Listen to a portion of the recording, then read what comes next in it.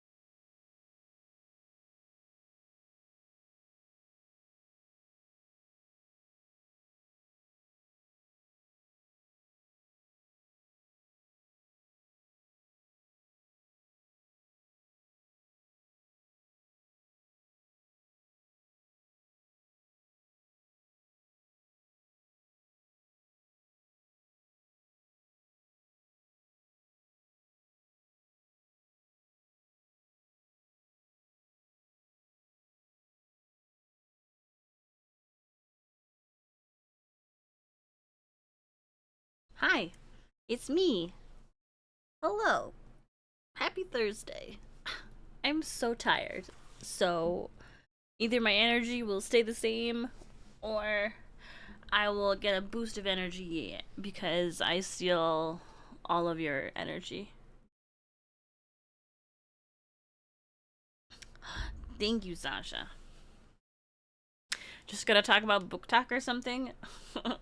No, it makes me sad. I've barely read anything. Even when we were. It's a lot of My cookies. thing's not even up. You can't even see. You just hear them. Here. Ah. Well, don't look at this. This is a secret.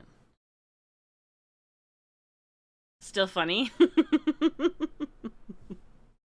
I'm glad you still like it. All right, let's see. Our pre-word cookie grabbers are, of course, Jack with a white chocolate macadamia nut cookie, followed by lemon with a caramel delight. Isn't that delightful? Ray, thank you so much for the bits. Oh, I'm not scrolled up enough. Where are we?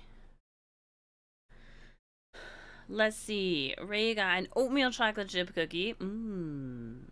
Mello got a raspberry thumbprint. Hi, Lemon. Take mine. I will take a nap anyway. I would. Wait. Oh, take your energy. Not take. Somehow I read that as we were both going to have a nap. Uh, it was wrong. Let's see. Sasha got a wafer cookie. Being built behind the curtains. Yeah. A New Zealand Adventure Slideshow. Yeah. I've never done one of these before, so hopefully it works out and you're not bored to tears. Let's see. Fishy got a second oatmeal chocolate chip cookie. Let's see. Kevin got a sugar cookie.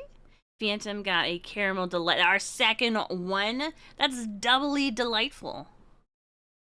You love oatmeal chocolate chip cookies? That's perfect. Also, Kevin, thank you so much for the 78 months. Spoopy, you're sick. You know what? I no longer feel thankful. In fact, refund your sub this instant. I'm joking, Kevin. I'm joking. I do appreciate it. If you make me cry, I'll be really impressed. No, bored to tears. Like you're so tired. You yawn so. Your eyes water. Fishy, I like how you go from laughing to saying, "Wow." Well, you were crying. No, no. I don't know how to deal with tears outside of children.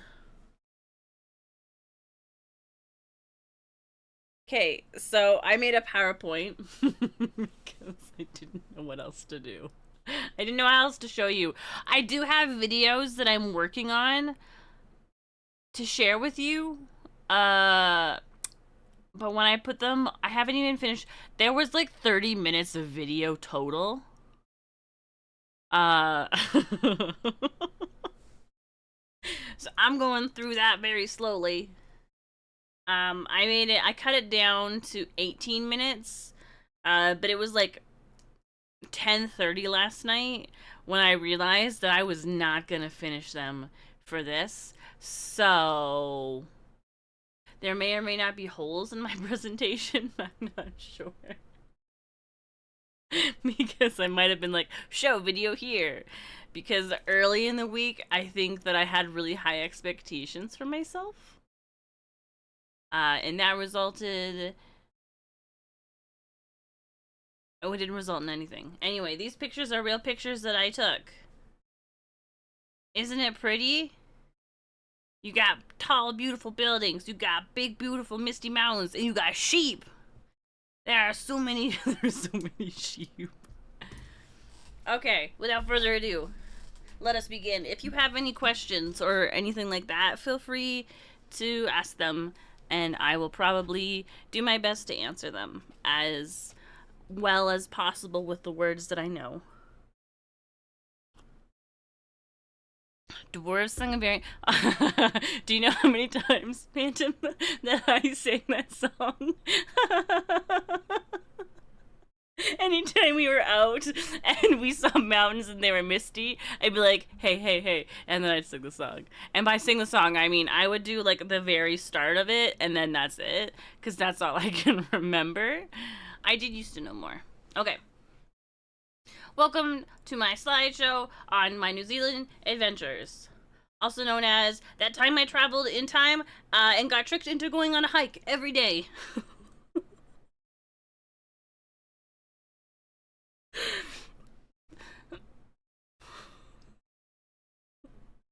I try. So I actually it was shorter, and then I was like, no, I want to make it like a light novel anime adaptation and make the title really freaking long.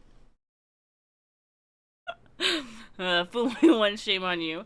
No, okay, but no. So what happened? So I mean, obviously on the first day is just us being at the airport, and we didn't even start our day until like halfway through the day.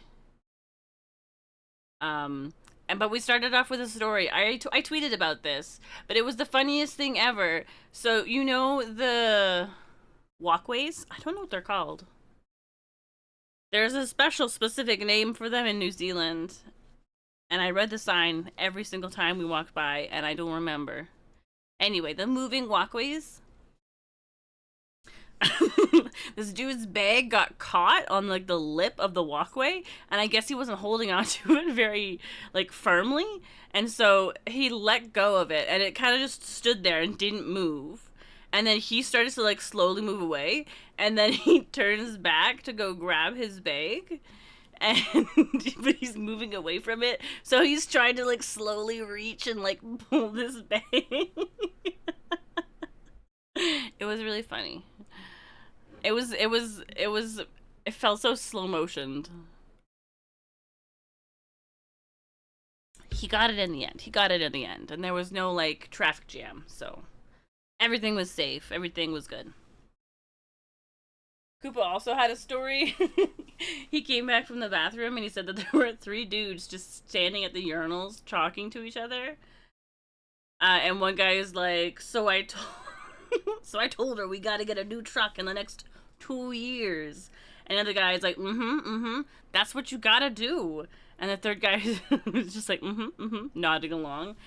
And saying it out loud is less funny because Koopa's really good at telling stories, but it's still really funny.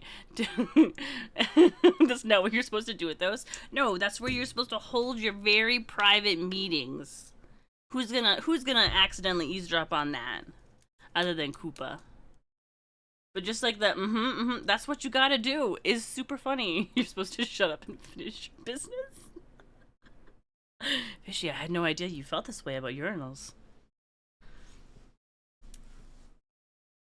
So we flew. Oh, that's right. You can see my mouse. Yay! I think I'm blocking some of the pictures. I think that I should remove myself. Hold on. Hold on. Let me. Where am I? Now your cookies will hit no one. Actually, what would that look like? It hit the plane.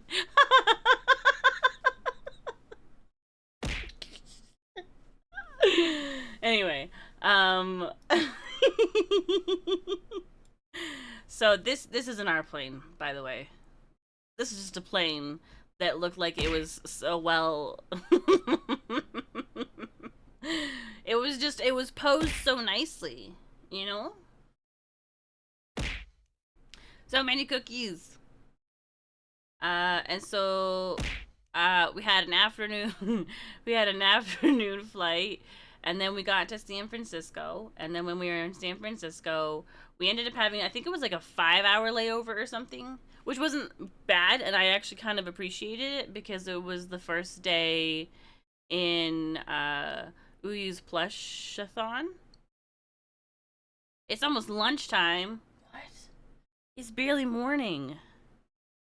Uh, so we got some udon, we got some ramen, we got some vegetables. I forgot tempura. There we go. This is a later snack. This was like a, what was this? It was like a vanilla lavender matcha or something. And I was like, ooh. And this was a salted caramel. Oh, I have it right here. A caramel pretzel square. but it was salty and it was sweet and it was really good. But I kind of wish that I had like half of this because it was too much. It was too much. Okay, do you think I got ramen or udon? Which one do you think is mine? This meal or this meal?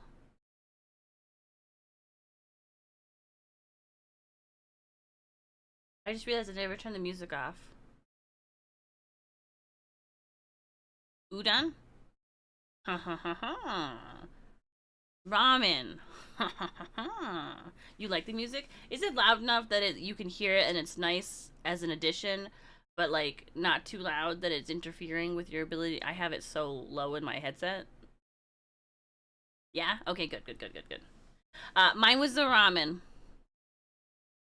It's got meat in it. That's how you know it's mine. If there are options and there's no meat, 9 times out of 10, mine's the meat one. I'm today years old learning Joe and the Juice is a Danish brand.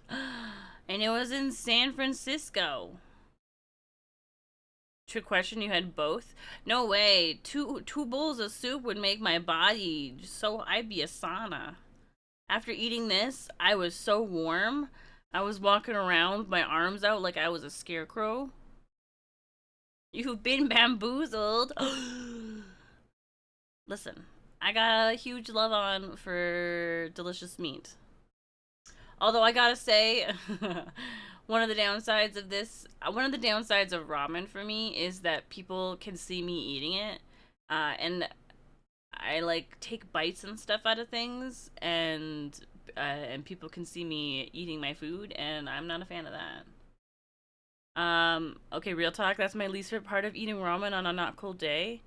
Yes, I love ramen so much, but then my entire body is heat. It's like when you go to a hot spring, right? But you eat. You're eating the hot spring instead. You slurp loudly? Anyone who's not, I don't slurp because I don't think that I know how to slurp without having too much. I don't like the noodles hit my face, and I hate that. I hate it. You can ask Koopa.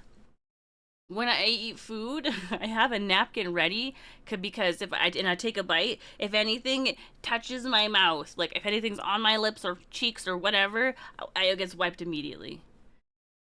And then you have other people who don't do that, who are like, I'll wipe my face when I'm done, and I can't handle that. I can't handle food being on my face. You're supposed to slurp. I don't know how to slurp. I've eaten proper ramen once. I don't remember being too warm, but that was in September, so September's so warm though. Also, actually, never mind. I won't say that. I shouldn't complain. It's only 8 degrees out.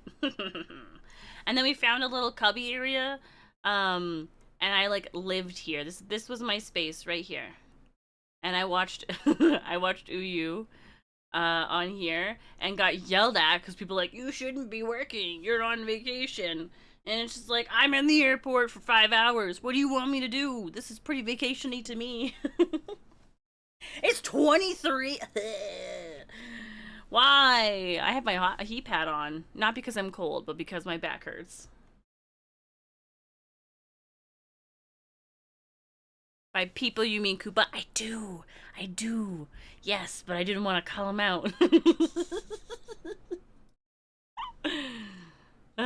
Next up, Auckland. I don't know why I included this. It's just very exciting. I looked at it and I'm like, oh my goodness, I'm going to a different country. Koopa is people until there are situations where I say that Koopa doesn't count as people. Like, oh, I hate it when people do this. And then I look at him, I'm like, but you're not people. So it's okay.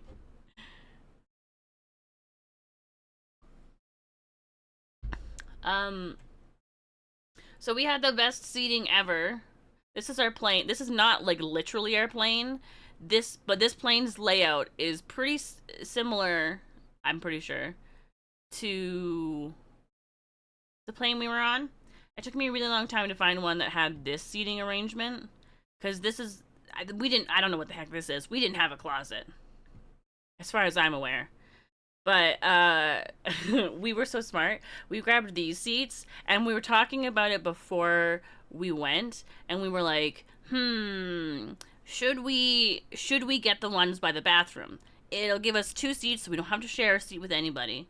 But we're right by the bathroom. So if somebody decides to be stinky, we're going to experience that. However, we did not experience that. And Koopa, who always wants the aisle seat so that he can have more leg space, was so happy. I was also happy. Also, the person that was sitting in this seat, they were watching a horror movie with the subtitles on. And so Koopa was like half watching this horror movie.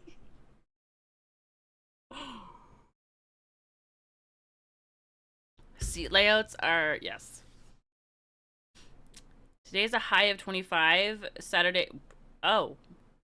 That is a lot of. That's a big discrepancy. Also, there can be long lineups, so I can just eye this area and I just know. Also, it's nice because we can get up and we can stand behind. Like, this area is so open. You just stand here and kind of like stretch your legs a little bit. And the flight over was so smooth, it was very nice. Let's see. Which movie was it? I have no idea. I have to move about, but I will lurk on mobile until then. Thank you for the lurk. Have fun moving about.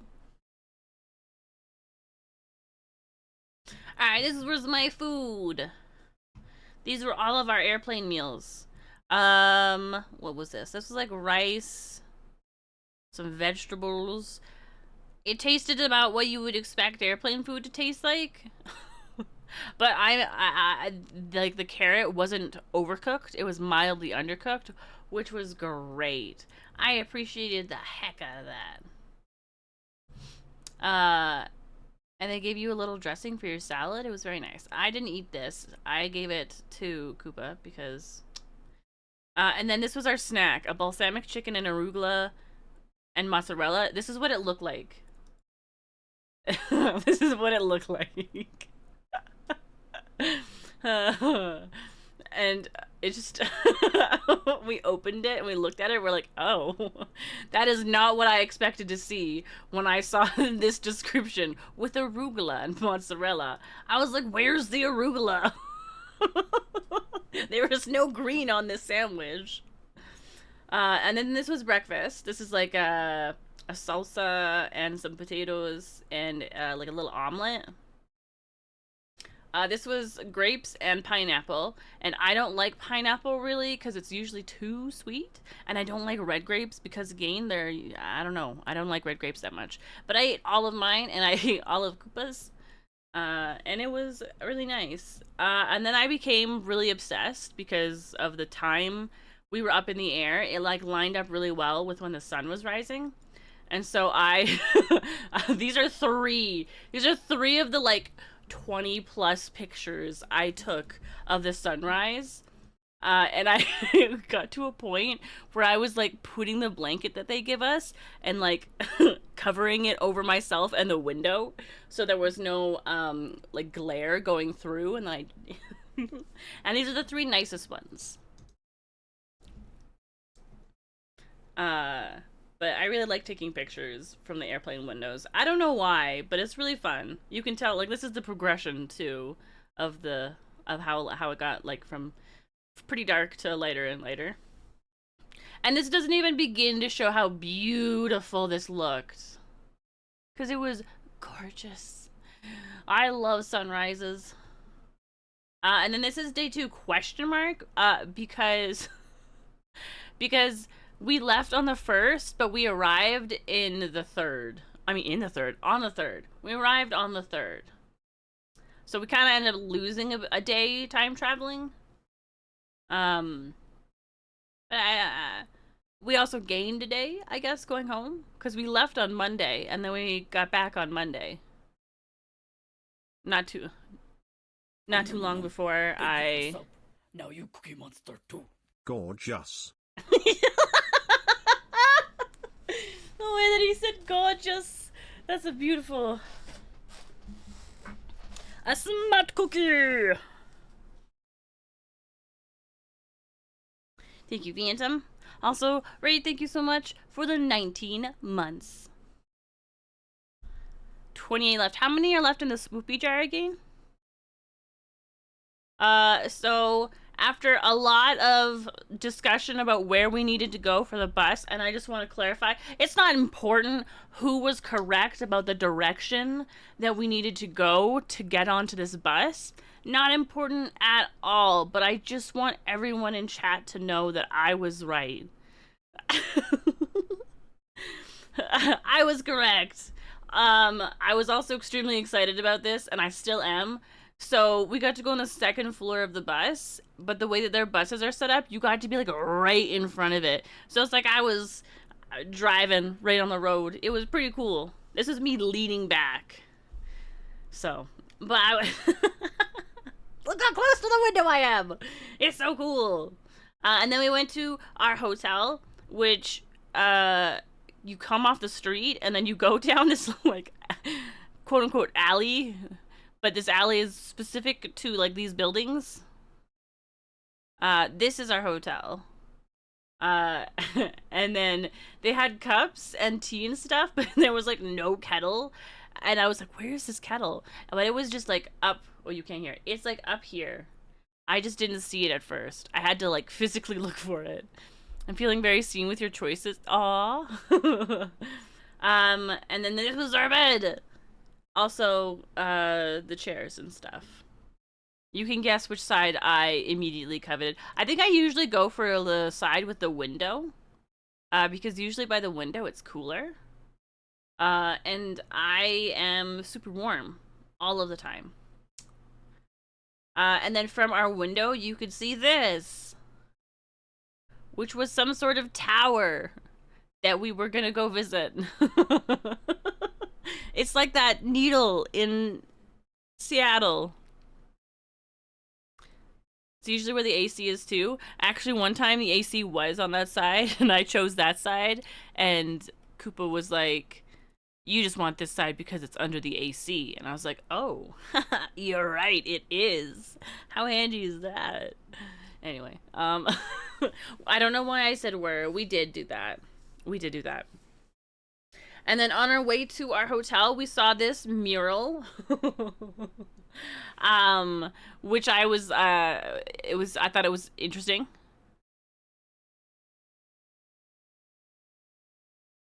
I like seeing murals, especially if they look like this. And I was extremely exhausted at this point, which I think makes sense. It was like not even 7 in the morning, which meant that we couldn't do any of the things we had planned yet. And so we were so lucky that our room was ready so we could check in early. And then we were just gonna go straight to the tower. But then when we actually got there, so sometimes my body doesn't actually tell me that I'm hungry. It doesn't go growl, growl, growl, feed me. Instead, I just get really either grumpy, so hangry, or I get really emotional, or if I'm really tired as well, I get kind of whiny. And so I was a bit of whiny and hangry at the same time. And so Koopa was like, instead of doing the tower right now, what if we just ate food? But I was also unwilling to make any decisions. So Koopa kind of chose this place. I wish I put more effort into looking because very close to this area was Korean barbecue. That was all you can eat. I could have just had a whole bunch of meat and so we went to an American-style diner, by the way. We went all the way to New Zealand so that the first meal we could have at a restaurant was quote-unquote American diner. Although they had poutine, so that was also confusing. But the food, it was actually yummy. I was hungry, but I wasn't hungry, so I just got a North American diner.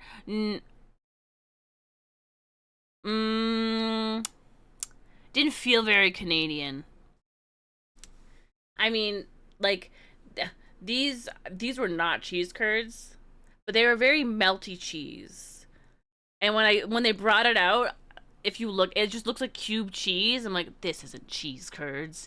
The menu said it was cheese curds. But they were super super melty, and very delicious. And the gravy was also pretty good. And I was pleasantly surprised because every other time I have American poutine, it's it's disappointing. But it was good. It was good. And then above, and so they also had this. So they had a whole bunch of like pickled things around, and their main thing that they sold, menu wise, was pastrami, which unfortunately for me, or we know. Unfortunately for me, their thing was mainly pastrami. So most of the menu was, would you like pastrami or would you like poutine? Uh, so I don't like pastrami. Uh, but they have this quote above their stove near where we were, and I thought that that was kind of funny.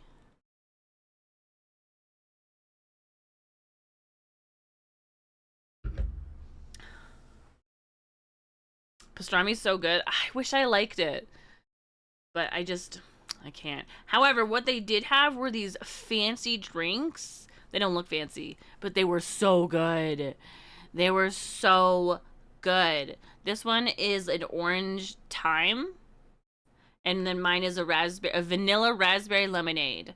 And the reason I got the raspberry lemonade, well, one, I love lemonade, but also I'd never had vanilla raspberry, and I was very curious. And it was so good. It was like creamy, and also had that nice good tartness to it. I don't. Oh, perfection is what it was. And then Koopa's was also very delicious. It was very timey, but also very delightful. Um, so I kind of wish that we got that, or like when only I only wanted to go here more for those drinks. But I also didn't like going. I didn't like I don't know. In my head, I was like, I want to try as many places as possible. So that meant not going to the same place over and over again. And then later on, you can quote me, like, bring me back to this moment where I said that. Because later on, you'll be like, wait a second, didn't you say? And I'll be like, anyway. And then we went to the tower. I feel like this is missing things. Maybe not. Anyway, so there were. This is. Look at my candy floss! Look at how big this is. This is bigger than my head. I couldn't even pull it hard, like far enough away to take a picture. It was huge. It took forever to eat. I mildly I regretted getting one. A little bit. I mostly wanted it because I like the way it looked. A hat. And then so they have this was the okay. So the first floor that we went to, and by first floor I don't mean the first floor, but the first level that we got to go to because it was like 48 or something. And you look down over and you see all this cool stuff, and you walk around in a circle because it's a tower. And it's very nice. It's very lovely. And then you move on and they take you up to the 51st floor. I don't know why I remember this floor's number, but none of the other ones. You go to the 51st floor, and there's like a kind of like there's an ice cream kind of shop. There's a little cafe with like drinks and baked goods, and then they've got a bunch of these nice comfy seating spots. They've got tables, and you can also see the people who are gonna hang themselves off of the building. And so we could see these people standing at the very edge and like leaning forward so that their rope was like taut. And it was interesting. You could sign up to kind of like lean over the edge and walk around the top of the tower. Zero appeal to me, but you could do it if you wanted to. They also had bungee jumping. Oh wait, was it bungee jumping? I don't know. You could jump off the building. So there was that. You don't think you could do that? It's just not appealing to me to be outside walking around a tall building, not because I'm like, oh, I'm afraid, but because I can see just as well inside, and there's no wind hindering my ability to see with my hair, you know? Do you like how I called this the Needle Tower thing place?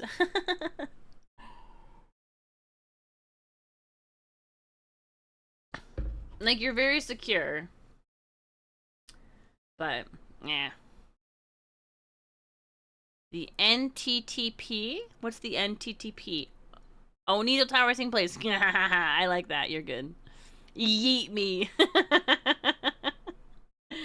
Okay, the next place that we went to was probably one of my favorite things that we did for the whole trip. We went to a Weta workshop. I'd never heard of it until we went. But it was so cool. They do a lot of things for a variety of movies. Um, Everybody who works there is so friendly and has this like energy with them that's like, I don't know, it's so cool. And they're constantly talking about being creative and, you know, creativity being like different kind, like it doesn't have to be like this is creativity and that's it. They're like creativity is whatever you want it to be kind of thing, and you can do whatever you want with whatever you want. Um and so we did two things. We had a tour of the workshop. And there, I think that they have two places for this. I think they have the place here in Auckland, and then I think they also have another place in Wellington. And so Wellington is the place where you can't touch anything on the tour, and that's because it's all like real stuff that they don't want you to mess with. Whereas here, I think it might be like a bit of a recreation of things. And you got to touch everything, so I'm glad we went to this one. The energy of not being tarried, of not losing their job and also losing their housing. Oh my goodness. Hugs and chat. Hugs and chat.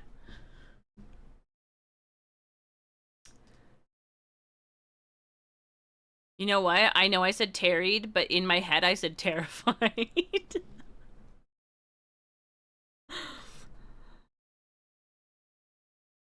Hold on. In the small view, your emote looks... Ah, well that explains why it looks weird. Alright, so the first thing that we did was we went on the tour of the workshop. And they have so many fun, cool signs. So at the very start, you have things like radioactive dinosaurs. You're like, no radioactive dinosaurs. None, not allowed. Between 6 a.m. to 5 p.m., get out of here. These are working hours. But after that, you know, feel free. And so, oh, wait. I feel like I'm missing something. But surely not. Surely not. We'll find out. So we started by taking ID photos. So at the start of the tour, and this is right by the entrance to where you have to meet for the tour. They're like, first things first, we need to take ID photos because this isn't actually a tour. You are all going to be unpaid interns. That was part of the small print on your I read all the terms and conditions kind of thing. And that's how we started it too. He's like, did everybody here read the terms and conditions? That they when they checked the box, did you read them? You know, and everyone's like, well, he's like, I appreciate your honesty. So what was in those terms and conditions is that you agreed to be unpaid interns. And then, so that was the shtick to get us to go take our ID photos. And what the ID photos were actually were just like little souvenirs. Which was really fun. And they gave you like swords and stuff, and you could do whatever poses you wanted. They wanted you to do at least two though. I kind of wish that they had, so they do like it's a green screen and they implant you in different spots. I kind of wish that they actually did have one that was more like ID photo framed, so it looked like it was actually for that. Like, and like it was like it represented like an ID photo, like a fake ID photo. I think that'd be really fun. He asked for volunteers. I was really excited, so I said, "Oh, we'll go first." And so we went first, which means that we got to go into the rest of the room and wait for everybody to get their ID photos done. And so the first thing that you like kind of see when you walk in is this wall of, I don't even know what to call them, but they have things like the alien ray gun and the witch's broom and the novice sword, right? I mean, you're not supposed to touch these, but it was just kind of like, this is part of the stuff you might need uh going to work. Like, these are just your work tools that you can grab, you know?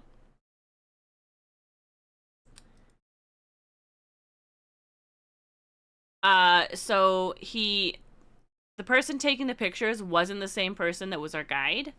And our guide popped in just to check on us, and he said, and one of the, I actually thought he was gonna give it. He knew all the boxes, so he came in and he's like, "All right, so one of the tasks I'm gonna give you is this. I would like you to count all of the boxes in this room, and when we're all together, you can give us the number." I actually counted the boxes. I didn't finish. I got through 2/3 of the room. I got to like 233 or something like that. And there were more, and so I was gonna math out what the rest of the boxes were gonna, amount to. When he asked, he's like, "All right, how many boxes?" And someone's like, 700. I'm like, "You're wrong. You didn't even count. You saw me counting. How dare you take this moment from me? this is my moment." And I wish I took more pictures of the boxes in there, but there were a lot of just boxes with things over top of them, like, "Oh, this is fairy dust," and, "Oh, these are lightsabers," or things like that, which was very creative and very fun. And then we have these boxes, which are very large, and very funny, because it's just comedic to me. It's very creative. It's such a simple thing, and yet it looks so neat. Um,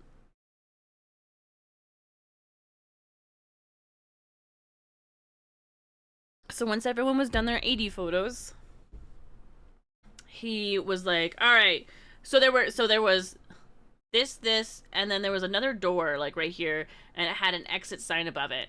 And he said, "We don't do things, this like the simple way. So we're not going to use that exit door. This is Weta Studios or Weta Workshop or whatever. We do things the fun way." He's like, "So you might not know it, but this is a door." And we were like, "Ha ha ha." He's like, "No, really. We just have to pull this guy out and we'll see the entrance." And so he like he's like, "Stand back now." And so we all stood back and he pulled it out and it was just a wall. He's like, "Oh, I bet you believed me when I told you there was a door here, didn't you?"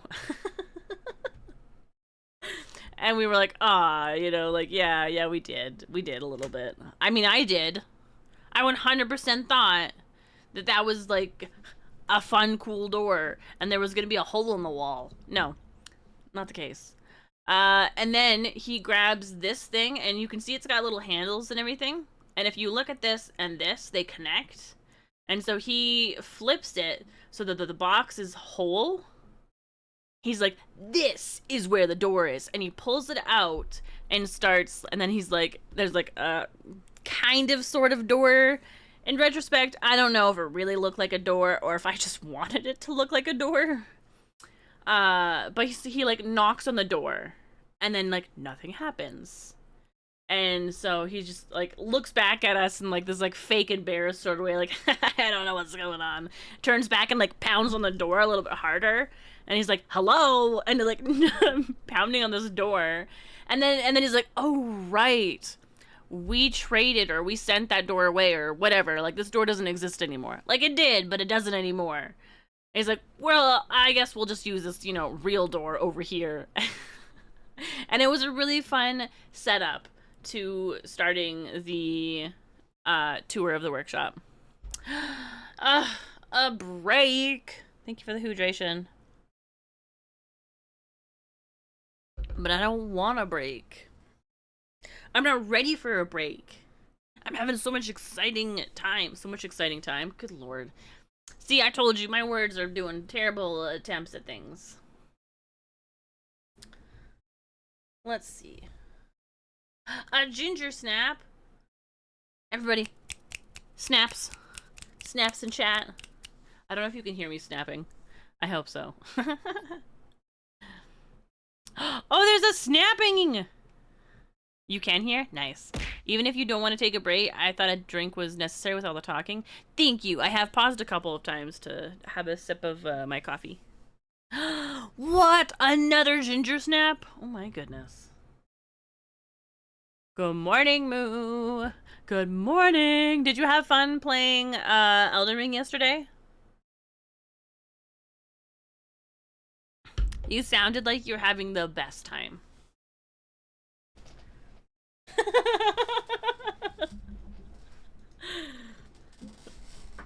I gotta say, it's super funny playing. I didn't have you up very loud so that I could hear, you know, the people in repo. But I'm like doing things and I'm like chuckling to myself, and people are like, "Why are you laughing?" I mean, there were things where I was laughing at in repo that like made sense to laugh at, but I'm like in this room by myself, and I'm just like chuckling to myself, and Face comes in, and she's like, "Why are what are you laughing at?" I'm like, "Oh, I have Moo on, you know, on my other monitor, and you know, they're screaming." As Moo does. And it's just so funny, the things that you say. I don't know that I would ever put you on speaker if I went to go visit my family. But laughing at Moo screams. I'm laughing at what Moo screams more than anything. Because because they're very funny. Why not? Because one of my parents would be beside themselves. Uh and I think my other parent would think that you're funny, but also be like, "Whoa, whoa, let's take it down a notch." I think I walked by and said how I miss the screams of terror. It's true. You did. We had a moment. I've been hiding under a table in Reaper while doing mod things, which scares other people because they just see me hiding, not moving. I like that. I like that a lot. So, oh, wait, okay, our break is over. Okay, well, before our break is done, our break is already over, so but before I continue, so, Cosmic, we were playing with the mod where there's, like, a whole bunch of different cosmetics, and so one of the cosmetics is you get to be invisible, and Cosmic kept switching from regular outfits to the invisible one, and I didn't know that existed, and Face didn't know that existed. So every now and then Cosmic would just kind of like pop up and be invisible, and we didn't know where Cosmic was or where the voice was coming from. We're like, "Hello, where are you?" So that was funny. And then another time, there are some times where you can go into like the like rafters in a room. And so one of the times Cosmic was up in the rafters and I came out because I was looking for something, and then I was like, "Oh, there must be some," because it's either they're in the pit or they're above me. So I thought that there was an item because Cosmic is yellow, which is the same color as items. And I look up, and Cosmic's walking out of the shadows in a Batman cosmetic. And starts saying Batman lines. Just like, "I am justice." And it was so good. It was so funny. Oh my goodness. It was fantastic. Ugh. I actually wish that I recorded playing that game last night because it was so good. And I need people to experience it. But, you know. It was a really nice first game back. What day is it today? Oh, it's Thursday. Oh, I have to remember to reply to a group DM unless Phantom wants to do it for me. Um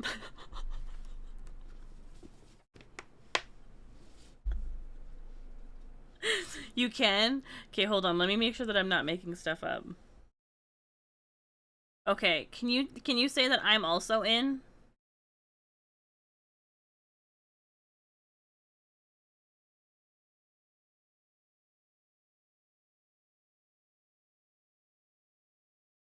There we go. Thank you. I did this thing. You know when you like open a message and you're like, okay, well I can respond to this, and then you go to, and then I would go and I'd look at my schedule to see if I could do it, and then I'd get distracted doing that, and then it just so I anyway, so next. So this is just, so one of the things that What a Workshop does is they make figurines like this. And so this is one of the figurines that they made. They actually have a whole bunch. I took videos of some of them, but they've got a bunch of course, Lord of the Rings ones because they were so involved in the making of Lord of the Rings. Um, Gosh, what else do they have? They had Lord of the Rings. They had this. I guess they probably had the Hobbit stuff. In their shop, they actually have a bunch of Hobbit homes, and they're like recreated to look like the Hobbit homes in Hobbiton, and I guess the films as well. So that was really cool. I was gonna show you a video because there was a light show. So we, so there's this big wall, right, of these like little square. It's like a bunch of little shelves like this with the figurines, and then this thing spins in a circle with a light coming down on it. And then our guide had us move back, and he's like, all right, so Jeff, GDT movies, what's a GDT movie?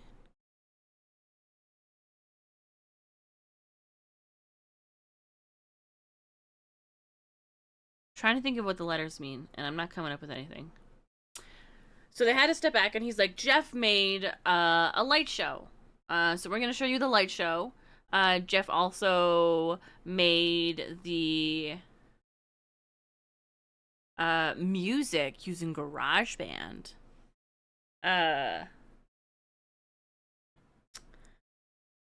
And it was just like it was cute. It was very cute, and I want to show you. And eventually, I will have a video, and I'll share it in the Discord app, I guess. I have no idea how else to do it, to be honest. And then they're like, Jeff is our security guard, and then they open these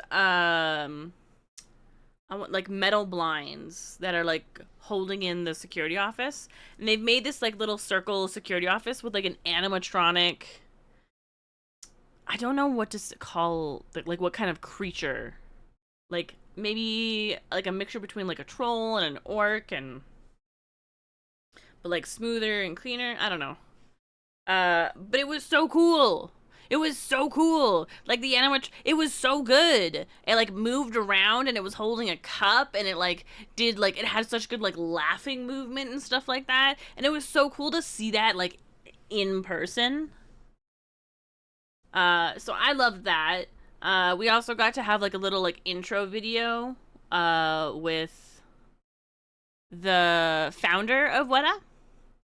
And it was really cute too. And our guide, I think our guide has been around for a while because he knew exactly how to react to different things in like at like the perfect time. And it was so entertaining. And I wish that I recorded more things. They did ask that you not do too much in the like way of like like that, like don't record the whole tour. You're gonna kind of ruin it for other people. And so I think that I went through a little bit with that mentality. I was like, I probably shouldn't record too much or take too many pictures.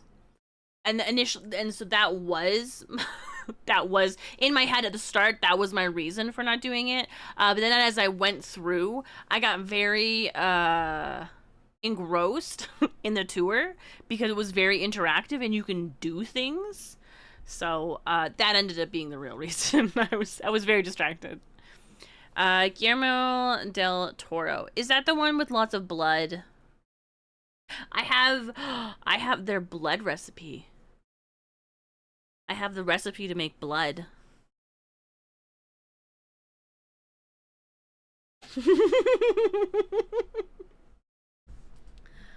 They did the new Pinocchio? Is that stab someone? No, no, no, no. Like they make, because they make fake blood, right? Right, that's what I was thinking, Phantom. I'm gonna have such a good Halloween. I gotta think of something that has blood involved in the in the in a costume. Maybe I don't know. Maybe I don't know. I keep thinking I have ideas, but I don't. I feel like in my head, if I say maybe I'll be, and then my brain will just spit out something, but nothing's coming out. So, womp womp womp. Is his wait a hair gel brand for real? We have time to think. Well, it's only May, so we've got a nice chunk of time. But I really should start thinking about it. Oh, you're joking. Oh, I get it. That's actually so funny. Wait. Pan's Labyrinth, Pacific Rim, and Pinocchio. Who do I always mix Guillermo del Toro with? You hated Pacific Rim? Don't say that around Kodak. But also, I wasn't a huge fan either. I don't know why. I'll have to watch it again so that I can clarify to myself the reasoning. Alright, so, I thought that these were real movies. Koopa said that these were not real movies, but these are the style of movies they used to kind of show what it was that they did to make movies like the way that they are. So they did like a horror film, a fantasy film, and then like a sci-fi film kind of. So we got to visit these like 3 movie sets. Let's see. I already told you that. So the first room we went to, oh right. Okay, so I don't have a lot of pictures of this. And I have notes, so I might pause for a second to see if I remembered everything, but right, I'm just gonna like try and ad-lib it first.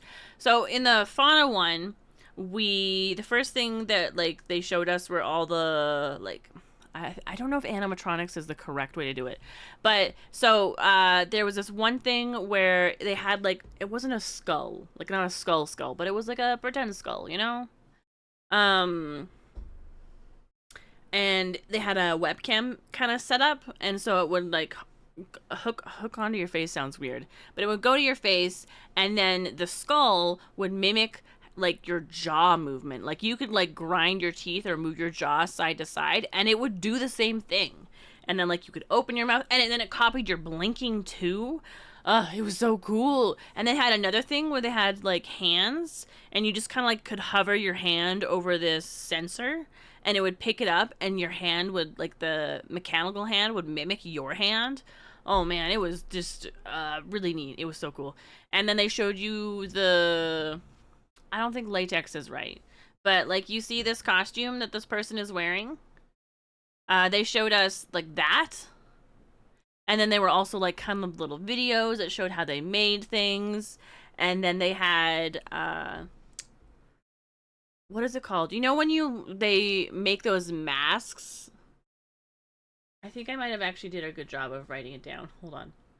Oh right, they also showed us how to make prosthetics. Oh right, but to show you how to make the prosthetics, they also did like masks where people put like Vaseline on their face, and then they got the like not clay.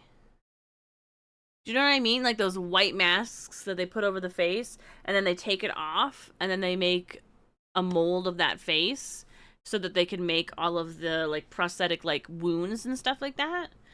So we got to see the process for that, and like the tools that they use and stuff. And then that's also where the recipe for blood is. And then he even said, you can take a picture of this. Pardon me. You can take a picture of this if face cast. Thank you. you can take a picture of this so that you can make your own blood at home. And I'm like, I actually didn't. I think I actually only have the recipe because Koopa took a picture of it. I was too busy trying to touch everything we were allowed to touch because we were allowed to touch pretty much everything, which meant that I wanted to touch all of it. Um, but it was super cool. And so they had like different sections that highlighted different things. They also had, so this is not the creature that but there was a creature that kind of looked like this, but it had wings. And so they showed, and like claws, and so it was hanging kind of mostly on the ceiling, but they have these levers that you can pull and push to have like the wings move and the hands and arms move. And then they talked about how like how much things weighed and how much more, because most of it was a skeleton. So they had part of it was a skeleton and part of it was like, oh, did I die? Am I still here?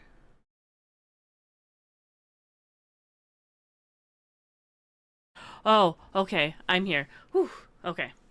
So part of it was like just skeleton for it, and part of it had some stuff on it, and that was to kind of show you how much the stuff that they put on the skeleton weighed. So some of those levers were really heavy, and then one of them was broken because the guide said that kids get a little too excited and pull a little too hard, but it's still really cool.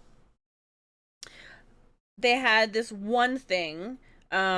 The way that it was set up was it was like a creature's mouth, and you pressed a button to record, and you're supposed to scream into it. And so I tried to do it by myself, but it didn't work. And then the guide came up, and he was like, "Hey, sometimes these are a little bit finicky. Let me help you." So he held the record button, and I screamed into the mouth, and then I didn't expect it to scream my scream back at me immediately, but it did. So it scared me, and I was like, ah! So that was funny. And then there's a whole bunch of these like little buttons. Not buttons. It's like a button that you slide up and down, like a gauge almost. And they had different things like chicken, tractor, cat, and things like that, a goat. And you moved it up and down, and it changed the way that your scream came out. And that was supposed to be to show you, like how they change things around scream wise. Um, to like make different creatures and stuff in movies, and it was so cool. My scream sounded like a scary monster, and I loved it. Think if a repo mimic oh, that would oh, that would be funny. That would be funny. I would love that. I wish that it'd be really cool if people were able to make the mimic for repo have like an order of, so like if someone says run or look out or watch out or it's blah blah blah and screaming, if they could have that be a priority for the thing to mimic first, that'd be great. I'd love that. Let's see. Oh, so to move from this quote unquote movie set to this movie set, we had to go through this, like, well, we didn't have to. You could go through like a little curtain if you didn't feel like you could handle the scary haunted houseness of things. Um, I went through the haunted house, of course, because I'm super brave. But the way that they had these like I don't know how to call them, not cushions, because they were like, mm, you know, in like a PE class, they have those really big tall mats. Like if you were practicing the pole vault, the material on the side of those is what it was, but it was like puffed out. So you're like squeezing through this kind of like narrow space. And it was, I don't actually know if I can't remember hearing anything at the start. I think I didn't need sound to be freaked out. There were things that I didn't like the textures of hanging from the ceiling, and things that were mildly startling around corners. And so we got near the end, and then like there was sound suddenly, and it scared me, and I might have screamed a little bit, just a little tiny bit though. And then their guide was like right at the door. I'm like, aha, you can't scare me. He's like, actually, I came to turn the sound on because I forgot to turn the sound on. And I was like, there is no sound. I was freaked out. So everybody else experienced it with sound, and I didn't mind that I didn't experience the sound. Oh, I also want to mention, so the face casts on the ceiling was a whole bunch of face masks.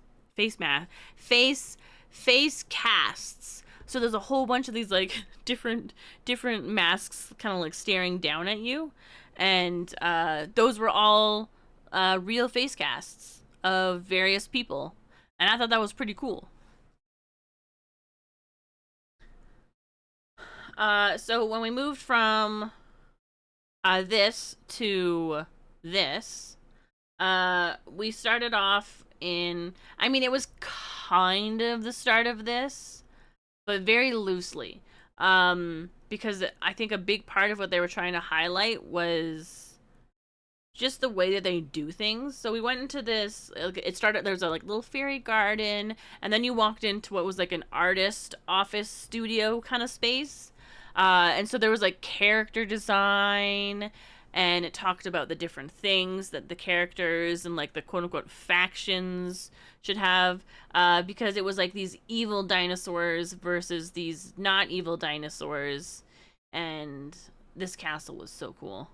And it just kind of talked about the motivations that the characters had, the characterizations that they had. It was super cool. And then there was a bunch of these like little like figurines. Oh, like these.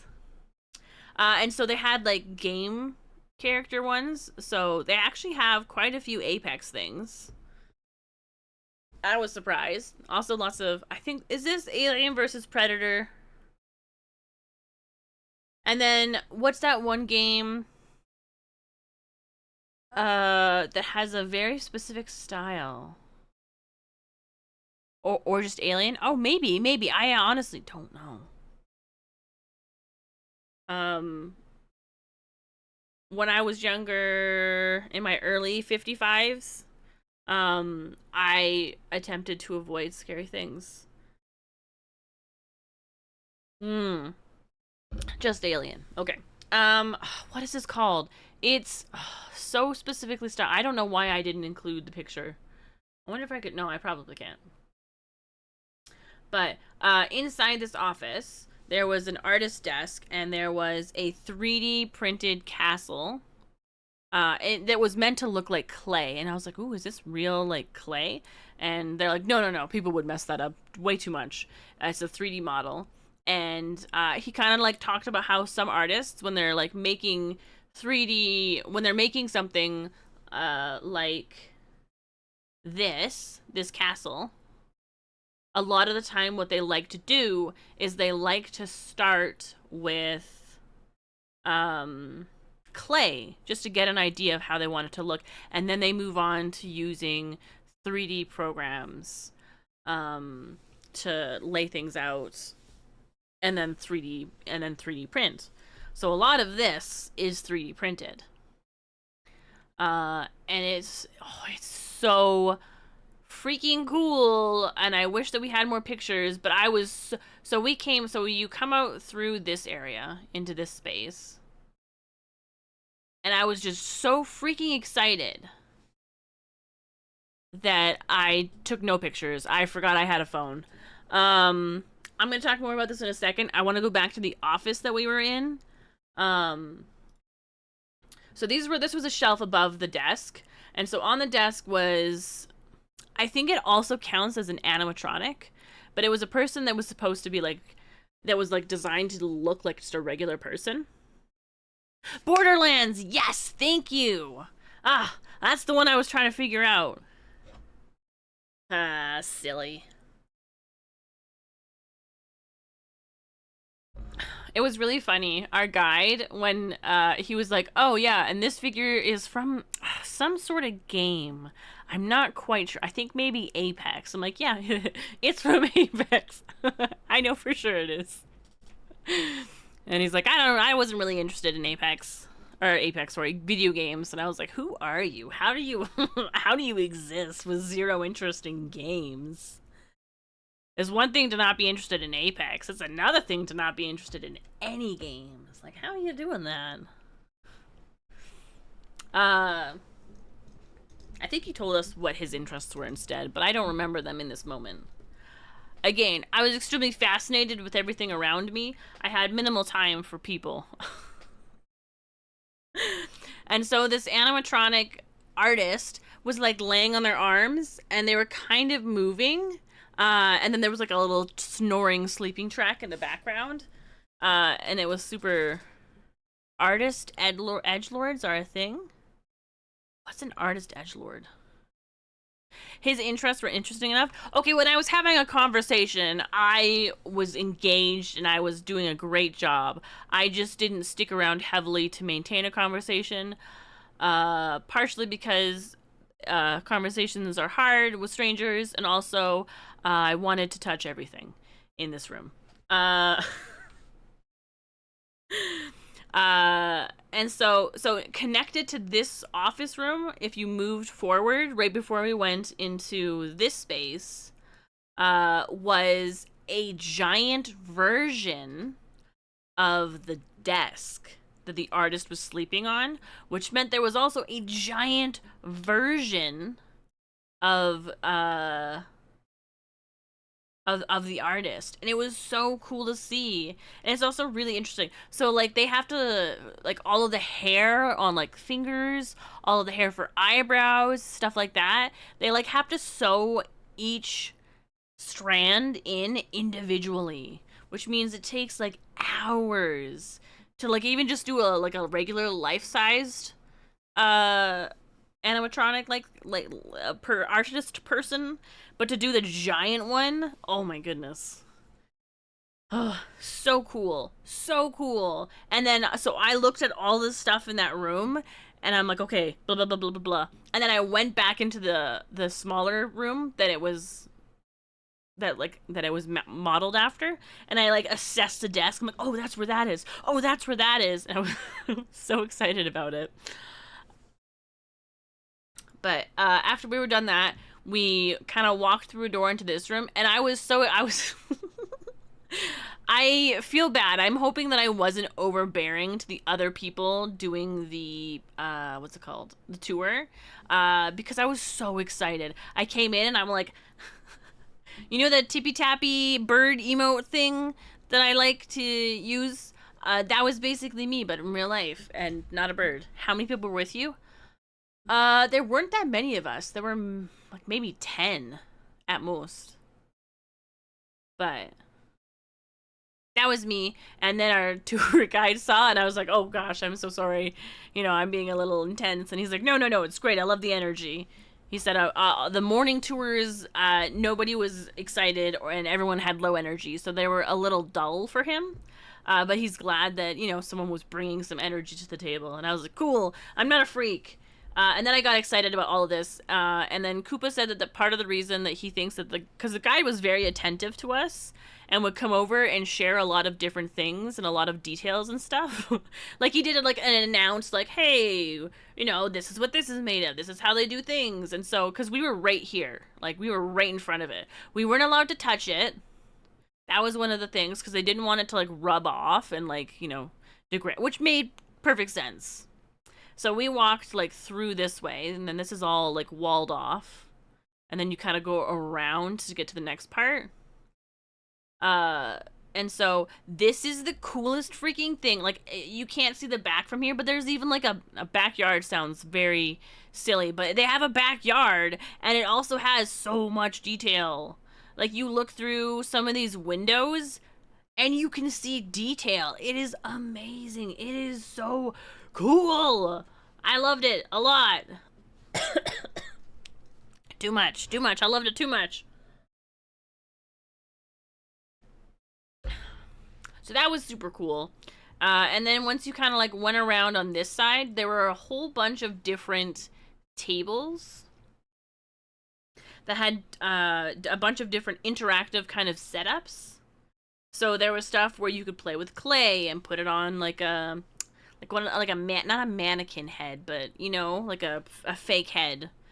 Um, and then you could do things with aluminium foil. So you could create things, and some of the things that some of the artists have made with that is just amazing. And so I was like, oh yeah, I'm gonna be so good at this, and I sucked at it. By the way, do you say aluminium? Wait, oh, aluminum or aluminium? I think aluminium is a lot easier to say than aluminum. But I know what both are. I usually say aluminium, and then if I read that it does not say aluminium and it says aluminum, sometimes I'll switch. Depends on who I'm around. Like for example, if I'm around one of my moms, she's I don't know. She likes to nitpick those kinds of things. The squiggly line is wrong. What squiggly line?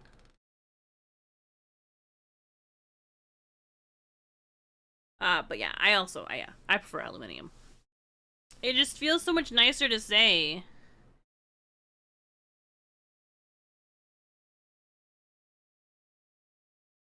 Oh. Oh. Interesting. You're right. So we were over at the foil station.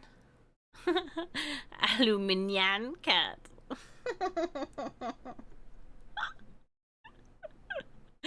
That's good stuff. It's good soup. And the guide comes over and is like talking about all the different things um that people can make and like the different ways to do things. And then he says the thing that I like to make is pretty simple, and I'll show you right now. And so he grabbed a sheet and he rolled it up, and I'm like, oh, is it a burrito? Because he just rolled up the foil, and I thought that I was the funniest person ever. Um, but it wasn't a burrito. And it ended up being a flower, which he gave to Koopa, and which I obviously took, because he said he said to Koopa, he's like, you can give that to her if you want. I can't because it's inappropriate.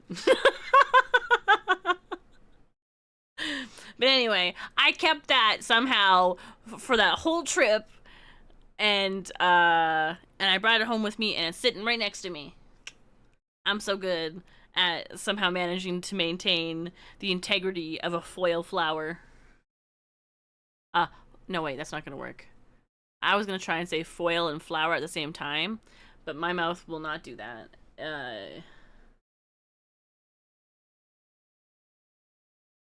Okay, where are we? Where are we? Um, One of the cool things about this, and because I knew what we were doing after this, was he kind of talked a little bit about how they put like added textures to things, which was super cool. This area's textures were made had a bunch of like rocks, like little tiny rocks and like dirty dirt like looking stuff and sticks. He's like, "What do you think they used to make this?" And I was like, dirt and dirt and sticks. And he's like, yes, they use dirt and sticks. I felt like a genius.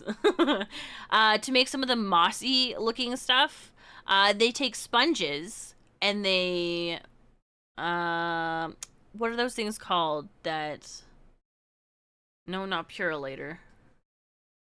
Um, Not a grinder. Not a blender, although I imagine a blender could probably do it. Food processor is what I'm thinking of. Anyway, so that was pretty cool. You're not allowed to touch things though, so I didn't get to touch anything. And then some of the plants that they have in here, like and they use, are aquarium plants, and I was like, that is kind of pretty cool. That's super neat. Uh, and so there had a whole bunch of different tables, and I didn't get to go to all the tables, like on the other side of this, because I was playing with clay. I meant not touching things was painful for you. After being able to touch basically everything to going to a room that I really wanted to touch, but not being allowed to touch, it was hard, yeah. And then underneath this was like a little tunnel, and you could crawl through the tunnel, and through a crack, you could see a sleeping dragon, and it was so freaking cute. And they even said you're allowed to take pictures, but somehow I ended up just staring at it lovingly and did not take any. Yep, pardon me, any pictures. Um, they also had a photo opportunity as well. So if you wanted to take a picture on this like throne, they also had like weapons on the side. And so you would just scan your little photo card, which is where your ID photos were also attached to. You could kind of like pose on the throne, which was very cool. I think I like the way that they have photos set up for like touristy things. Very cool. But that was these two sets done, and then this one was the shortest set that we went to. And the final movie was mostly focused on like perspective, which was really neat to look at to see how they've tried to film perspective. Um,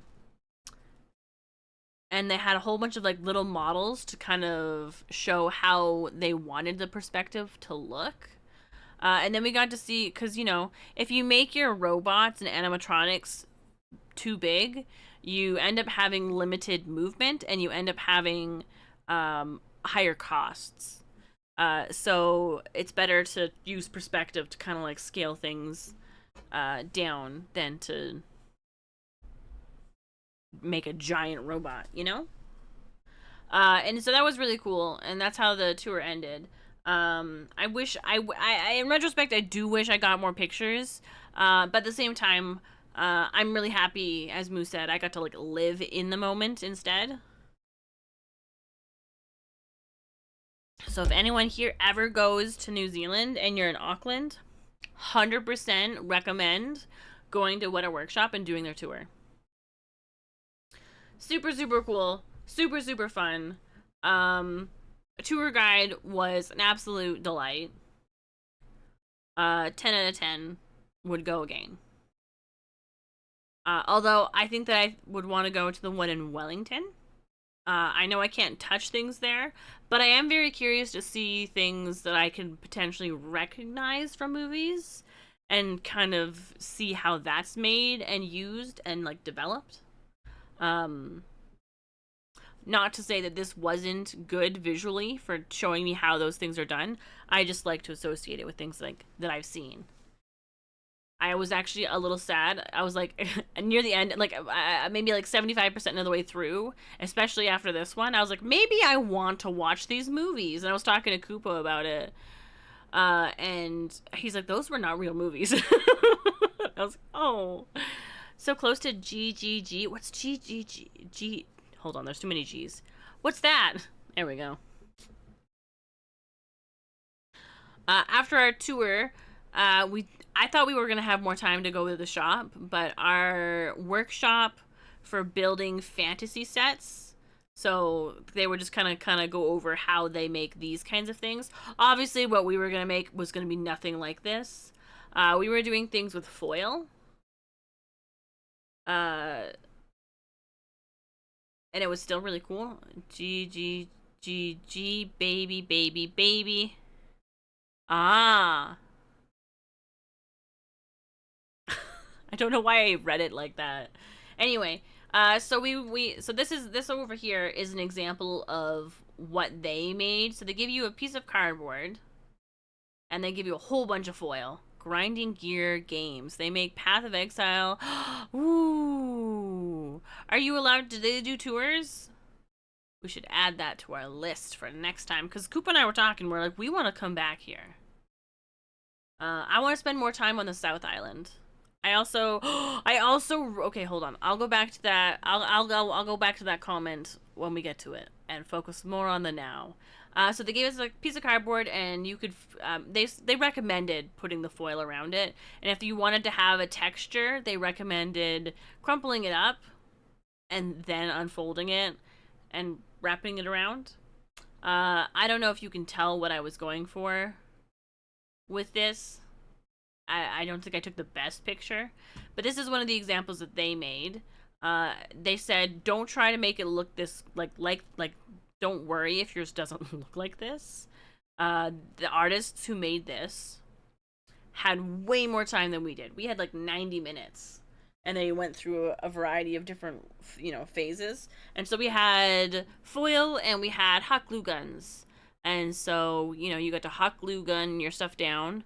I also grabbed hot glue and some of the rocks, and I pasted those down. Sounds weird. But I specifically wanted to use the hot glue because I wanted the texture of the hot glue. But they also had a nice thin kind of glue that wouldn't have the same texture. But I wanted the texture. This was an accident. That wasn't supposed to be there. Don't look at it. So this is what it was, and then this is what it ended up looking like. If I had more time for more layers of paint, I definitely would have attempted to do better jobs at things. I made a cemetery! And this is Koopa's, by the way. I didn't take a picture of it. I don't know if he did. He can share it later if he's inclined. I think, because initially, before I thought of cemetery, what I was going to do was I was going to do tentacles coming out of the water, because I thought that sounded really neat, and then I was like, what if I made a cemetery? Oh man, that would be so cool. In my head, it looked way cooler than it did here.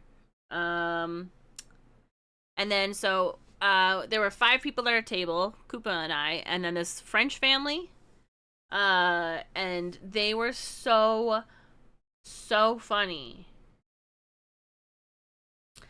Because they would do things like partially in English and then they'd switch to French, and I could understand part of what they were saying. Woohoo! But they were mostly making fun of each other. So this was the dad's thing that he made. I think that it's supposed to be a volcano, maybe? I actually don't know. And I don't think that he knew what he was making. And so they were laughing at it a lot. It also had a bunch of like strings of hot glue. It wasn't hot anymore, of course, but so he didn't know what he was doing either. So that was comforting. However, his daughter knew exactly what she was doing, and made a very beautiful island thing, and it looked so cool and so good. I was like, whoa, I thought mine looked pretty good because I was comparing mine to Koopa's and the dad's. Then I look over at the daughter, I'm like, dang. So, that looks pretty cool. And then this was somebody else's. They said that at the start it looked like absolute garbage, and that they think that the only reason that it worked out was because of all of the texturing that they did. And they did a good job with texturing. But look at this. And they even have a little shipwreck here, which is so cool. And I was like, oh my goodness, this is so awesome looking. Can I take a picture of this? And he was like, I think he was really like excited that somebody thought it was so good that a stranger came up and they were like, hey, can I take a picture of this? That's how much I like this. So but it was a really cool experience, and it was the fastest 90 minutes of my life. The way that she started counting down time, because it was set into like 2 kind of sections of 45 minutes. And so the first section was hot glue was allowed, and then 45 minutes in, she was going to take all the hot glue away and give us paint.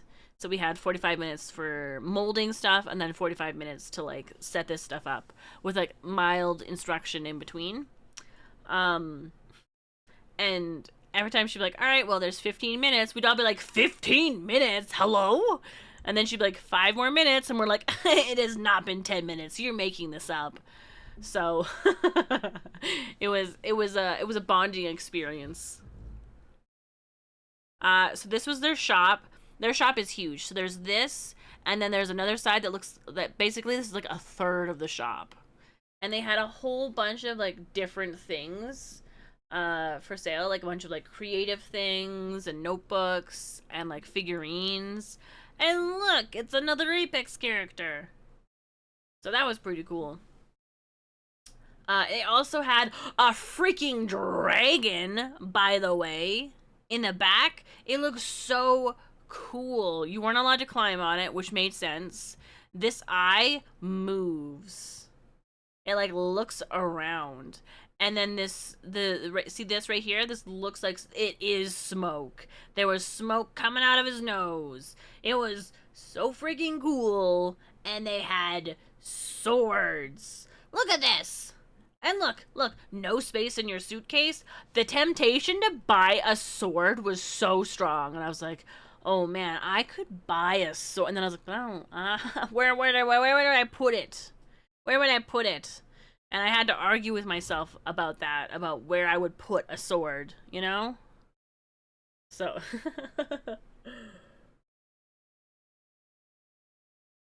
You like how the first thing. Listen. It was important that you knew.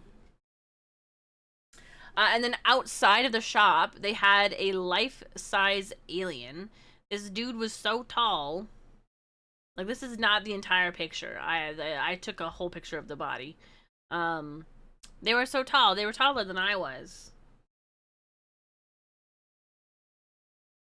So, very cool. Very fun. Loved What a Workshop. Super duper a lot. However, this was after the first day, and I was so freaking tired and so done with existing and being awake. Koopa was like, alright, so what do you want to do for supper? I'm like, I don't want to do supper. You know what I want to do? I want to go to bed. So I went to bed at like 7:30. And then Koopa went and had supper on his own because he's like, eating is important or I won't be able to sleep. Whereas my body was like, sleep is more important than anything in the world. And also being too tired ruins my ability to. That's one of my hangovers for time hangovers. One of my symptoms of time hangover is that I have a hard time eating because I get too full because I'm too tired. Same thing happened when I went to Korea. Hello, zombie. Hello, Mr. Meepsy. Hello, friends. Alright, so that's day 1 and day 2. Now we're at day 3. Thank you for sub. Now you Cookie Monster too. I'm womb evicted. Thank you so much for the 9 months. I'm womb evicted.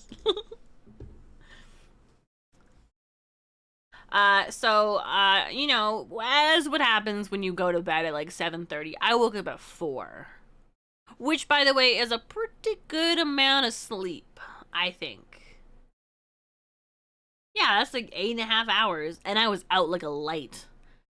Nothing was waking me up, and then suddenly I like very casually woke up, and I was like, ah, yes, it's morning. But we didn't end up having breakfast until like 7. Oh, pardon me. So our hotel has like a buffet style breakfast, that comes with, like, it's, what is it called? Complimentary breakfast? Biscotti. Oh, yum. This was my breakfast. This was my view.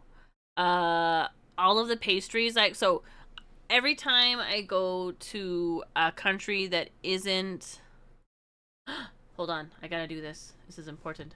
Wait, I didn't even grab a cookie. Hold on, let me see what cookie I got. What if I got the same cookie as you? A shortbread cookie, except... Oh, I spelled except wrong. I still spelled it. There we go. Yay! I hope you like shortbread cookies. Hi, Pee-Pee! Good morning!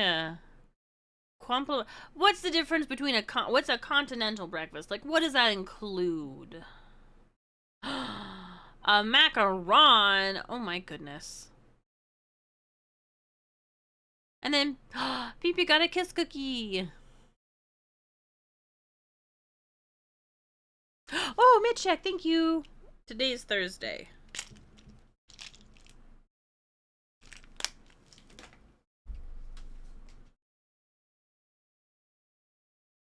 Everything on the continent. But most of their continent is water. You know how many times I heard that while I was there? But I can't eat gluten in North America because it makes me sick. But in Korea and in Europe, I was totally fine. So I assumed it would be the same case for New Zealand because it was in North America. And so I got pastries. And I didn't like any of them, and I gave them to Koopa because I forgot that I'm kind of picky and I don't super like pastries unless they're good quality. But I did this 2 days in a row, by the way. I grabbed because they had different pastries the next day. I grabbed different pastries, and I like tried a little bite, and I was like, nope, you can have this. This is for you. He's like, if I wanted these, I would have grabbed them. I'm like, yes, but I don't want them. So, so one of my favorite things to do when I go to other countries is I like to go to their Mackies and see what's different. Korea has the best changes. They have this 1965 burger that has like is so freaking good. So anyway, I went to New Zealand's Mackies to see if they had anything different. All they had were these donuts. Which was pretty fun, I suppose. So they had a Biscoff one. McDonald's, yes. So I feel like the filling in this one was lacking, but it was actually not bad. Not good enough to continue and eat, so Koopa ate that one. And then they had a chocolate one, and I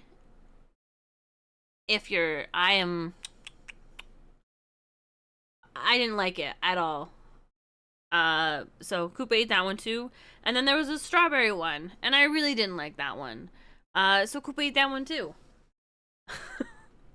But that was expected. We only got 3 because we figured that would be the case. I don't super like donuts, so it was a low chance anyway.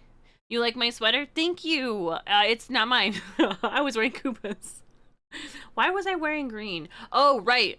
Because I have green shorts and I have blue shorts. And so when I wore my green shorts, I didn't want to wear my red flannel. So I wore Koopa's red flannel.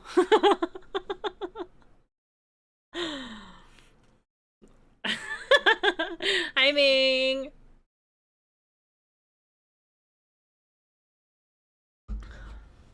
I actually really don't like my hands or my fingers. So whenever I take pictures, I try really hard to hide my hands the best that I can. After our breakfast, we made our way to the museum, which was a mixture of walking for a really long time and taking buses.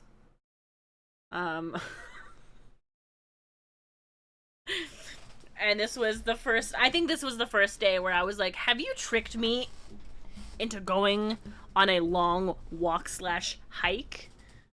And I was just joking at the time, because I don't know, I liked doing it. And at that point, I just kind of kept doing it a lot. So, one of the first things that we did at this museum was this plane better not have warplanes. This place, no, there was there were Ari, there were warplanes there. There was a room here that had warplanes, and I was like, I'm not looking at those planes. I'm planed out for the rest of my life. And But he was fine with not going to see it. The biggest, most important part for me, like, I didn't care about other people's history. I mostly wanted to learn about like local styled history, which was pretty cool. We got to see there was this like interactive. I don't even know what to call it. It was like a big table, and you could go through the different eras. And so we watched New Zealand sink and then unsink, and then they have like even like there are so many volcanoes in Auckland. There's like 53 or something, which is a lot. It's not. I mean, it's not a tiny island, but it is 53 in one town, city, whatever you want to call it. So that's actually the first thing we did was we looked at a bunch of different things as we waited for the time for when we were supposed to do our I believe it was called a cultural experience. So we got some Maori cultural education. They talked about the things that they did and stuff like that, and they talked about, so one of the first things, because this was like one of the first things that we did that was like, I guess culturally, it was just the first cultural thing that we did. Because the day before we just went to a tower and I touched every single thing I possibly could at What a Workshop. And so they said that in their culture they don't clap. Clapping was something that was brought over. Brought over. And what they actually do is, I don't even know how to. They shake their hands. And they gave a really good reason for why. I don't remember it exactly. But every time there was any kind of... Hold on.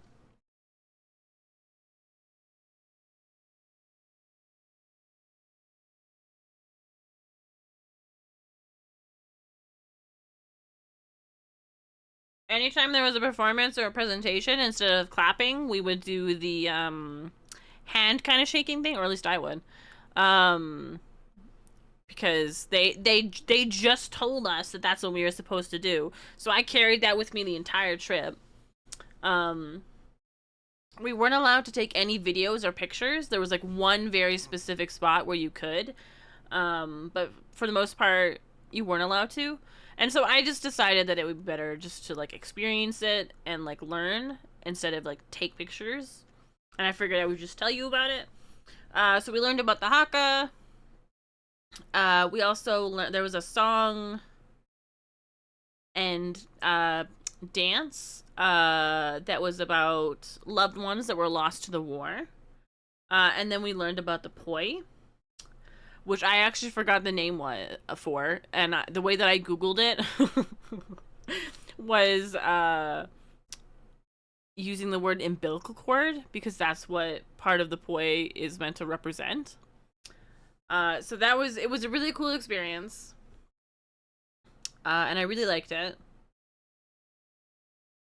They asked a lot of questions about like how we thought the emotions that were being expressed were for certain dances, and they were like, that's not quite exactly correct. And we're like, oh well.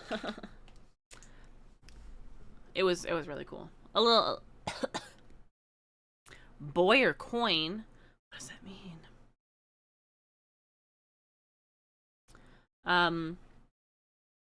After our cultural experience, we signed up for a tour around the museum with a guide. There was one other person with us.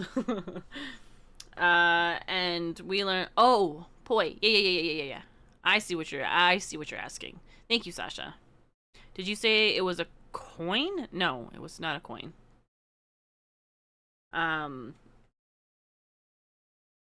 Part of it represented an umbilical cord. I believe the string part. We learned about Polynesia and how the direction, I suppose you could say, that the Maori kind of like took to get to New Zealand, and then like the various ways that they adapted in the various islands. We also saw this giant thing. I kept this old man in the picture so that you could see how big this is. It's huge. it was extinct, I think, like 180 years or something after the Maori landed. But one of the things that they showed, like they had this map that showed like the direction that they traveled, and it also showed the different foods that they brought to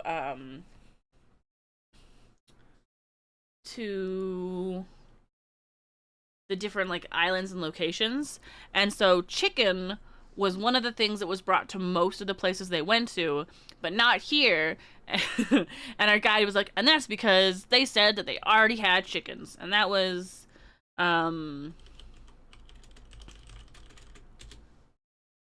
let's see. Maori and Hawaiian are closely related both linguistically and genetically, as they are both Polynesian peoples. While they share common ancestry and some linguistic similarities, they have also developed unique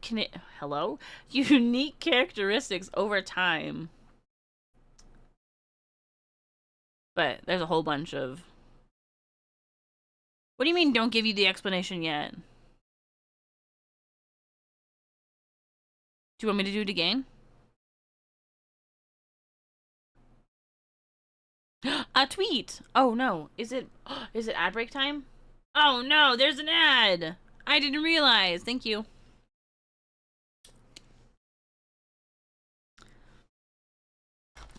I got so many treats.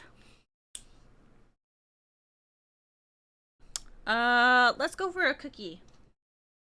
Okay, so when we were on the... Okay, so there's this brand called Cookie Time. And when we were on the plane, they give us this golden chewy oat cookie. And I love the texture, and I love the taste, and I was super into it. And everywhere we went to find cookies, these did not exist. And Koopa looked it up, and apparently the only place that these exist are in the place, in this town/city where they're actually manufactured, which is a bit of a bummer because we didn't go to that place. So I was a little SOL, but I kept my cookies from the plane to enjoy on stream.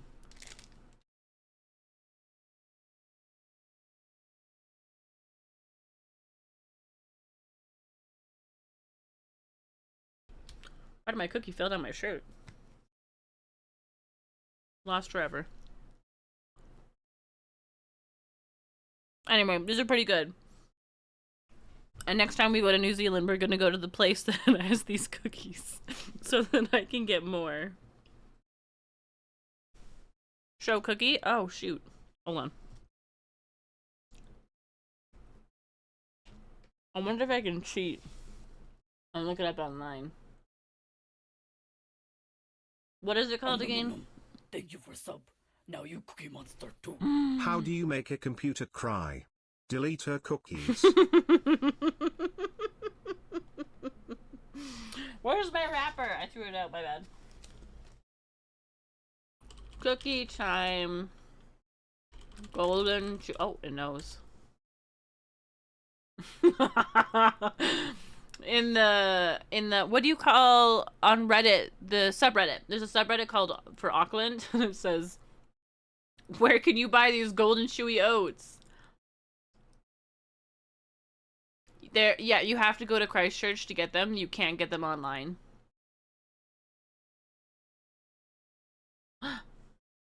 No, that's not it.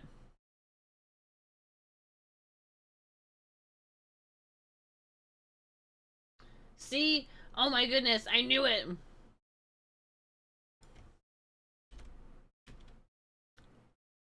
Hopefully that is gonna work. Oh, it does. See, this person's on a plane as well.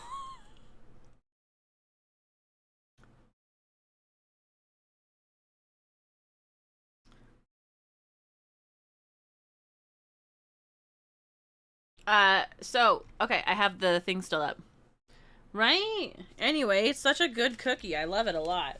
Alright, so Moo, the answer to your question. Maori and Hawaiian are closely related both linguistically and genetically, as they are both Polynesian peoples. While they share a common ancestry and some linguistic similarities, they have also developed unique characteristics over time.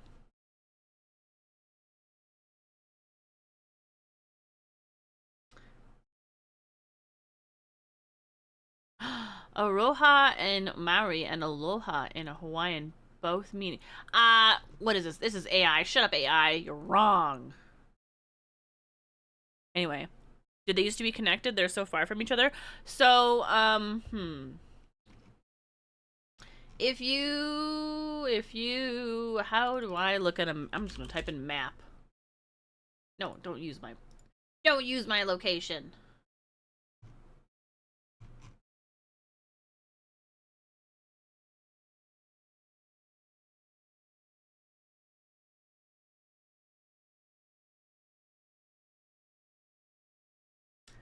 Okay, I'll do my best to explain this.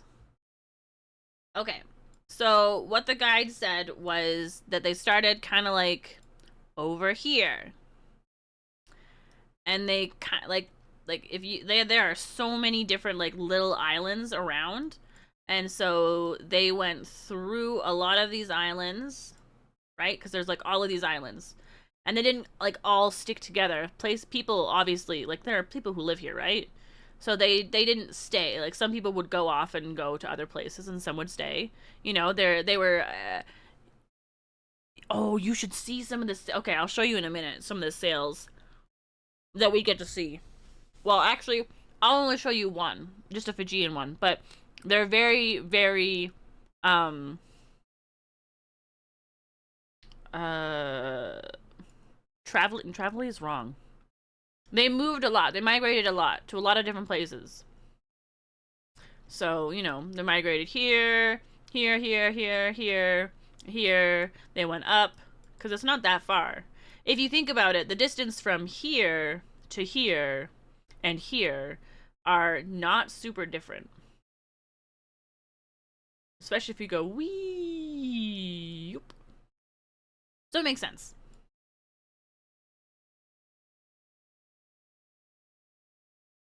Oh no, I lost one of my things. Found it.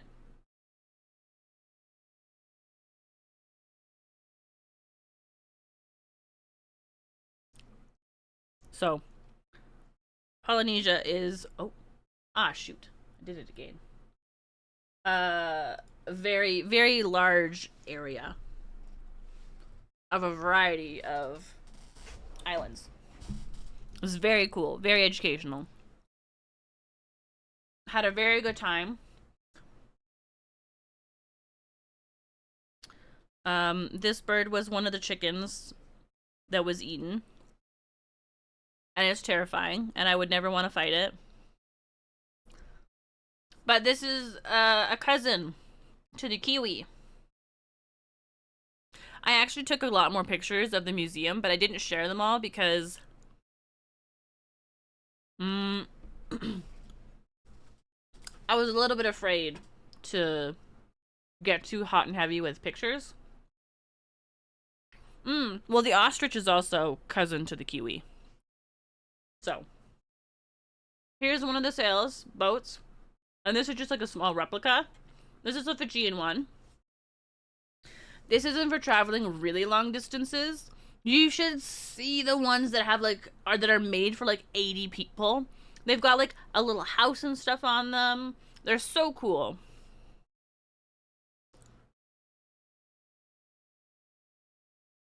It was also really cool. How do they keep food on it?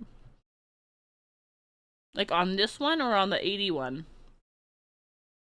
Probably similar to the way that they kept food on in homes.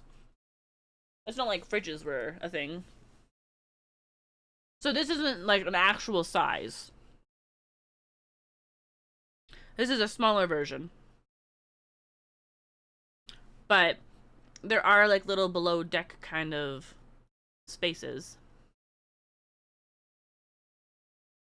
I think he said that this one's more for like 10 people or 8 to 10 people or something like that. So this is definitely not going to fit 8 to 10 people of real size. So, and yeah, also fishing.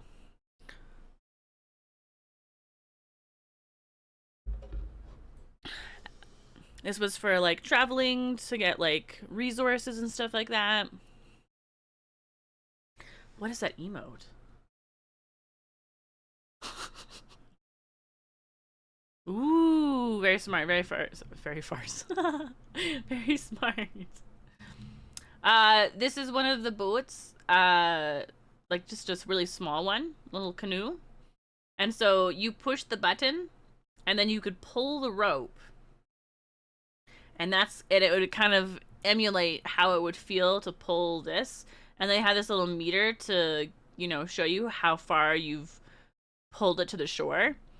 Naturally, I did all 3 all by myself. Although I cheated a little bit with the meter, and instead of just like, because after a while you're like pulling and it stops, so I just kind of like started tugging. And the tugging made the meter go up quite a bit. So I am a cheater. And then after the tour was done, we went and sat down in this area and kind of just talked about the things that we had seen and learned about, and like what we enjoyed and stuff like that. And then a like surprise student choir showed up. And like right where we were. So we were so lucky that we got a comfy seat to watch all of these students sing, and it's in one of the videos that I eventually want to share with you. Yep. Oh, pardon me. I just have to make it. And then another thing that we did before we left was Cooper really wanted to go check out the volcano space. And my feet were very tired because we just went on a 2-hour tour. And I'm also a big baby and hate walking. So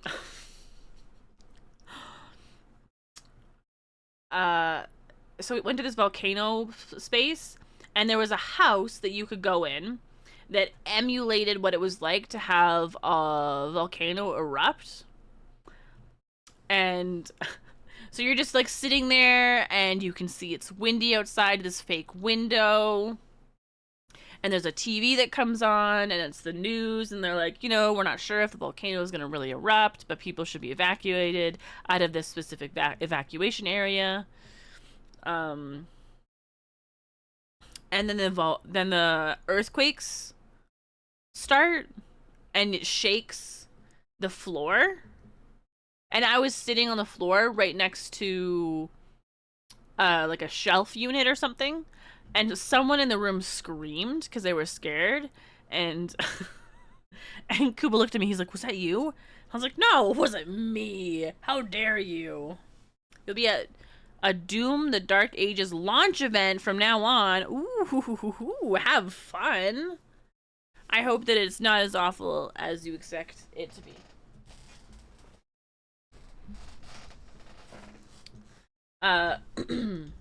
So it was kind of cool being in the shaking house. And then after that, we went to Mount Eden. So this is the cinder cone of the volcano. And this is like an ancestral mountain. This one specifically, Mount Eden's, is the tallest that's located on the island. And in Auckland's area, there are 53 volcanic fields. So many. And as you might expect, we're quite high up. And as you might expect, we had to walk up. We started at the very bottom. We didn't even take an Uber to the parking lot, which was initially Koopa's plan, and I accidentally messed it up because I looked at the buses to take us to Mount Eden because I was trying to participate and help. And I messed it up for myself. It took us forever, and it was hot. Well, it actually wasn't that hot, but it was sunny out, and I was warm. But it was super pretty. Look at this. Is just like, this is the least steep of the areas, I swear. This is, so when you're at the top, this is one of the first platforms that you can kind of see out. See, look, whee! That's the tower. And this little bird came by and was hanging out with us when we were taking a break because I needed breaks. Anyway, this place was a trap. Let's see, my notes for this are, Mount Eden was a trap, it was a hike, and I sucked at it. And it's true, I did suck at it. I was such a big baby. I was like, we need to take a break. But interestingly enough, I had a way easier time breathing here, like in Auckland during all of our hikes, than I do being here, because for the most part we were on sea level, and here we're not. We're not at sea level, and that's what I'm used to.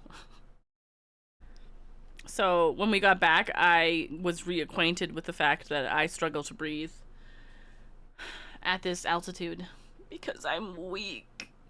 Anyway, after our hike, also the hike down was not enjoyable either, because we thought we were taking a shortcut, but we just took a stair shortcut, and it was just a whole bunch of these stairs, and these stairs are great. They look perfect for walking up, but they're also too long for my legs. So I was doing this awkward thing where I'd step down and then step forward, because if I step down and then try to get down here, it would like, it's too awkward for me. So I did this, like, I look like I look like a child, I feel. So I very awkwardly went down these stairs, and it was this on the way up, and then we took a different path down, which was actually kind of fun.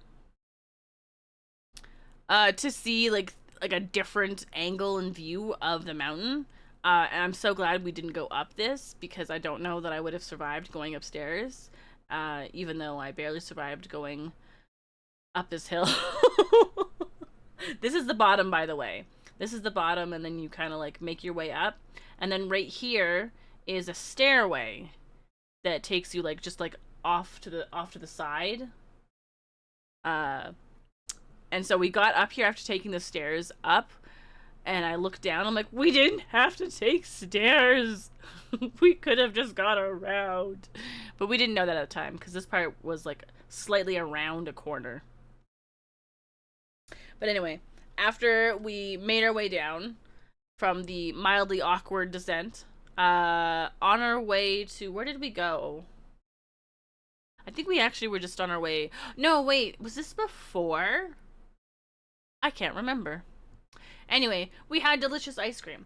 I don't remember what Koopa got. It's probably like salted caramel or something. I got a panna cotta raspberry, and it was delicious.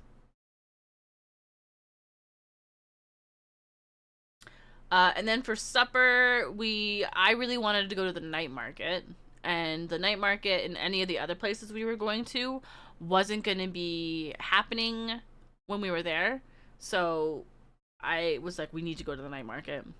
And I regret not getting like 12 of these. Ugh, I think about it all the time. I love squid. And these were nice little tasty squid legs. And then we also got these, which is actually something that we can get at the store here already. And they were, I feel like they were basically the same. So that was interesting.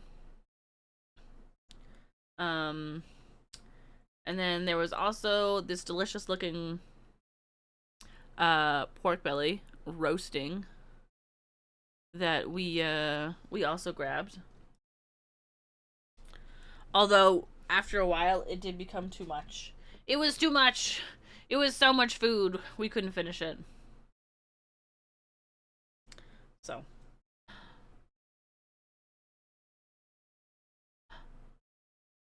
Oh no, I messed up. That's not supposed to be there. You're supposed to see like day 4 or something first, and then this is supposed to pop up. Anyway, I forgot that I didn't like the pastries the day before, so I got pastries again, and then I gave them to Koopa. I think this is day 4.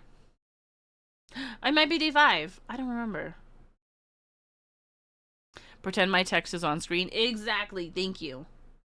These were their hash browns, and they were so good.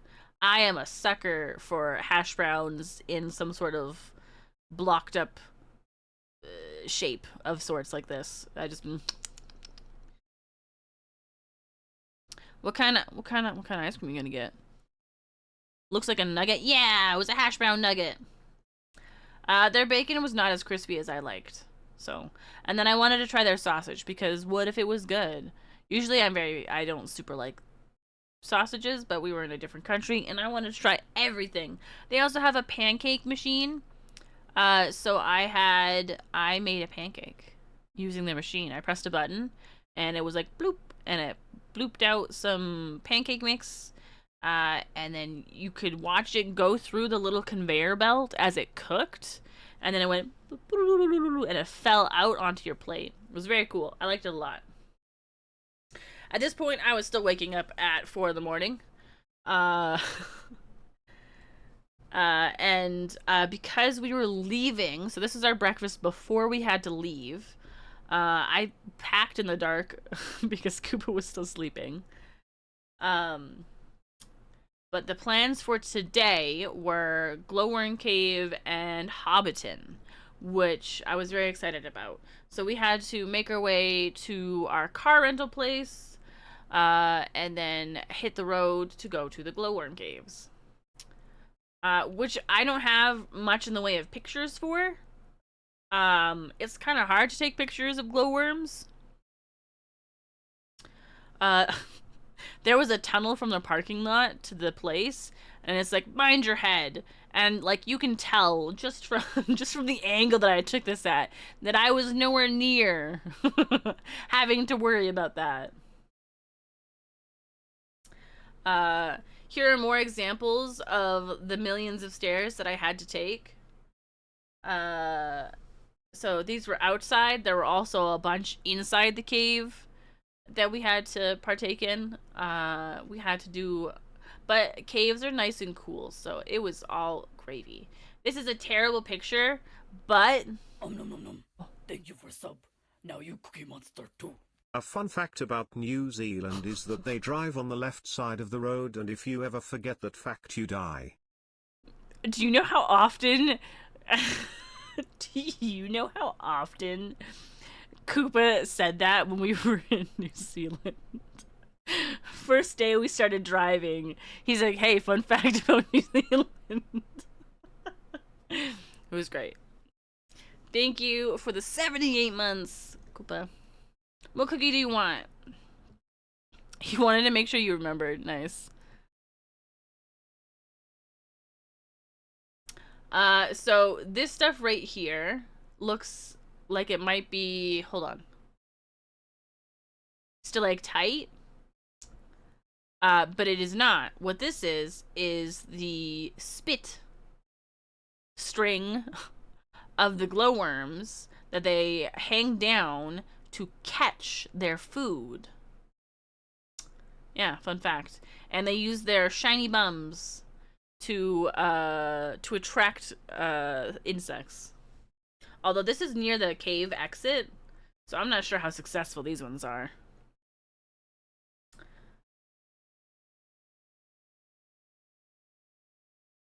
I'm wondering if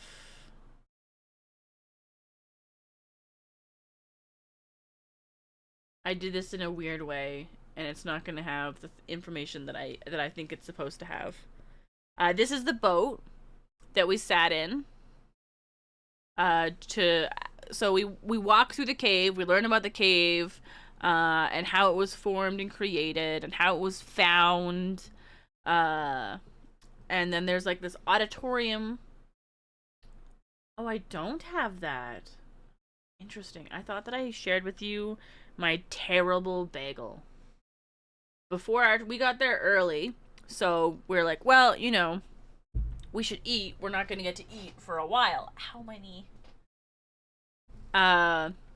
It looks so good in the display case, but yeah, the display case has this. You have fish and cream cheese on one side of the bagel, and then nothing on the other side. And so you're eating it, and only half of the bagel has stuff on it. Also, it was not a cooked bagel, so it's just a raw bagel that was sitting in a fridge, basically. And I was just like, I've made a grave mistake. I was blinded by the sight of fish. And I jumped on this. Koopa's was apparently better. But I still got to eat fish, so, like, in the end, I technically won, but... So halfway through the cave is what the guide referred to as the cave's auditorium. And apparently it's very good for, like, singing and stuff. And so the guide was like, does anyone want to sing? And so someone sang Bohemian Rhapsody, which was fantastic. And then when they were done, our tour guide, Joe, sang a love song, which was really cool. The love song was not in English, to clarify. It was, what's the language that you would refer to it? Well, hold on. Does it have a name? What is the Maori language called? It is called... Wait, what? As Te Reo. Short for Te Reo Maori. Ah. Anyway. There's that answer. It was really cool. And then we went and we looked at, there's like a little section where there are some glowworms, and we went there so that we could highlight the spit part, which was kind of interesting. So they show it to you in the dark, so you can't see the spit, and you just see all the, like, the lights and stuff. You're like, ooh, pretty. And then they do something with the lights where it highlights the spit, and you're like, oh. Oh, how,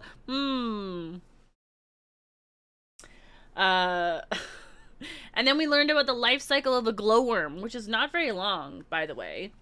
So they spend like a month as an egg, and then like 9-ish as larvae, and then a pupate for like maybe a month. And then like 5 days as a fly, who has no mouth, no digestive system, and just the urge to lay 250 eggs into the ceiling. Is how it was described to us. Then we very carefully and cautiously fill into this boat in like near pitch black dark. And they make so much spit for short life, right? And then we kind of like go around this cave area, and we come out this way. And it was very fun and very cool and very enjoyable. And then they also requested that we not take any pictures outside of one specific area, that they're like, okay, well, now you can take pictures, which is where this came from, because it's near the end of the tour that they say, yeah, you can take pictures. So after we did this, we went to Hobbiton. Look at this mug. Isn't it awesome? We got to Hobbiton a little bit early, which was kind of intended, because we were like, well, we need to make sure that we eat a small snack. Plus, I love eating snacks. So this is one of the, it was like a lemon tart. It was so freaking good. This is a Biscoff donut. It was terrible. It tasted like a donut. But I love lemon, so it was perfect. I also, okay, so on there, so I didn't want a coffee because a coffee was gonna make me have to go to the bathroom. And while we were waiting for the tour, that wasn't an issue. But while we were on the tour, we had no idea how frequently we were gonna get to go to the bathroom. And I was worried that the coffee was gonna make me have to go to the bathroom frequently. So I was like, no, I probably shouldn't have coffee. but I do want something warm to drink with my tart. So one of the one of the things on the menu, because I was like, maybe they have steamed milk. They did not, but they did have something on the menu called hot milk. So I was like, yeah, okay. That's basically the same thing, right? So I said I wanted hot milk. And the lady was like, hot milk? And I was like, yeah. And she's like, by itself? And I was like, yes. Like, you have this listed as a, like, in a regular drink section. I don't, I don't know. She was just so baffled that I wanted hot milk. But it was on the menu. So I don't know how much of a blame I'm willing to take. Then we got on this big bus, and they took us all the way through the farm to where the set is located. So this is us entering the Shire. And that has this really cool, well, you've seen it. You've seen the movies. This is one of the places that you see in the movies, because this is where he runs through this space, waving around his contract. Our tour guides, we had 2 of them, were absolute nerds. And were super hyped on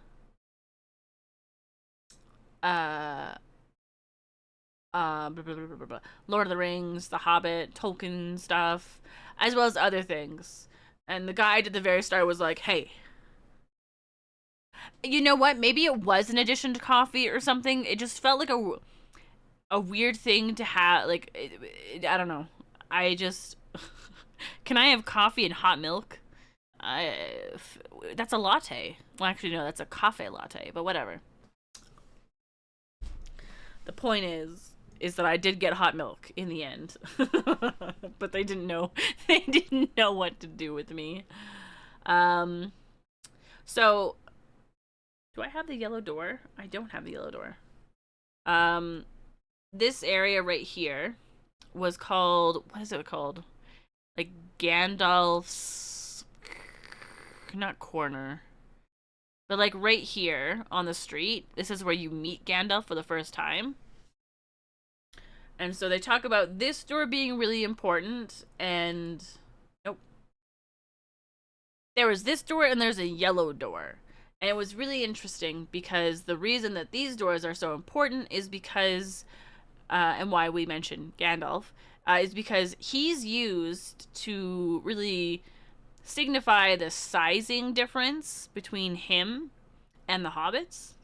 And so he's framed with this house to show the size discrepancies.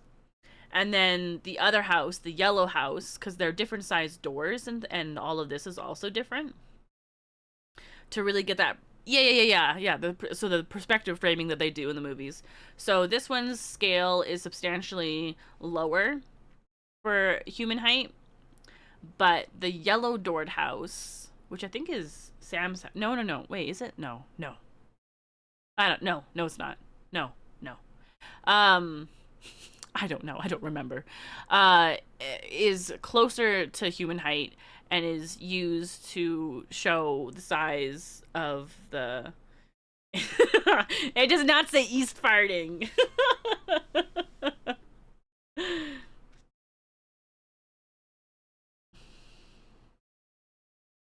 And then they had so much attention to detail. Like this, also, this is real honey, by the way. The stuff that they're using, real honey. How cool is that?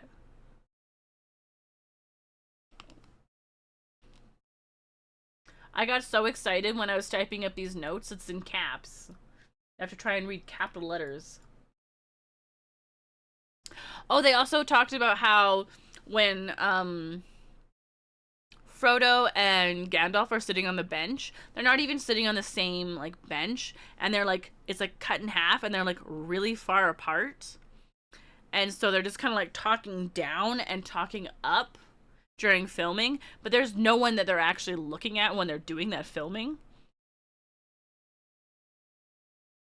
So that was really cool. They gave us a whole bunch of like little tidbits about things like that. It was really, really neat. And they have so much attention to detail. And they're like, we're so sorry to like, you know, break your hearts, but this house has nothing in it. It's got like a vague amount of like inside that you can go in case somebody wanted to like for like bits of filming, but like the main part where they film inside the house is not filmed here. And so, but recently they did build, I think in the last 6 months, question mark, they built homes, hobbit homes, that you could go into and explore, and again, you could touch everything. Like, the attention to detail is wild. This is a real fire. You can't play this game. I tried to touch the stones. They're pretty much they're down. And there's this like cute little fort here. Like this is a blanket, and then like there's blankets on either side to like hide it off, and a little cozy spot. Ugh, it's so cute. This is the bathroom. They're like, if you want, you can get inside the tub. However, that tub is a very small. It's super small. And then they also told a story about how they had to lock the toilet. This toilet is sealed because people were not comprehending that it was not a functioning toilet, which is wild. So they had these beds. They also had like a big, oh, sorry, I say big bed, but it's not a big, it's a bigger bed for like adults. And you were allowed to lay in these if you wanted to. You can tell that people had laid in this one. It's super cool. Where am I? Okay, good. But there's so much attention to detail. There was so much space that they filled. There was a living room, basically, a bathroom, bedrooms. There was a kitchen. They had running water in the kitchen, by the way. Not the toilets, though. But in the kitchen they did. And then we went to... So after that part of the tour, we went to the... Also, you might not know this. Let me go back. Where is it? So this is... This. Oh, sorry, not this. Nope. Okay, never mind. It's this. This is this. Fun fact, this tree is fake. So you're saying you could pee in the sink? You know, I don't think that's what I'm saying.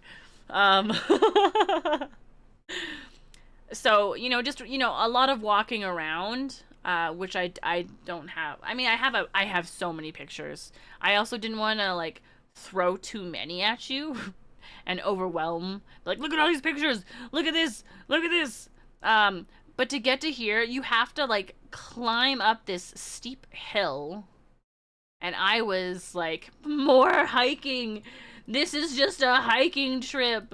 I've been tricked. Anyway, after this, we went to the Green Dragon, which is super cool. This is on the bridge. They have a little house off to the side. This is one of those little like water mill thingies that spins. Oh, it's so cool. It's so cool. For the sequel presentation, oh goodness. So I can't remember what the cat's name was. It might have been like Pickles or something like that. I don't know. But this cat lives here. And sometimes it'll wander around. It'll greet the guests that come on the first tour, and then it'll hang around here and wait for people here to try and feed it food. And then when you're not looking, it'll jump on the table when they're clearing all the plates and stuff for dessert to try and steal some food. And we were warned, they're like, do not feed the cat. The cat thinks that it wants your food, and you think that the cat wants your food, but later on we're gonna end up finding it thrown up somewhere else. So to avoid that, please don't feed the cat. We're like, oh, okay.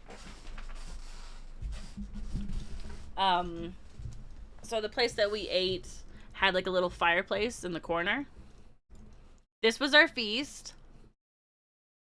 So it had roasted chicken, it had lamb. This was the best lamb I've ever experienced in the entirety of my life. It had roasted potatoes, it had roasted sweet potatoes and yams, it had mashed yams, it had salad, it had fish, it had a vegetable pie, there were carrots. It was delicious. It was a feast. There was so much food. And a stew. But I don't like stew, so I didn't have any of it. I tried. Oh, and then did I say sausage? There's sausage too. It was amazing. Oh, and mushrooms. It was a really good time. Really delicious food. Wonderful experience. The people who we sat with, there was a couple here, and then there was like a family of 1, 2, 3, 4, 5. Grandparents, couple, and their baby. And the family of 5 had like a horror story of air travel, where they kept getting delayed and kept getting pushed to different flights that also got delayed, and it was like multiple days of hassle, and I just terrible. This was our dessert. So there was kiwi pavlova with fresh cream and strawberry coulis, tarts, sticky date pudding, baked apple crumble, which I don't think is pictured in this because it was in a different space.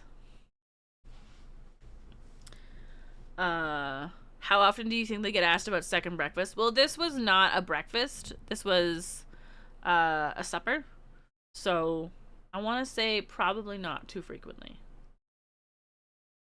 That's stressing you out just hearing that? That's what the girl said. The couple. This girl. She said oh, wait. No, she was in here. No. Wait. Anyway, this couple. The girl said the same thing you did.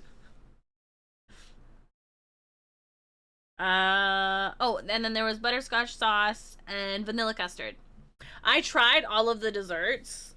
However, I'm not a huge fan of most things. I liked the fruit, but everything I didn't enjoy any of the desserts because I'm unfortunately not a huge, just despite part of my identity online, I'm not a huge dessert person. Did I just get no? Coop and I were smart. We shared, like we took one and we shared one of every, because there were 5, 6, 7, 8, 9. There were 9 of us, and there's only 4 of these, 6 of these, and 6 of these. So we wanted to make sure we weren't just taking everything. So we shared everything. But yes, I ended up getting Koopa to try and eat most of the things that I didn't like. Yes, but what about second dessert? Ugh. Everyone was so full. There's no way. So after we were done eating, we got to go on our night tour. So we all got these lanterns, which were super cute. And we got to kind of like check out the different, like, we got to walk around the paths. We got to walk around paths that we hadn't gone on yet, which was very neat.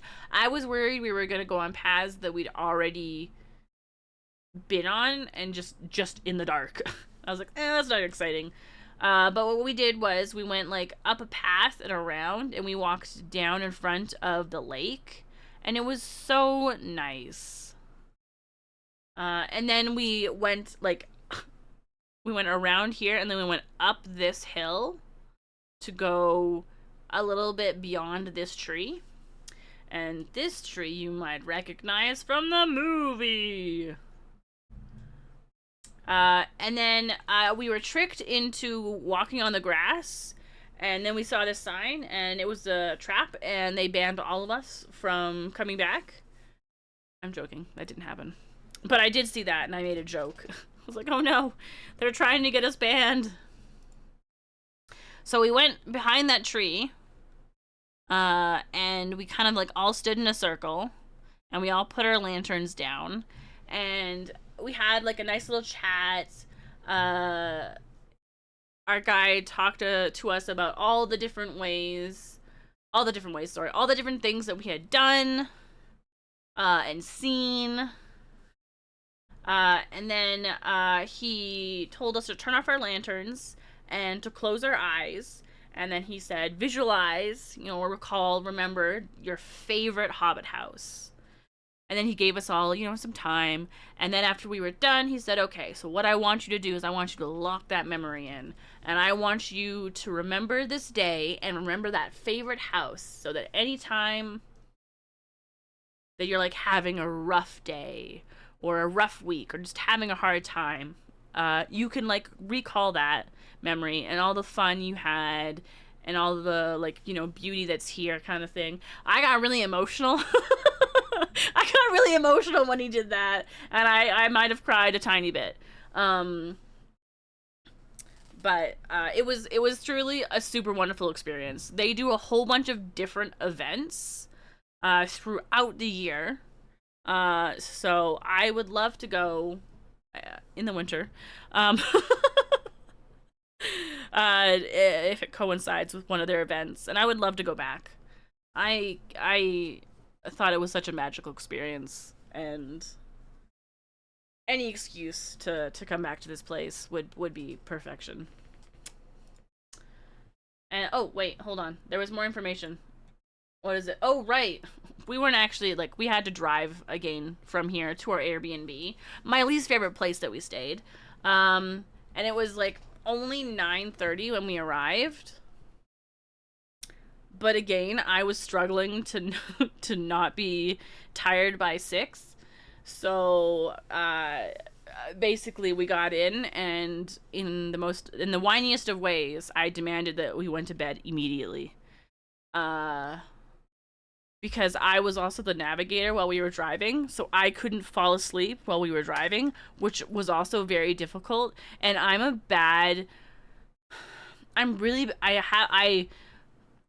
driving is a very sleep-inducing activity. Wait, no, not activity. I'm not driving. When I'm the person in the passenger seat, I I don't fall asleep when I'm driving. I want to clarify that. But I want to fall asleep, but I couldn't fall asleep because I had to navigate, and I kept nodding off. And I'm not a good person when I'm not allowed to sleep. So it would it was mild torture on the way out of Hobbiton. That would be a funny way to end the tour. We asked you not to stand. You can see the sign that says "Don't stand on the grass." You guys gotta leave. You gotta go. I'm sorry. You're not banned. You can come back in the future, but for now, you gotta go. You gotta get out of here. Okay, before we do day 5, I'm actually gonna do an early break. Because I need to go to the bathroom, but it's not like too early of a break, I don't think. So I'm gonna be right back. I'm gonna start the ad. Everybody else should also take this moment to stretch and maybe refill your beverage or grab a snack. I'll see you soon.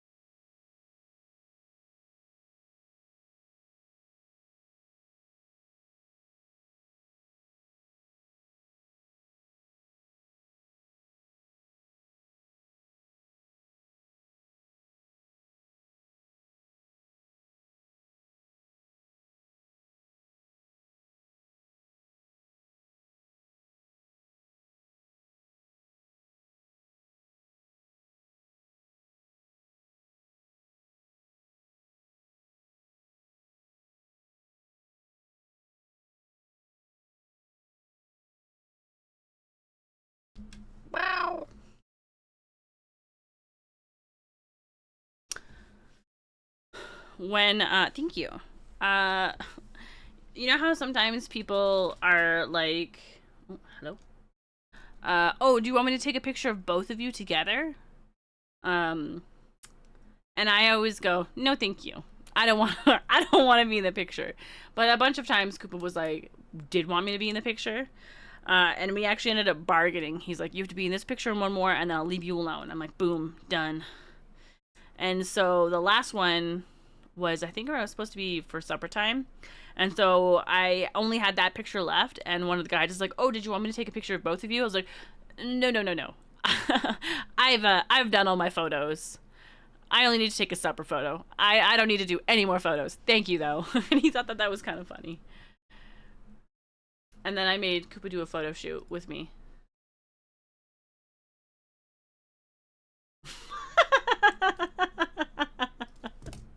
Sorry, I got a DM. That was funny.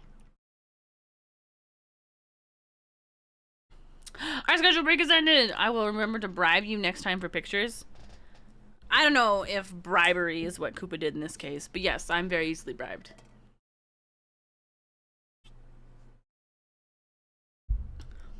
But I did take a picture with you. And there was no bribing involved. There was just a lot of apprehension. Because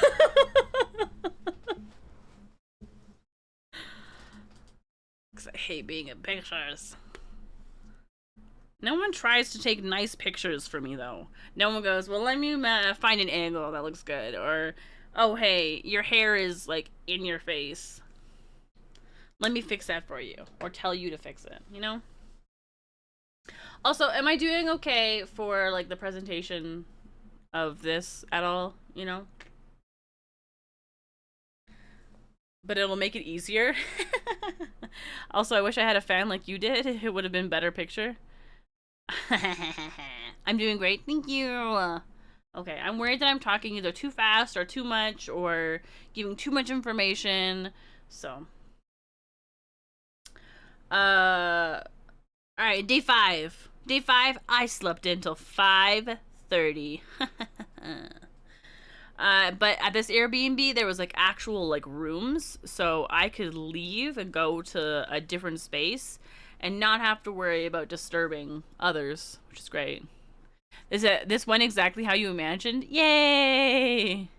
Okay, but that's 90 minutes later than the 4 a.m. that I had typically been sleeping till. I think that's pretty good. I think that's pretty good.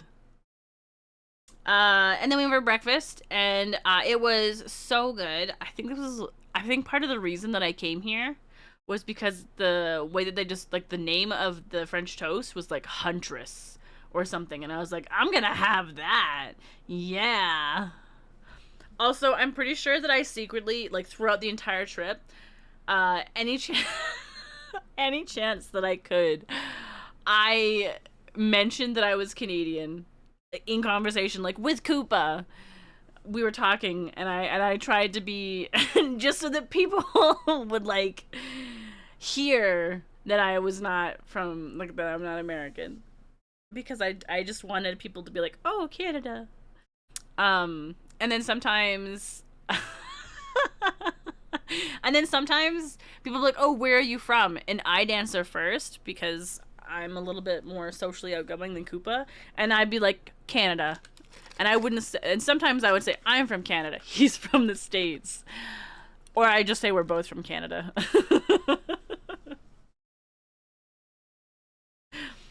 Listen, the things that are going down and the what's it called? Impressions that people have about Americans, as someone who's not an American and is from a different country, I don't want to. I don't want people to view me like that. If I could wear a Canadian flag or something, I would. You were a little worried about that on your trip too, to be honest. See, I'm lucky because sometimes I have an accent, and when I was in New Zealand, they have accents, and it messes, because I'm pretty sure that the way that I flatten my accent is that I mimic other people's talking. So when I'm at home, my accent is quite a bit less flattened and more islandy.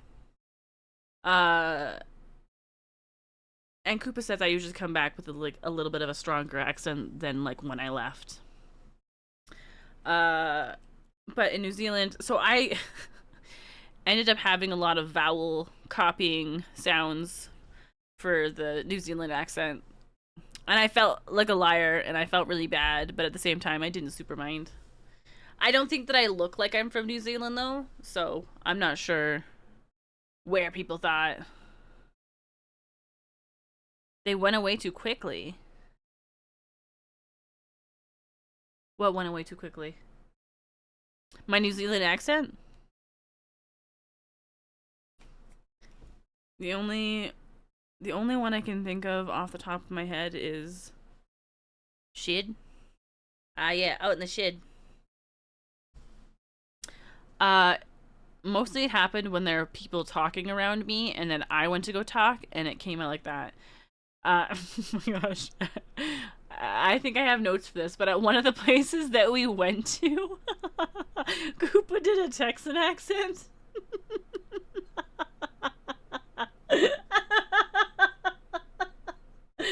And I hated it. I hated it so much. And I was like, it's not a Texan accent. You're just pretending to be some sort of weird cowboy.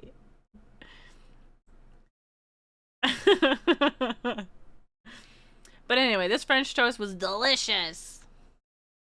It's got a fried banana, which is still in its little sleeve. It's got some raspberry compote and then some cream. And then there's bacon on top of it.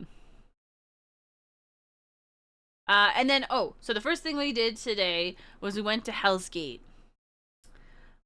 Which is like a hot spring spa. Hell. Can we get Koopa speaks Texan Redeemer punishment for next? We'll see how he feels about that. So you walk into this space, right? And so over here is like a desk where you like check in. And they give you a tote to put your clothes and stuff in. And then like a little bracelet with the number to match your tote so you can grab your stuff again. So if you walk a little bit forward and you look left, you see this pool. And then, so this is this pool. And if you walk even further, there's this, which is like a little waterfall. And there's a little divider between them. So the closer you are to the waterfall, the hotter it is. And then the quote-unquote cooler it is over here. And so over here there's like a path and stuff.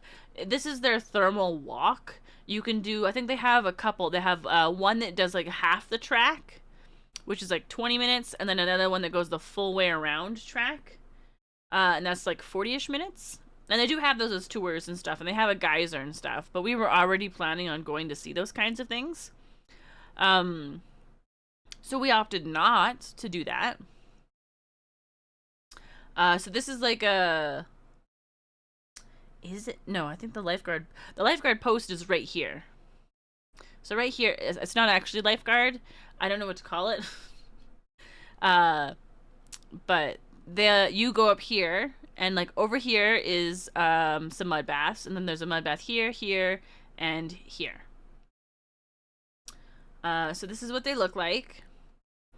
You get to climb in. The water's actually quite cool. It's not like, I mean, it's warm, but it's not like hot, hot. I was expecting it to be hot, hot. This makes it hotter. And then this is the mud bin, and they grab the mud from this area, like not like specifically this area, but like the thermal area that they have.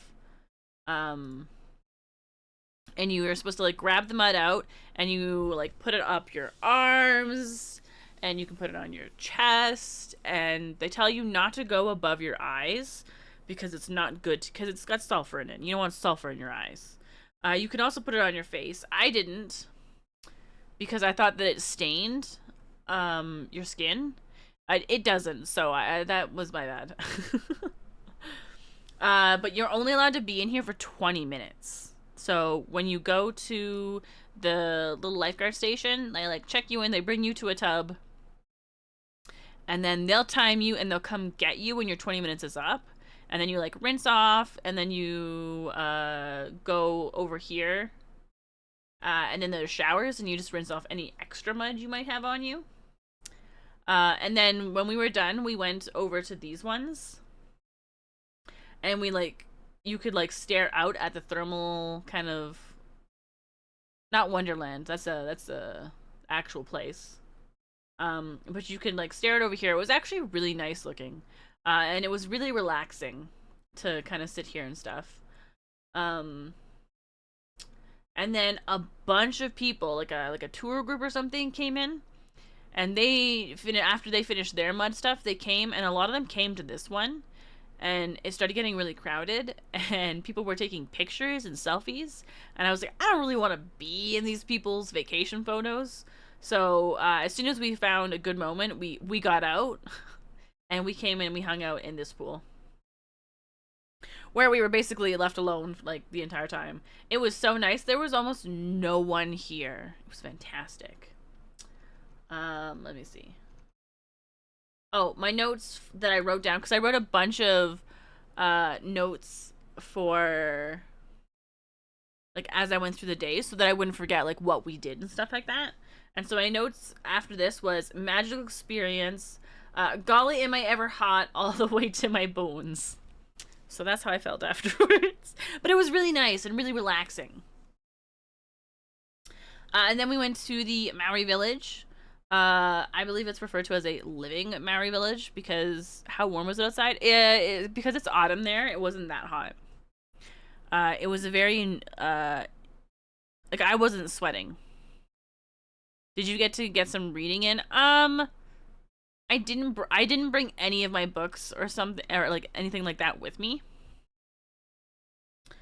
Because I didn't think I was gonna have time, and I was trying to spend like proper time with Koopa. So so we went and actually had a nap after. And by we, I mean I didn't nap, but Koopa did. Koopa had a nap, and I don't remember what I did. I might have done work. Don't tell anyone. So one of the things that we signed up for was we signed up to get a traditionally cooked meal, which looked like this. And so all of this food was cooked using the earth, because they use the heat from the earth to cook all of their food.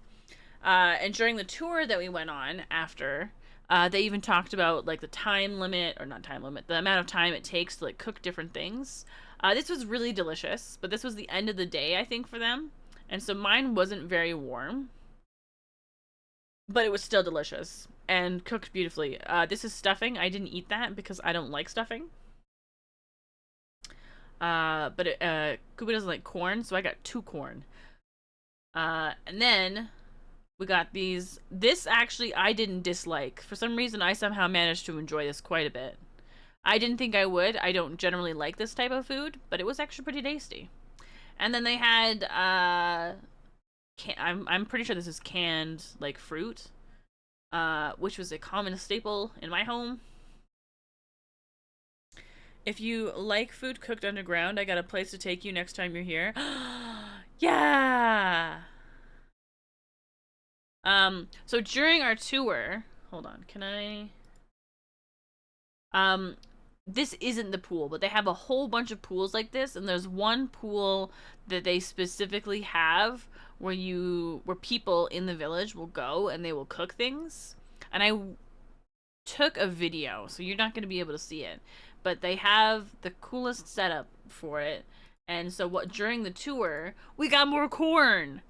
And Koopa tried it because he wanted to try everything, which is great. We both had that same attitude, but he didn't like it, so I got to eat 2 more corn, which is great. This was such good corn, by the way. Ugh, it was perfection. I was beyond happy. It was a really cool tour, though. We got to learn about the kind of like day-to-day lives of people and how they use the energy from the earth.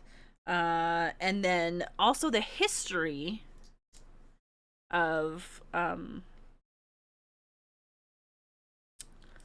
how uh of the village and its communication with like the rest of the town next to it, kind of thing. Um, and then they have a school there where kids who are like, I don't know, like 1 to 5 basically will go. And it's like an immersion kind of school. There's no writing, it's just speaking. And it's so that kids can like grow up having the language.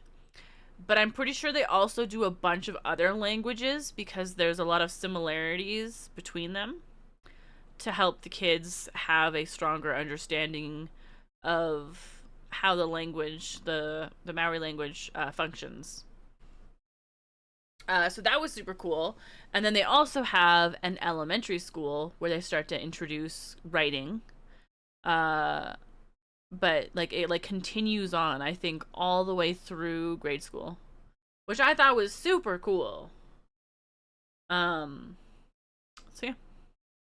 After we were done this, we went to, I'm gonna call it a zoo. It wasn't actually a zoo. I just can't remember the name. So this place started off as a trout spring. It has a whole bunch of like natural pools and like lake, or not lake, sorry, and like little like rivers and stuff like that that go between different pools. And then there's a whole bunch of like wooden walkways that take you around the little park. And there's a whole bunch of different animals, and you can buy feed, and you can feed the animals. So we saw ducks, and obviously I love ducks, so we went and we fed the ducks. And then there were deer, and I bribed this deer. I said, "Hey, if you pose nicely for me, I'll give you some snacks." So the deer was like, "All right." So it understood the assignment. There were also wallabies. And when I tell you that wallabies are the softest, I love them. Which is funny that they're at a zoo here, because in New Zealand, I'm pretty sure wallabies are pests. There's a tons of like introduced animals to New Zealand that are like pests. So what did they do? Was it stoats? Were stoats the first thing they brought out? I can't remember. But there were no natural predators on New Zealand for like mammal wise, I think. I think the kiwi was the national not the national. The it was like a stand-in. Like, you know how like you say like there are sometimes people are like, "Oh, well, you're I'll give you the title of Canadian or whatever, even though you're not from Canada." What's that called?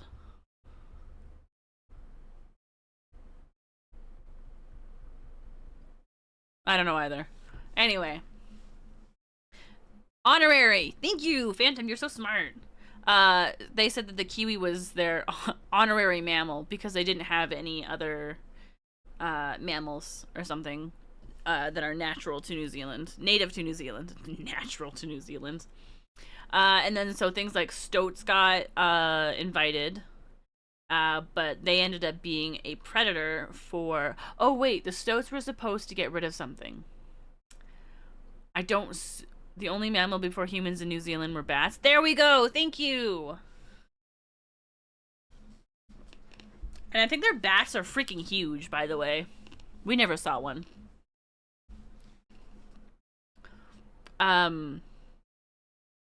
So they had stoats that they wanted to use to get rid of something or help deal with something. But the stoats started going after their kiwis. And then the stoats started to like be a little too. There were too many, so they're like, we'll get weasels and ferrets in. So they brought weasels and ferrets in to get rid of the stoats, and then they became overpopulated. I think it was rabbits. I think that the stoats were supposed to go for the rabbits, because the rabbits became too many.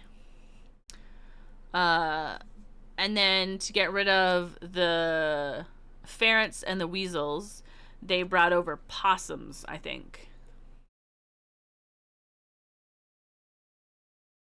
And then, but all of the things that they brought over to get rid of the other things that they brought over were also predators to the kiwi birds. So just keep introducing animals until all the problems are solved. Exactly.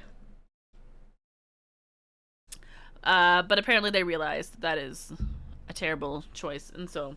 But this animal is considered a pest as well. So I thought it was really interesting that they were here.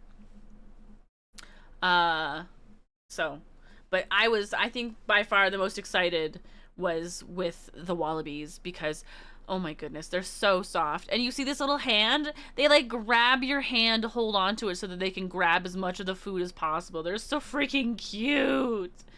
And then the ducks are like so free range. They're just like everywhere. Some of them are like in more enclosed spaces, but a lot of the time they're just wandering around. So cute. And so this one was on the handrail, and I was like, oh my goodness, I'm gonna trick this duck into staying on here. So I put some food on the handrail, and it would eat it. And then it looked at me like this. And I was like, okay, I'm ready for more. And I'm like, oh, you're so cute. So I took another picture, obviously. And then there was this goat. I think this goat was trying to eat this tree, and then it saw us come over, and it was like, well, hello. And then this is my favorite. Look at how beautiful this is. Oh, I love you. Gorgeous. And then, a llama. And once the wait, no. Is this an alpaca or a llama? Help. Help. Koopa, help. What's the truth? I don't know. Anyway, it was one of those. Looks like a llama to you. A llama? He's supposed to be dead. Sorry. Anyway, the way that they eat with their lips because they're like split is so funny. Which will also be in a video. Llamas have banana ears. That's a banana to you? I believe we also saw alpacas. And then this is our supper time. Okay, so I was super excited to go here for supper. Because it looked like it was super, super good. But the way, because it's supposed to be a buffet. And so the way that they have this set up, that they do it, is they bring you a variety of things for you to try out. And then you can start asking for other things that you may have already had or hadn't had on the menu. And I wish that they hadn't. I wouldn't have ordered these. I wouldn't have ordered these. They brought rice, which we would not have ordered because you go for the meat, man. Buffets are for meat. You get your money's worth. Anyway. But it was still delicious. I was just kind of disappointed because there was a lot of things I'm like, I wouldn't have ordered this. There were these prawns that were deep fried, but the batter was so thick. I was like, no, thank you. So I gave those to Koopa. These were a little underwhelming. These are supposed to be pork belly bites. These were delicious, by the way. You saw these twice, and that's because we ordered them again. Because these were spectacular. So tender. So delicious. These were okay. You might think, oh, they look the same as this. And, technically they weren't, but they tasted the same. These were one of my favorites. These were so good. Ugh. I freaking love these. Anyway, I ended up eating way too much, and we ended up leaving before we got to have dessert because I was so full. What I really should have done, though, was I should have let Koopa stay for a little bit, and I should have gone for a walk, and then I would have been fine. But we live and we learn. Am I right? Day 6. Hey, so after I slept for 10 and a half hours. I slept so much. It was wild. I was impressed when I was sleeping 8 hours. Jumping to that 10 and a half, I was whew. And then also on this day, I have a note where I said I saw the worst mullet I've ever seen, and I didn't know you could mess those up. So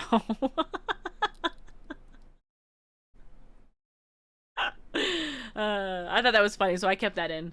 And then so this day was Thermal Wonderland. This bird was so funny. This bird was doing was flying around us and like slowly getting closer and closer because it wanted our food. And I was like, listen, man, this is a lot of bread, because I got a sausage roll. And I was like, this is a lot of bread. You're not allowed to have this. But there was also meat, so I grabbed some of the meat off and I kind of like tossed it out, and the bird grabbed it. And I didn't think it was gonna eat it, to be honest. I was like, it's probably not gonna like that. But it ate it and thought it was great, and then it like basically waved goodbye and left. And I was like, huh, nice. Which makes me think that maybe that bird gets fed here frequently. You're sad there's no picture of the mullet? I would never take a picture of somebody and put it on the internet so that we could laugh at them. You shared meat? New Zealand changed you. It was a sausage roll. It's different. Whoops. So here's an example of the steep inclines that I got to experience, because this was, you guessed it, a hike. I once again was tricked into going on a hike. Yeah, well, you hike up. No, it's not. It's not steep. Imagine this, but like maybe 10 times steeper. And that was my hike with Ari. So this place, despite it being winter, was still kind of warm, but that made sense. This is called Thermal Wonderland. So, yeah. I don't know how educational you want me to be. I do have notes on like, this is a collapsed crater. The yellow coloring is because of the cooling volcanic vapors. Be educational? Okay. So this is one of the examples that they gave us for like what a collapsed crater looks like. This is just one of the angles. There's a couple of angles I took pictures of, but it's quite neat. It's cool that they explain like why the coloring is the way that it is. Let's see. This is this is a mud pool, but on the top of the mud pool is crude oil, and they used to skim the top, pardon me, of these pools, and use that to in kerosene lanterns. Isn't that cool? And the temperature of these is usually around 50 Celsius. And then the way that these pools, so they look quite deep but they like they look like they can hold more, and the amount that this like holds depends on the rainfall.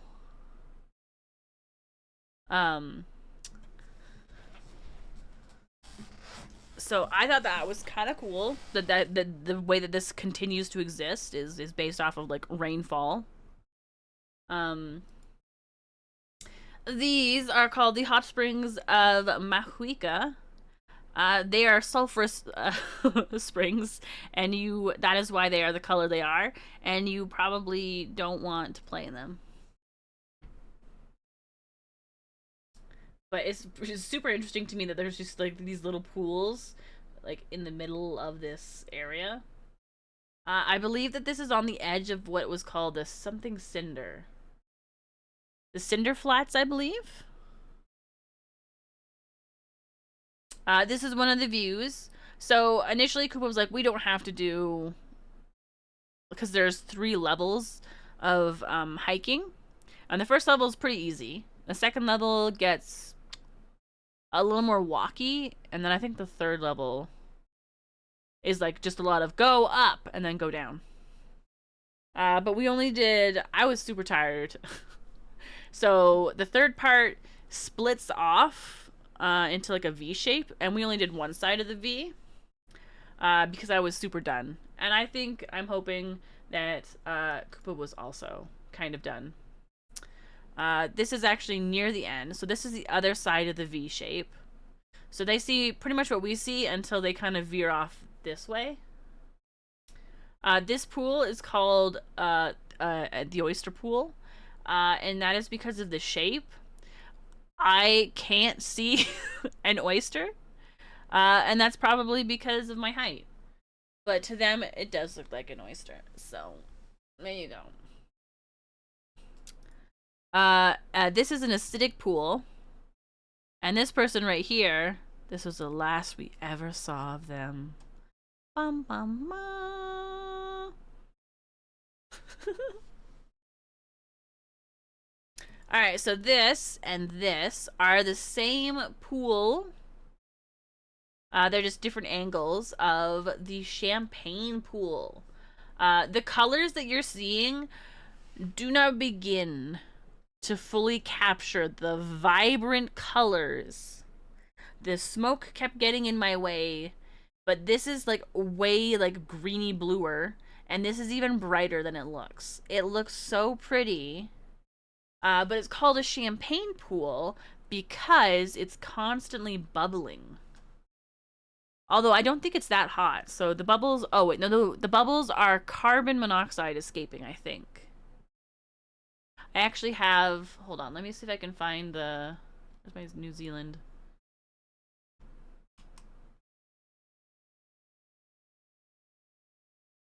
No. I took so many pictures of Milford Sound. I mean Bay. Or wait, no, Sound is right.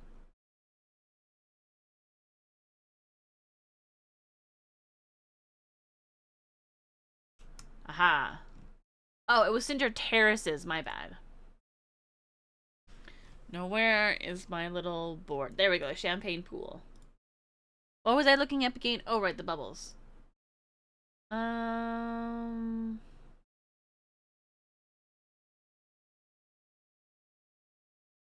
Ooh, so in this pool, where the water comes from, it starts off at like 230 Celsius, and then as it moves up through, it like halfway up, it cools all the way to 74, and then kind of like gradually goes up higher. It doesn't say what the temperature is once it gets up here though. Not that I can see, but I remember saying, "Oh, that's not that hot." Okay, there it is. So the bubbles you see rising out of the champagne pool are from carbon dioxide, a common gas found in volcanic regions. I was correct. And then this orange stuff is contains the minerals arsenic and antimony, sulfur. Both compounds are very rich in the silver and gold as well as other elements. And old lace?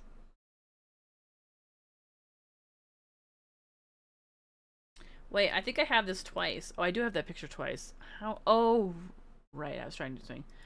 Okay.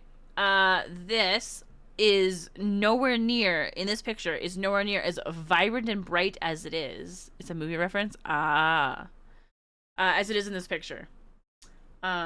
Which was so sad because it is so bright. And then, so we had a kind of cloudy-ish time. So apparently when the sun is out, the color and the vibrancy of this changes and it's even more like vibrant, and I think that's super cool. But the pictures that I took do not do it any justice. But that was my wait. Yeah, like 3-hour hike? I think it was 3 hours.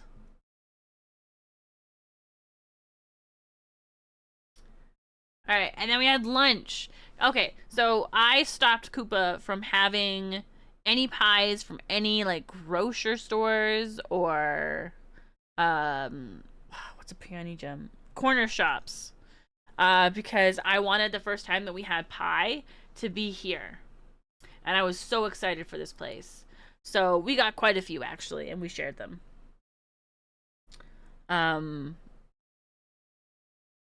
They had so many different types.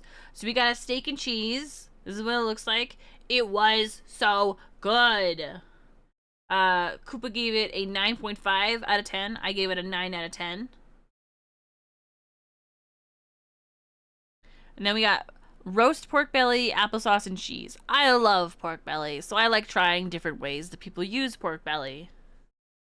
However, this was both delicious and awful at the same time. The pork belly was so good, but at the same time, there was too much of an apple flavor. And unfortunately, both Koopa and I are not fans of cooked apple. So that was unfortunate. And then we had mince and cheese, and it was as delicious as it looks. Where is it? We gave it an 8 out of 10. Koopa and I were pretty on point, like on the same page when it came to like rating things. The garlic prawn was fantastic. It was so freaking delicious. We gave it a 10 out of 10. This is actually the first pie that we ended up eating. And we were really glad that it was like the first one we ate because it was a really good introduction to the deliciousness of pies. But we wanted to try a variety of different pies so that we could have, you know, a variety of experiences. And so you can tell just by like looking that they're not all the same shape. Some of them are like rectangular, some of them are more squarey, and some of them look like kind of like a stereotypical pie. It was so good. Just absolutely divine. Definitely something I'm gonna eat again when I go back. And then we went when we did luge. And if you don't know what a luge is, it's these little bad boys right here. So, if you want to go, if you go all the way forward, your brakes are on, but if you pull back a bit, your wheel will go up and you'll start rolling. And then if you pull all the way back, you'll put on your brakes. And so we did all of these. So there's, what is it? I think it's, I don't remember the brand. This is a brand. So there's this one in Rotorua. There's also one in Queenstown. We did this one because it has quote unquote 5 tracks.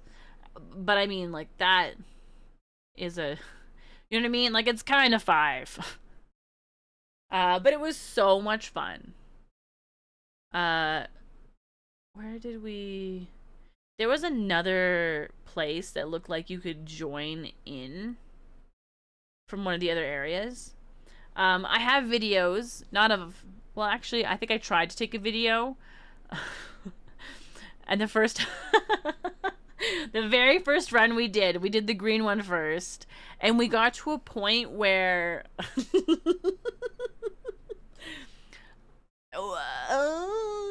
we stopped, but we weren't on a big enough incline that we could continue going, so we had to like pull it up and like try and scoot our way forward till we got to a point where we would actually be able to move. And it was the funniest thing ever because it was our very first run, and we're just like laughing hysterically because we can't figure out how to move forward. Tiki tour, my kind of tour. Did they give you... Could you imagine? That would be amazing. Actually, no, it would be very difficult. Just fixing my glasses and trying to hold it with one hand was very difficult to do without like crashing. I only had one potential crash. Like it only happened almost one time. And then outside of that, I did try to take a video of us going down. You probably won't get to see that. But I did take videos of other people while we were up in... Hold on. So the way that they get these and you back up to the top of the hill is they latch them onto the chairs. and then you go wee up the hill. I saw 10 freaking rabbits, by the way. I would like look around and then there'd be a rabbit and I'd just get jump scared. And then I looked away. One time there were 4 rabbits that I saw on my way up, and I like was like, ah, rabbit, and I looked to a different area, and then I saw another rabbit. I'm like, ah, and then I looked to another, and it was just constant rabbit, and I was like, why am I being attacked? Anyway, this is the view. It's very pretty. And a lot of people dropped their hats or helmets, sorry. Plot twist, it's the same rabbit, it's just really fast. The next thing that we did after this was we went to the redwood forest and learned about, you know, redwood trees. This forest that we went to had 36 hectares of redwood. And each redwood tree sequesters about 110 kilos of CO2 per year, which means this forest does 770 tons, which covers, I think they gave us a thing, so they like there were a whole bunch of like little informational like bits like this. Yeah. Oh, pardon me. And so the CO2 that this ends up kind of like covering equates to 120 flights to London, or the annual emissions of 167 cars, or the carbon footprint of 27 people's regular diets. That was pretty cool. They have the bark here so that you can touch and see what the redwood bark feels like, because they don't want you to be touching their trees because it's such a fragile type of bark that you could kind of like mess up and potentially damage the tree. And they don't want that, obviously. And when, as you can see, like when we were walking around, it was, oh no, pretty much, it's pretty bright out. It's basically daytime. But it was starting to get to the point where it was going to start becoming nighttime. And Cooper really wanted to see all the lights turn on. And so I kind of stalled us a little bit in like sitting down. Because I wanted to try and like experience the lights, because they're so pretty. Like, look at how pretty that is. As I was walking down these little ropey kind of walk paths, I kept like especially the first one I went into, I was bumping into a lot of the things. So I bump into one, which would push me into bumping into the other, and I'd overcorrect so much I just ended up bumping the entire way down. And I guess I was making weird noises because Koopa said I sound like an old man lost in the forest.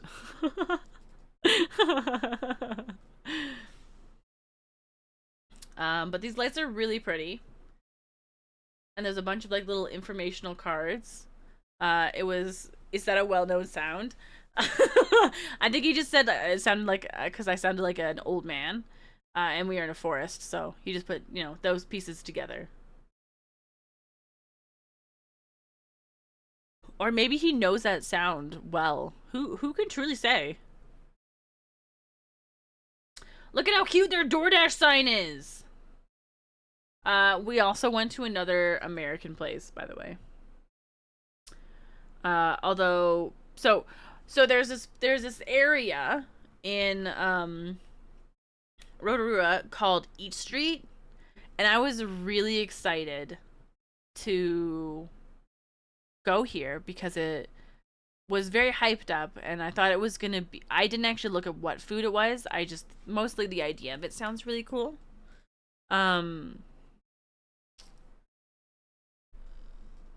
It wasn't. It was a lot of. It ended up kind of being like a lot of like bougie restaurants. And the idea of spending like $60 each on a meal just, I don't know, didn't feel all that appealing. So we're like, well, there's an ice cream shop nearby, because it's one of the. I marked down a bunch of places, and there was an ice cream shop nearby. So I was like, well, let's go to the ice cream shop. So we went to the ice cream shop. Let's see.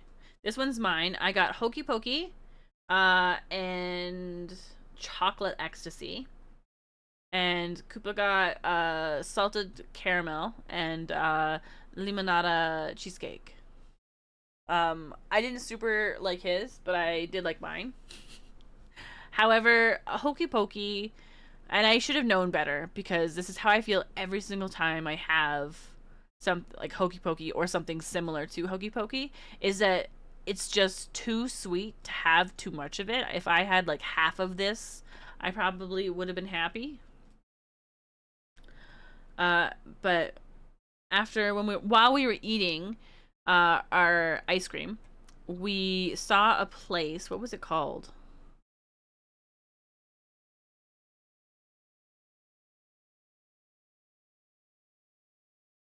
I don't remember what it was called. It was called Fat something. Hold on, I bet I can find it. Wow, I can't believe I did not save where I was. There it is. Nope, that's just Fat Favorites. It was Fat something. Drat.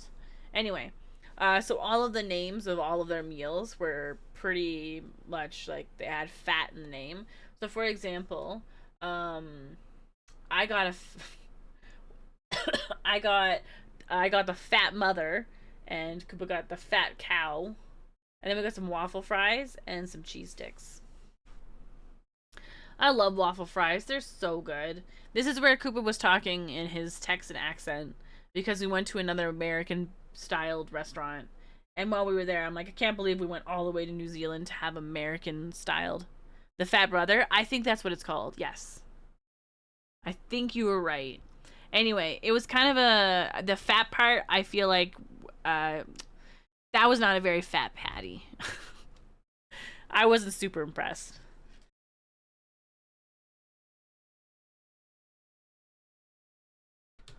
But that's basically how we ended the 6th day. And then we're on day 7. Day 7, we started off a little early because we had to get to the kiwi hatchery. I kind of might have bungled up our navigation. I didn't realize Koopa turned his sound off. So I was waiting for an audio prompt for me to give more direction.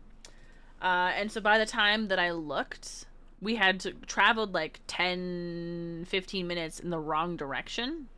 I think it was just 15. Or sorry, just 10. And so we had to turn around. And so that ended up meaning that we were going to arrive later than we were supposed to.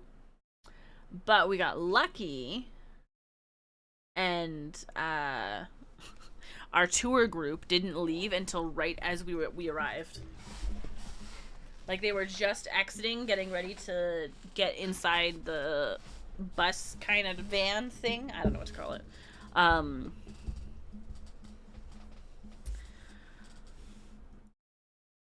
So they gave us our stickers, which we kept.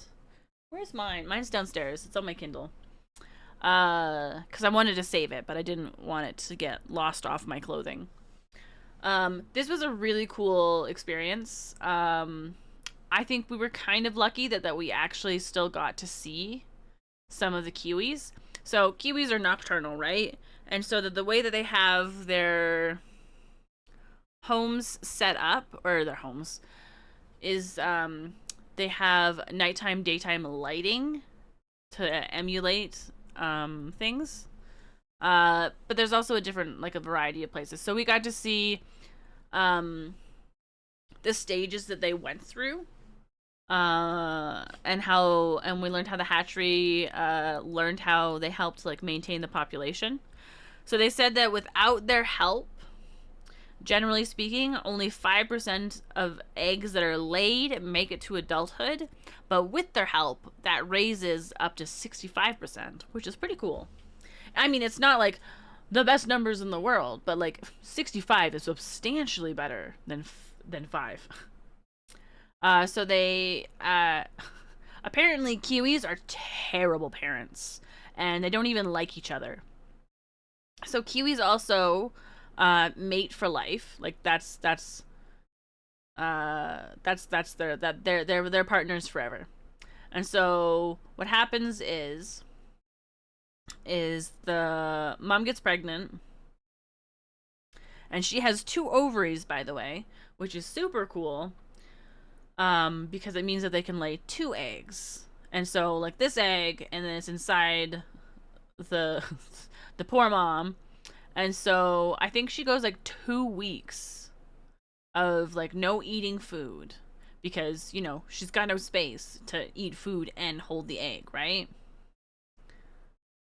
Um so the mom will lay the egg in the dad's den, and then the dad kind of hangs out and sits with the egg.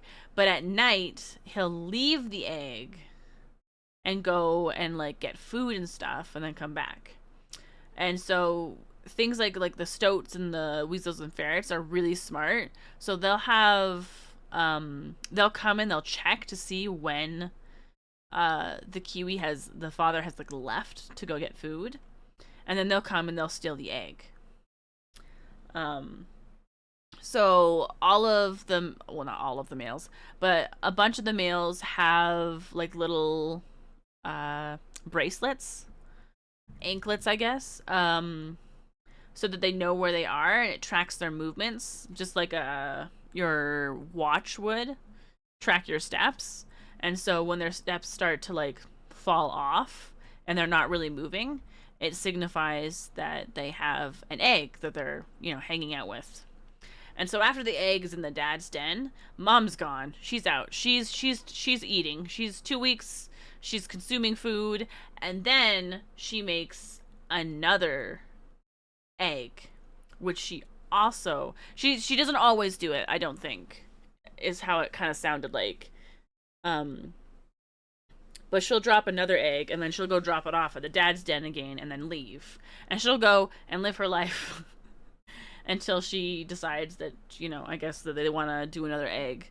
But they're like super solitary and super territorial, and they don't really like spending time with anybody.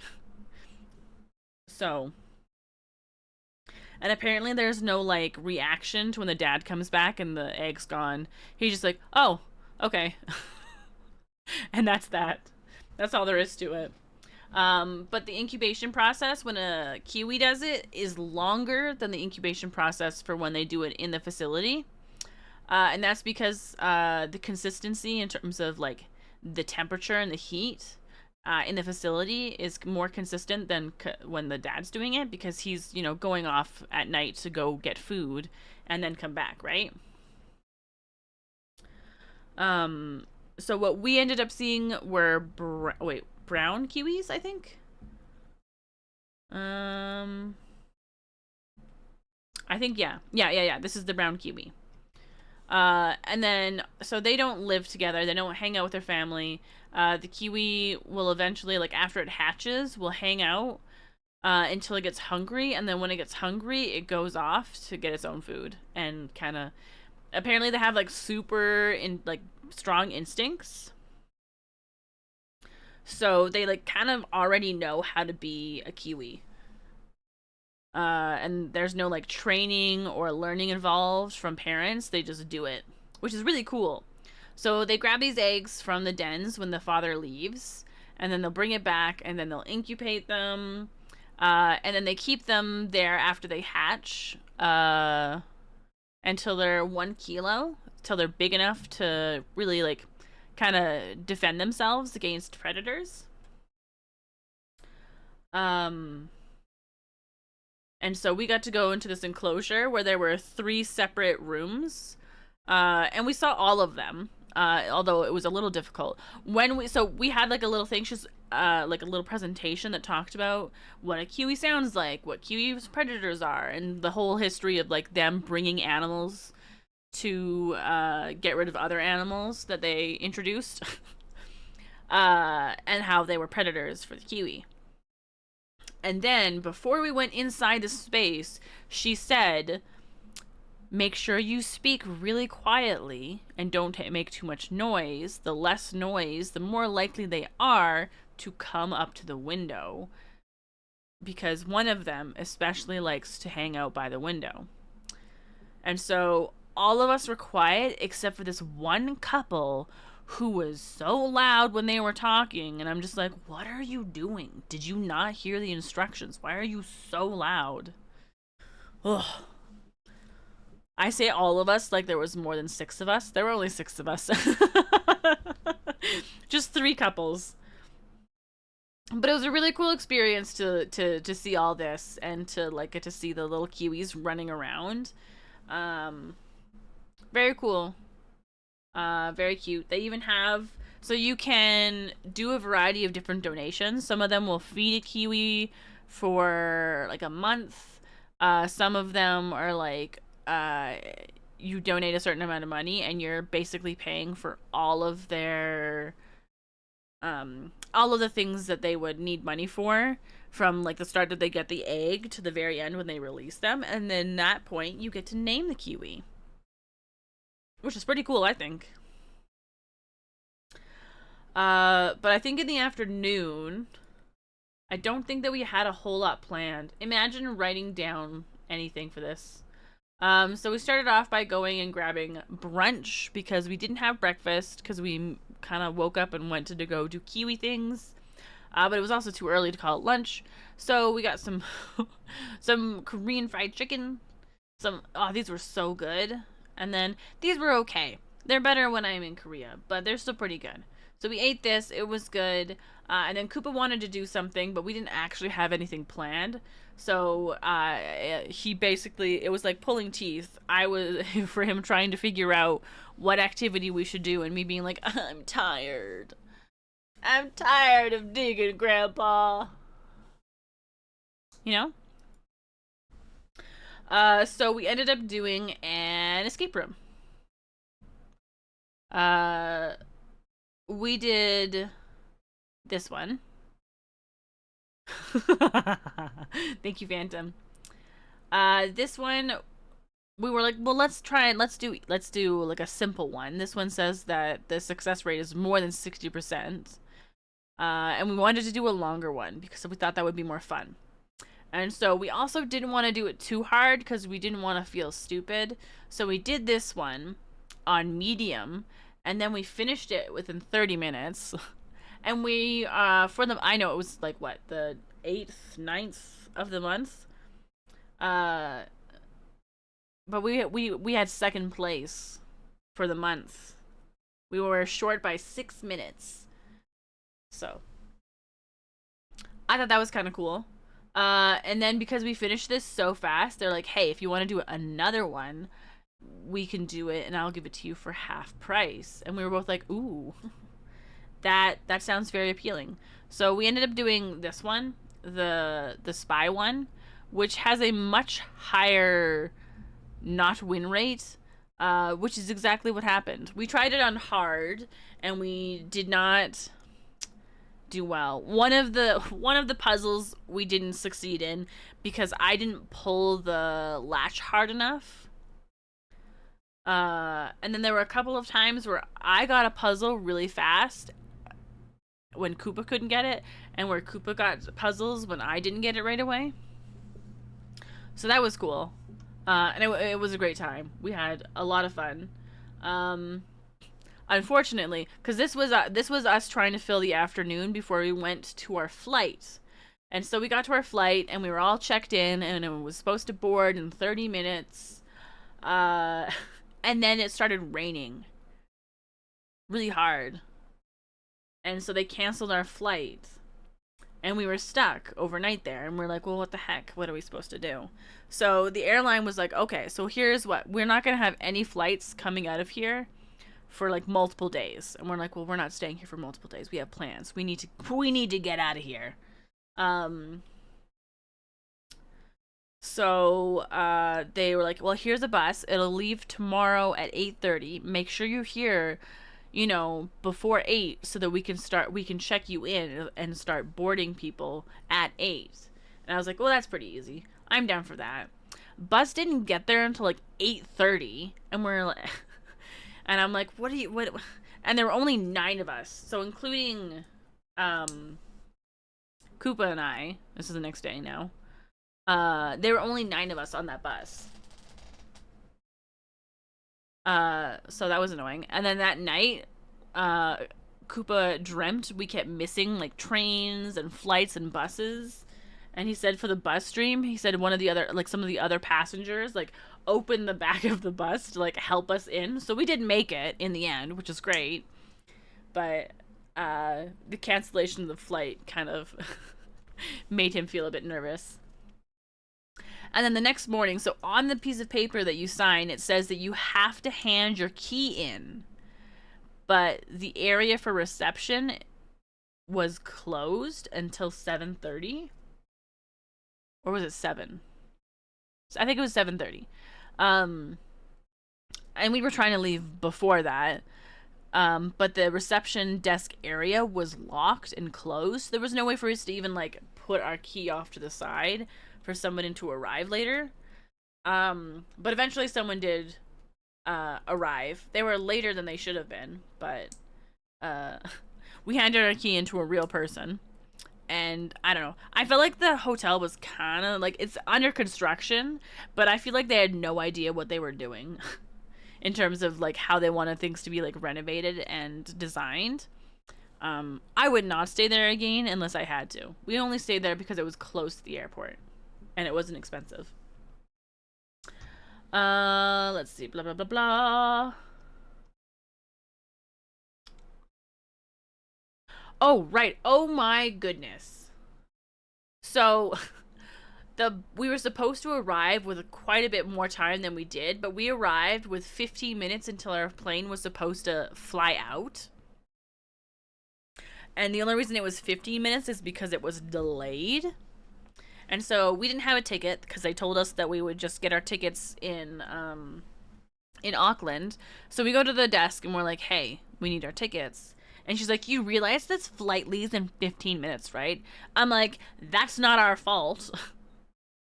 We came here from your bus. And she's like, yeah, but you came from outside of this airport, right? We're like, yes. She's like, okay, well, what you're gonna need to do. She didn't even like question like whether or not we would make it. She's like, you're gonna have to hurry through security. I'm like, how do you do that? Like, how do you hurry through security? You go as fast as security wills you to go. Like, you're not allowed to, speed through. You can't be like, hey, my flight's soon. Let me go by you. Speaking of people getting to go by, so the way that the security line that we were in went was there was a special line for people who were staff and who were starting their shift. So they got to go ahead of those people. And apparently everybody was starting their shift at the same freaking time. So Koopa went through, and then before I could get through, like 10 different staff members and special pass holders came through and went ahead of me. And so here you didn't have to take out any laptops, any liquids, which was fantastic. But it also meant that you might have to have your bags go through multiple times. So Koopa's bag one of Koopa's bags didn't make it through the first time. So it went through again. And then eventually mine went through, but I got to go. I think I got all my stuff. Like, I went through, like, physically through the little detector before his went through. So even if I tried to hurry, it wouldn't have happened. But we got to Queenstown. We made it to our flight. We made it just as the final line was going through. It was wild. A little stressful, but we made it through. We did it. And then we got to Queenstown. Whoa! Okay, there's a break. Oh. There's a break coming up. We've gone through all of our... Oh my goodness, pardon me. What's it called? Snoozes? So, I'm gonna... Thank you. I'm gonna throw at our break... nope, I'm gonna throw up an ad now. Thank you for all the snoozes, Phantom. I assume it was you. I actually don't know. So we'll be back in 3 minutes.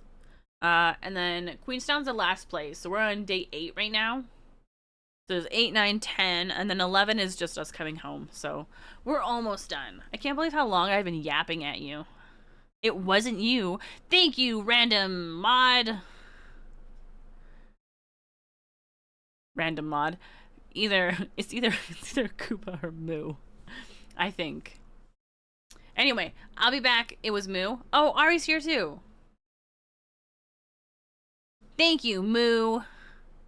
Wouldn't it be funny if it was actually Koopa? Koopa's usually working when I'm streaming, so unlikely. Unlikely it's him. But not impossible. Okay, I'm gonna be back in 5 minutes. No, I'm not. It's 3 minutes. Koopa's on vacation. No, he's not. He's at work. Actually, he's at home for lunch. But you get the idea. Anyway, I'll see you all in 3 minutes. Let me go. Badoop. Badoop. Wait, you just said. I said nothing. I have to go. Goodbye.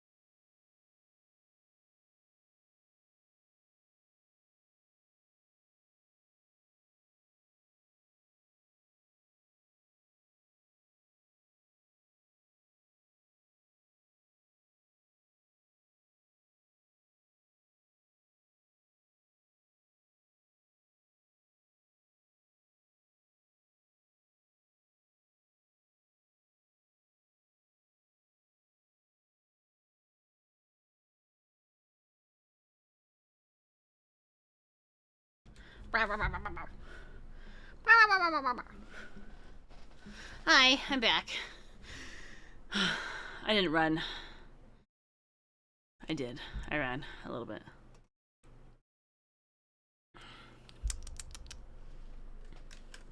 Thank you for the welcome backs.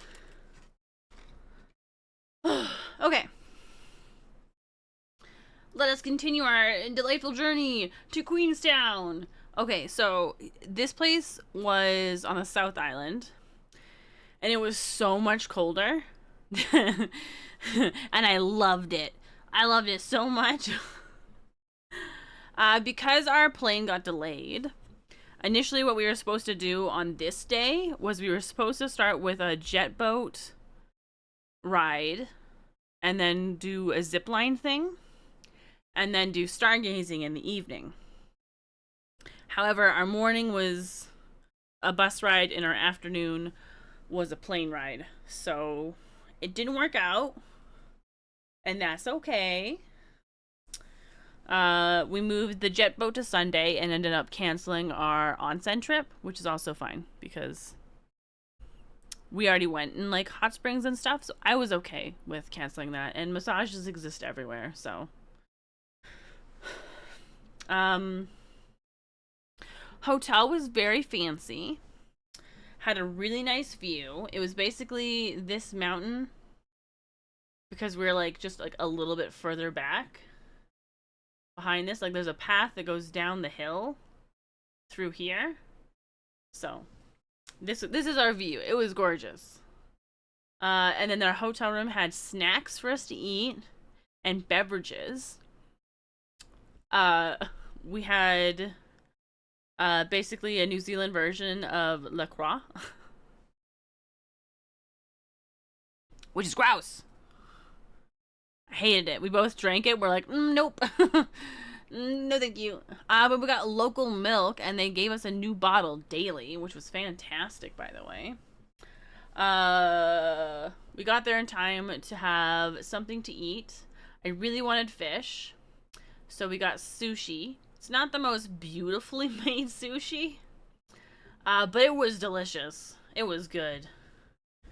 And then we saw a Lynn store. So obviously this is, I think I already showed this, but I had a whole bunch of chocolate. And so I got this milk chocolate sundae, which was way too much ice cream for me. I completely forgot that soft serve ice cream destroys me. Not like it fills my stomach so fast. So I get like a third of the way through and I go, oh, I'm done. Like growing up, my family wouldn't let me get my own soft serve cone unless someone was willing to step up and finish it off for me. And if no one wanted to, then I was heavily advised not to get it. Which is the exact way you make me get one, no matter what. Koopa got a dark chocolate milkshake, which was also very delicious. Then we went up the gondola, but it was too dark to take pictures. All you would have seen was like vague city lights, which to me isn't all that exciting. I don't super think that seeing a city from above and seeing all the lights is all that exciting. So you don't get that.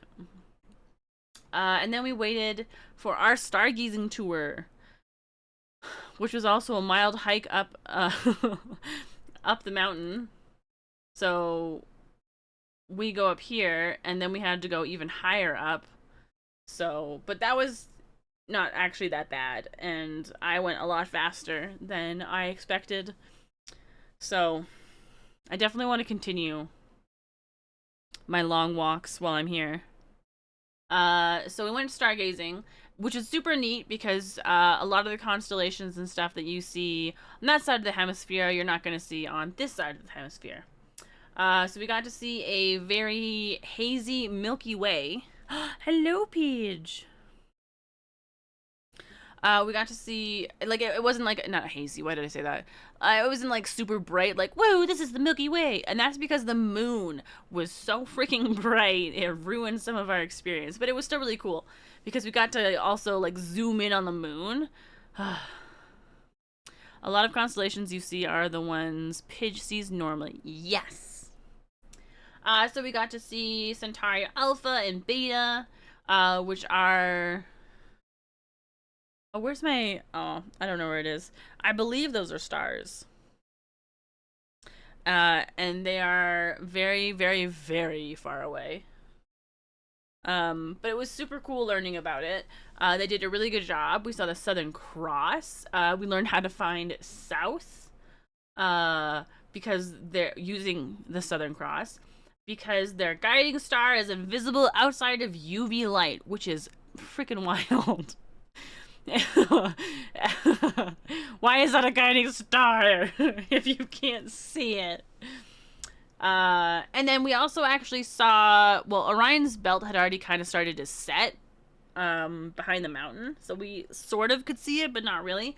But we got to see Orion's hunting dogs, and we saw Sirius, and then we saw Scorpius, and then we also saw Maui's hook, and they also talked about Maui.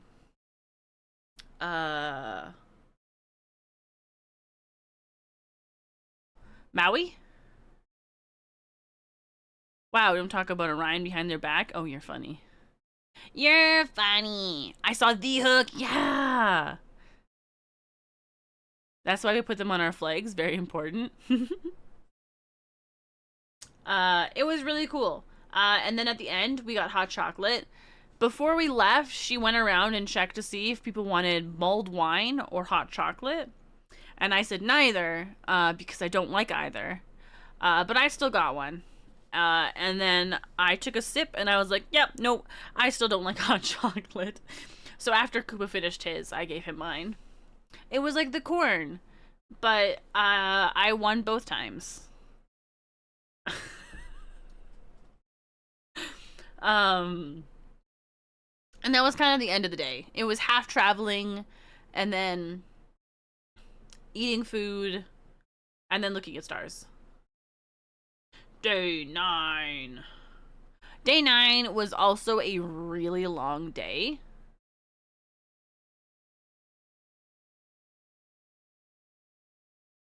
Because it was like hours upon hours on a bus.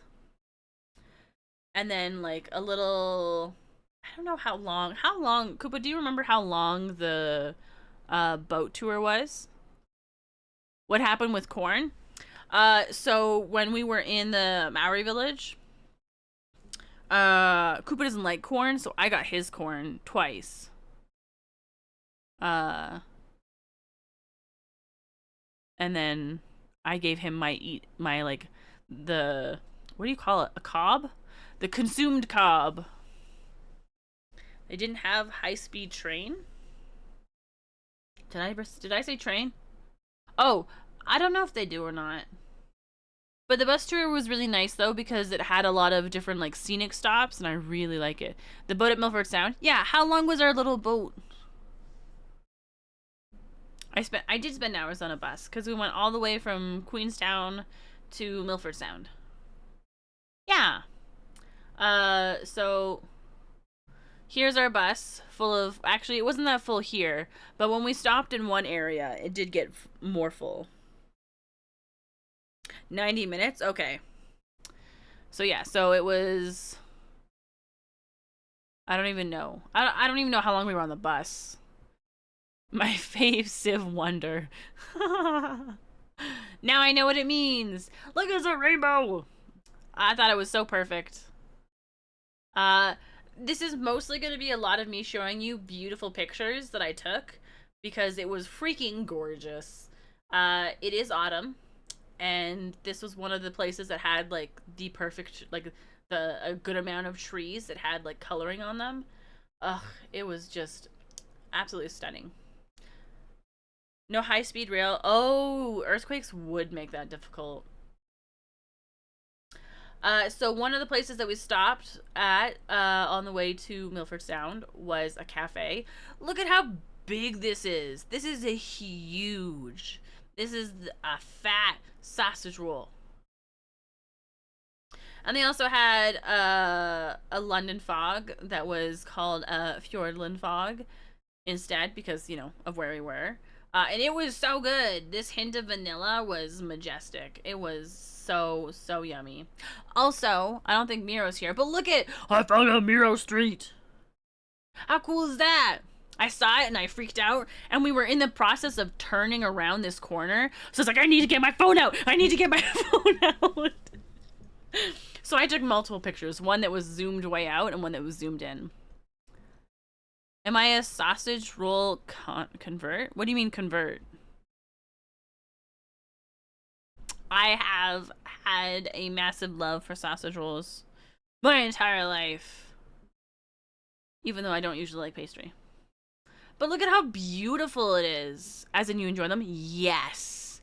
I freaking love sausage rolls. It is absolutely gorgeous. Look, rainbow. This is one of the places I think that we stopped. And I tried to hustle ahead so that I could stand by the people taking pictures, so that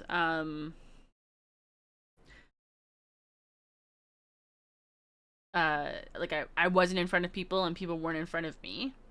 But other people didn't feel that way. So this is the only picture I got of the like mountains ahead. And then people were like, okay, and then they just started walking.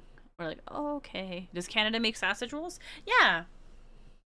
We do. I don't know. Are sausage rolls a thing in the States? I can't remember. Yeah. Oh, pardon me. This was the other side. And then look at this. Look at the clouds. Look at how, it's just so beautiful and luscious looking. Ugh. And then the second place we stopped, or third place? I don't know. This is actually on a bridge. We didn't stop. The bus driver just drove really slowly, but she couldn't stop on the bridge. So that was pretty cool. It actually explicitly tells you that you should not feed the Kia. They do not want you to mess around with their diet or make them sick or things like that. It's just... You only have them at Aussie pie places? What? What? Pigs in a blanket are different, though. What if the Kia are hungry? They're very smart and they can get their own food. And it's funny because I saw this sign. I'm like, we're probably not going to see a Kia. And then we did. We saw two. Here's the beautiful river, and it comes from a glacier. And so she said, if you want, you're allowed to drink this. And one of the people on my bus drank it, and I was like, and so I was like, how does it taste? She's like, not bad, kind of refreshing, a little, you know, what you would expect. So I also drank some, and they were right. It is a little refreshing, but it also tastes, it tastes like what you would expect a river to taste like. And then there were tons of like these little waterfalls all over the place. Here are the Kia birds. They jumped on another tour bus, and we're like hanging around stalking people. Here's our boat. It's called the Pride of Milford. I did not realize that we could go up here until way too late onto the ride. So we spent most of our time up here. But I wanted to be as close as possible. Is it a flightless bird? It is. Well, I mean, it has wings. And it can like kind of do like that hop jump thing. But for the most part, it does not fly. But it can fall with style. So because it was raining, we did get to have some nice waterfalls, but it wasn't raining hard enough to have the like really intense waterfalls. But we still got to experience some really pretty ones. I think that they were really pretty. Look at that! Look at that! But also, we didn't come to this prepared, clothing-wise. So my jacket, I call it a jacket, it was really just a button-up flannel, was soaked. I was soaked. And pretty chilly. But I really want to come back in winter, like in winter. Some of the areas will have like frozen like bits, and also apparently penguins. Penguins come and say hi. So I thought that was pretty freaking cool. So anyway, I want to come back here, but in like winter. Also, I like winter a lot. And then I took this picture, and I kept trying to find really good pictures because I really wanted to show how brilliantly like blue and gorgeous this water is. Because it was so freaking pretty and so vibrant, and this picture is not capturing it at all. But this is the best of the pictures that I did have. It was a really nice day, and our bus driver was really good about talking about the different, like, because the entire bus ride down, she was basically talking about like the history and like a bunch of stories and cultural things, and then like half of the way back, she did a little bit of that too, and said that if we had any questions or anything like that, she would happily answer them. But I was all the way in the back, so I didn't want to yell my questions. And then at one point, Coop was like, "Well, just say that you're interested in it," kind of thing. And so she's like, "Does anybody want to know about this or this?" And I was like, "Yes, please!" And just screaming from the back of the bus, and I felt bad, but not that bad, because I still did it. But next time when we come back to visit, I will definitely be better prepared clothing wise. Maybe bring or buy proper jackets for either getting absolutely drenched or sweaters and stuff. I wore t-shirts and my flannel the entire time. Alright, then we went to the store. This is a cheese and pineapple sandwich, and I thought it was, I'd never seen this combination before, so I took a picture.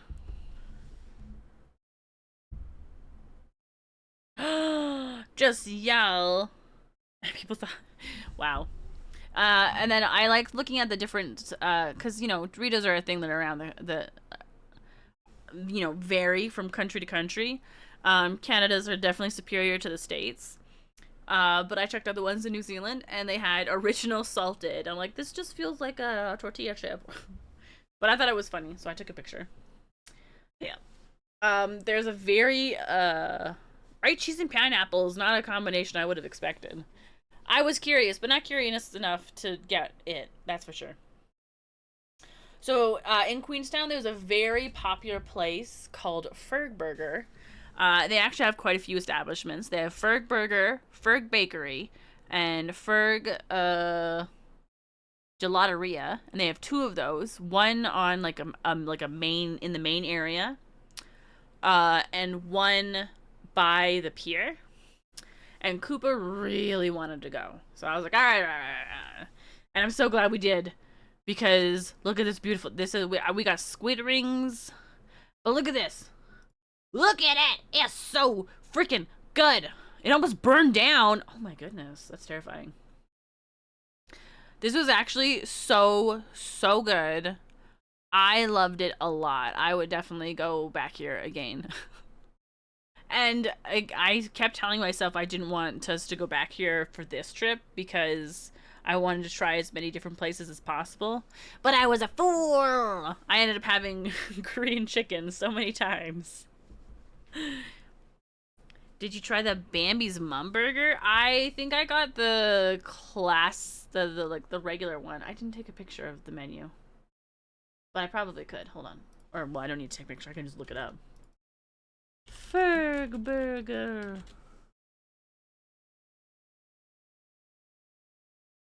Oh, there's also a bar, by the way. That's chicken.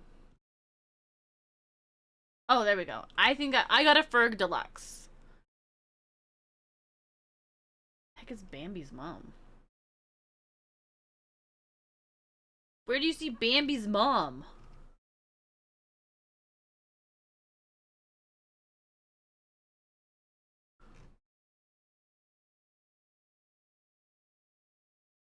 That's they may have taken it off the menu. Ah. Or maybe like changed it. I assume it's deer. You last went back into 2014. Wow. Let's see. Swine, bullseye. It's vegetarian. That's chicken, fish, venison. Oh, it's called Sweet Bambi. I found it. Venison. I looked under venison. There's one. It's called Sweet Bambi, which is. Oh man, you know what? Ooh. Hey, was that good? Did you like it? I think next time I go back, I want to try that. I love venison. But it's something I only ever get to eat when I'm at home. Because it's not something that gets, what's it called? Farmed here.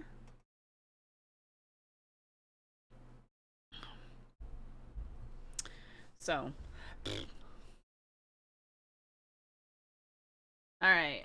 And that was basically the end. That was the entire day. We were on a bus. We're in Milford Sound, and then we're on a bus again. And then we had supper. And then came to day 10. And this was our last day of activities. So we started our day. Oops, that slide information is wrong. But anyway, we went on a jet boat. We went on this very small little van. Up to, what was it called again? It went to a very specific area. There are places that went to some of the more, like the closer to town lakes. But ours did not. And so we went like up a hill. And then you could kind of like see everything. And then we went above these clouds. So when we went to look down later, it was just cloud. So there's just this little opening right here where you could see things, and then it was kind of gone. You enjoyed it? Okay, good.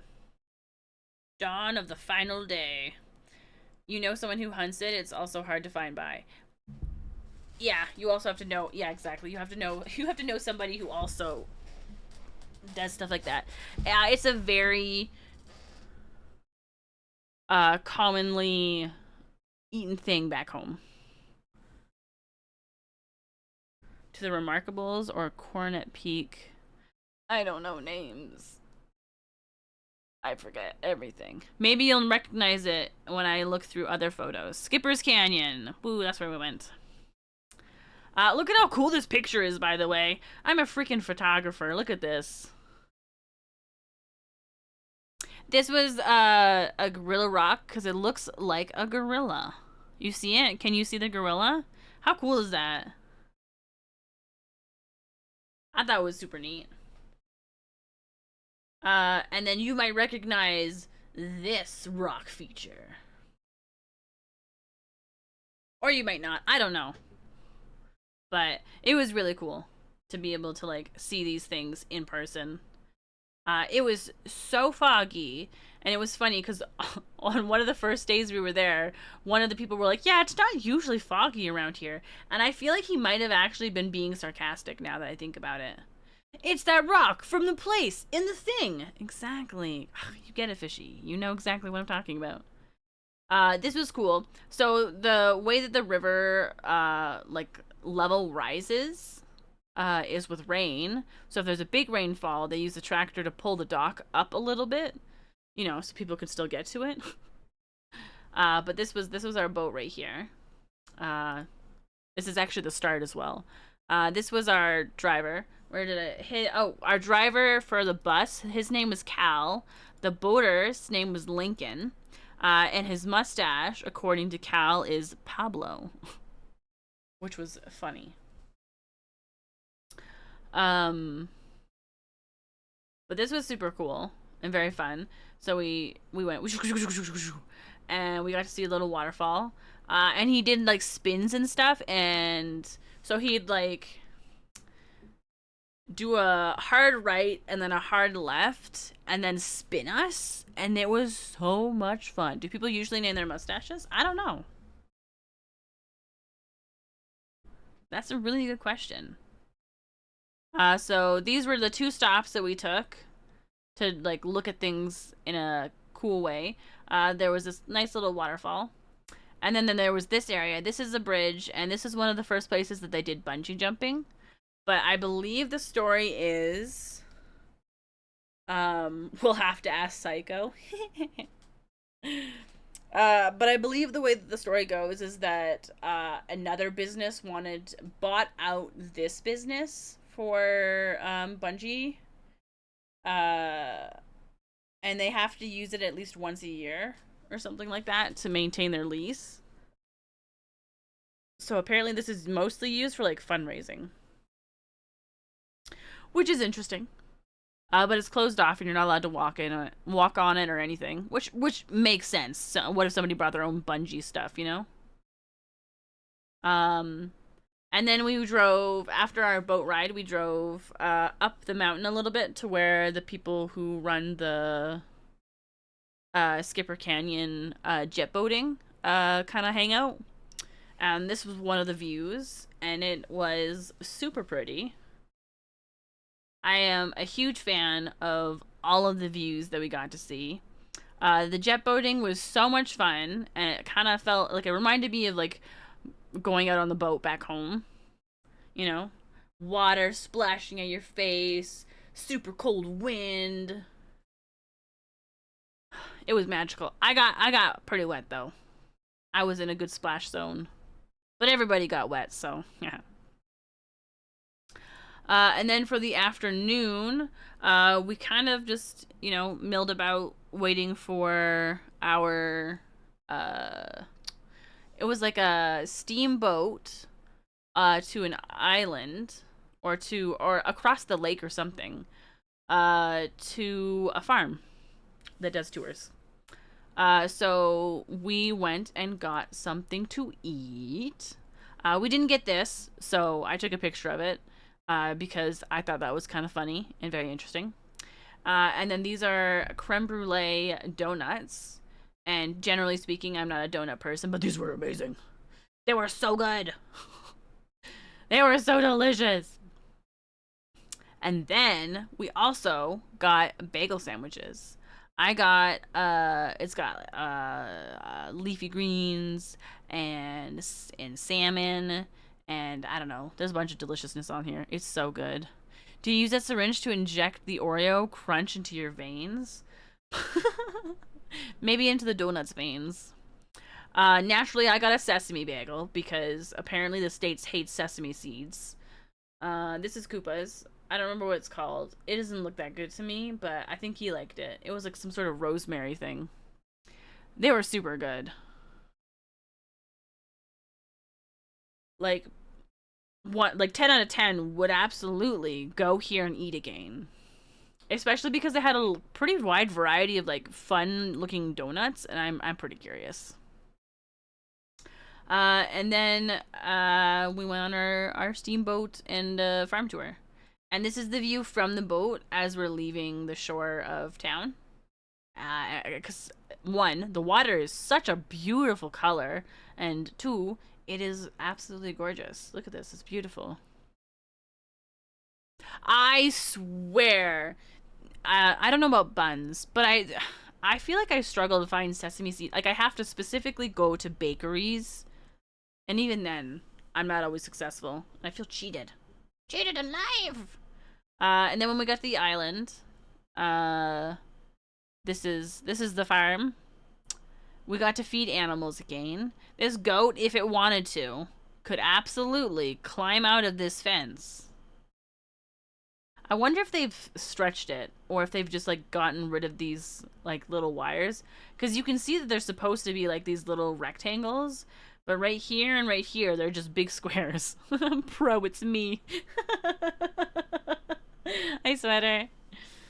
But they were very eager to have snacks.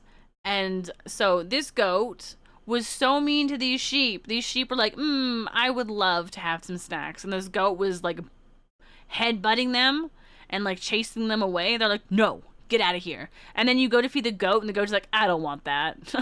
Get out of here with your with your pebbles of food. Disgusting. Get out of here. And then the sheep really wanted it, but the goat was just like, no. If I don't want it, you don't want it. And it just kept chasing them away. So it would chase one of them away, and then one of them would run up and like quickly grab some food before running off. And then when the goat chased that one away, the other one would come up and you'd feed that goat. So probably cut for feeding. Ooh, maybe.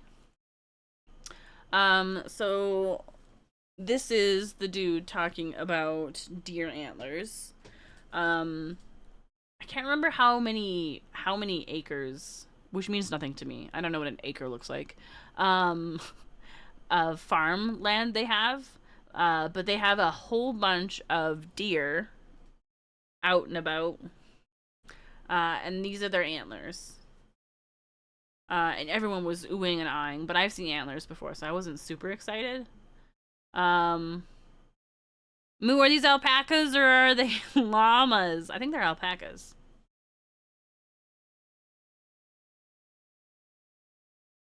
But we got to feed them too. And then we also went over and we got to see this white donkey. And then there were some pigs that have teeth, which is scary. And then, I didn't think, I thought I remembered to add a picture, but we got to touch, what are they called? Marlboro or something like that sheep, and they're like the softest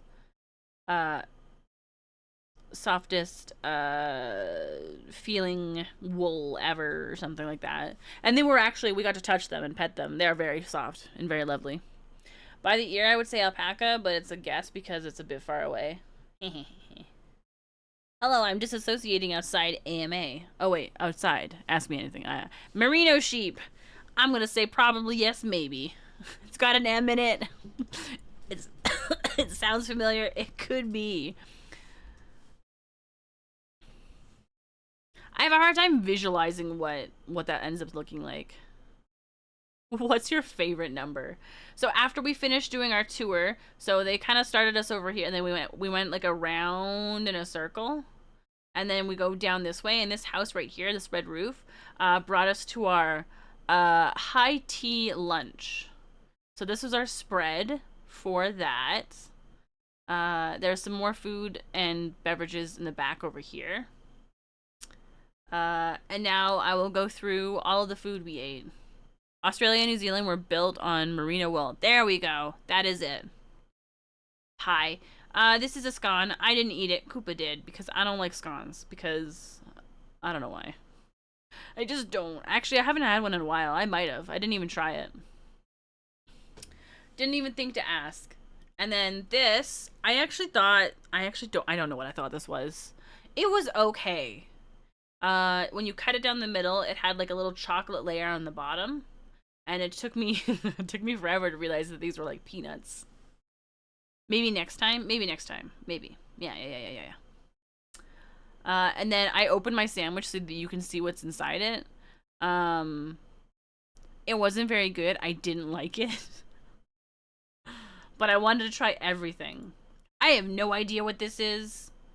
But it was amazing. It was so good. This was delicious. I could eat 80 of these. Ugh, I love them so much. And then this was like a apple almond little cupcake thing. It was very dry. I also didn't like it. This, though, was the star of the show. It's like a little pancake with cream cheese and fish, and I could eat 80 of those too. Yeah, it is very small. There were also cupcakes, and I didn't grab any of those because I was confident I was not going to enjoy it. But Koopa did try it, so he might have liked it. There's no telling. There's no telling what the truth of that is. He didn't complain about it, so I assume he liked it. Usually if he doesn't like something, I'll finish it off, because I don't like wasting food. But I don't know that I would have finished that off. And then I had a whole bunch of coffee. And it was delicious. Oh, and then this is where I fell, by the way. This leaving this place to go to the what are you bringing me? Thank you. Chicken. I got brought food. I'm so excited. Koopa, did you like the chocolate cupcake at our high tea at the farm? Yeah? Like 10 out of 10? No? Okay. He liked it, but it wasn't a 10 out of 10. So we were on our way to the sheep shearing presentation. And I was too busy looking at the beach. And I didn't realize there was a step. And I biffed it, and I skinned my knee, and scraped my hand. Which is doing a lot better today. Like, I can push on it and it doesn't really hurt as much. And my elbow also, I think, got a little bit scratched. But the most awkward part about the entire thing was that people would not stop asking me if I was sure that I was okay. I felt so bad. This lady was just like beside herself with worry. She's like, "Are you okay? Oh my god!" Because I think she watched me fall. I think I traumatized this poor woman. And then the person who was doing the tour rushed over. He's like, "Do you want me to get the first aid? Are you okay? Do you want me to help you?" And I was like, "Oh no!" And the only reason that I got up was because I didn't want other people coming out and then worrying about me being on the ground, and I didn't want to be in people's way. So I got up, and I was not ready to get up, but I got up anyway. I made sure my knee was not like dead before I got up. You know, had to stretch it out a bit, check it out. It was a good time overall, despite that. And then I limped around, and I was so glad that this was the last activity that we were doing for this whole trip. How lucky. It was not enjoyable to have a skinned knee while on the plane, but like, of all the ways that this could have gone, considering all of the hiking and stuff we did, I am so happy. I am so happy that I fell on the last day. And then we watched our guide shear, I think it was a lamb. You missed everything from day 3? I think you might have missed more than just day 3. No, I'm joking. I know what you mean. We're almost done, actually. You're gonna watch the VOD. I mean, it's not that exciting, unless you want to hear about how I fell. And then we watched the dog herd the sheep and the different ways that they did that. And that was pretty cool to watch. I loved that. And then we went on the boat, and my knee hurts, and we were gonna like walk around and check some of the things out, because I think Koopa said there was live music. Yep. Pardon me.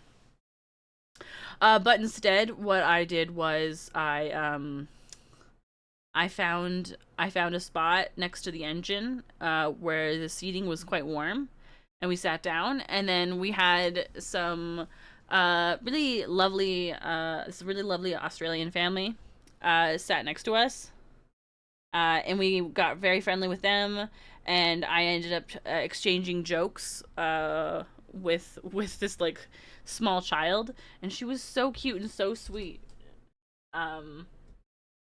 She was telling jokes and I was laughing. So she came over. She's like, "Do you know any jokes?" And then she's like, "Where are you from?" And I'm so glad that she asked and didn't assume I was from America. And so I said I was from Canada, because that's where I'm from, even though that's not where I'm living. And she's like, "I'm from Australia," because I wasn't actually 100% sure. And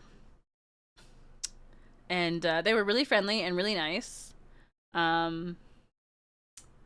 Yeah, and that was the end of that. And then Cooper really wanted pizza, so we went and got pizza. Do you like how I call this our final meal? This is my side. because Koopa hates mushrooms and olives and basically anything that's not pepperoni. This is Koopa's side. It is pepperoni. And then we ate that, and then we obviously did not finish our pizza because it's massive. Look at this bad boy. It's huge. So I got to eat it the next day. Which also was the day that we were leaving. The final day. Ooh, Ming, do you like pineapple on your pizza?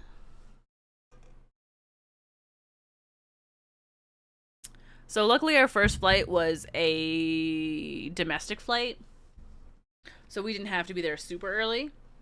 But we did have to leave by like 5:30 to get to where we needed to go, and then we had a 5-hour layover, and we made it through to our gate in a very slow and casual way.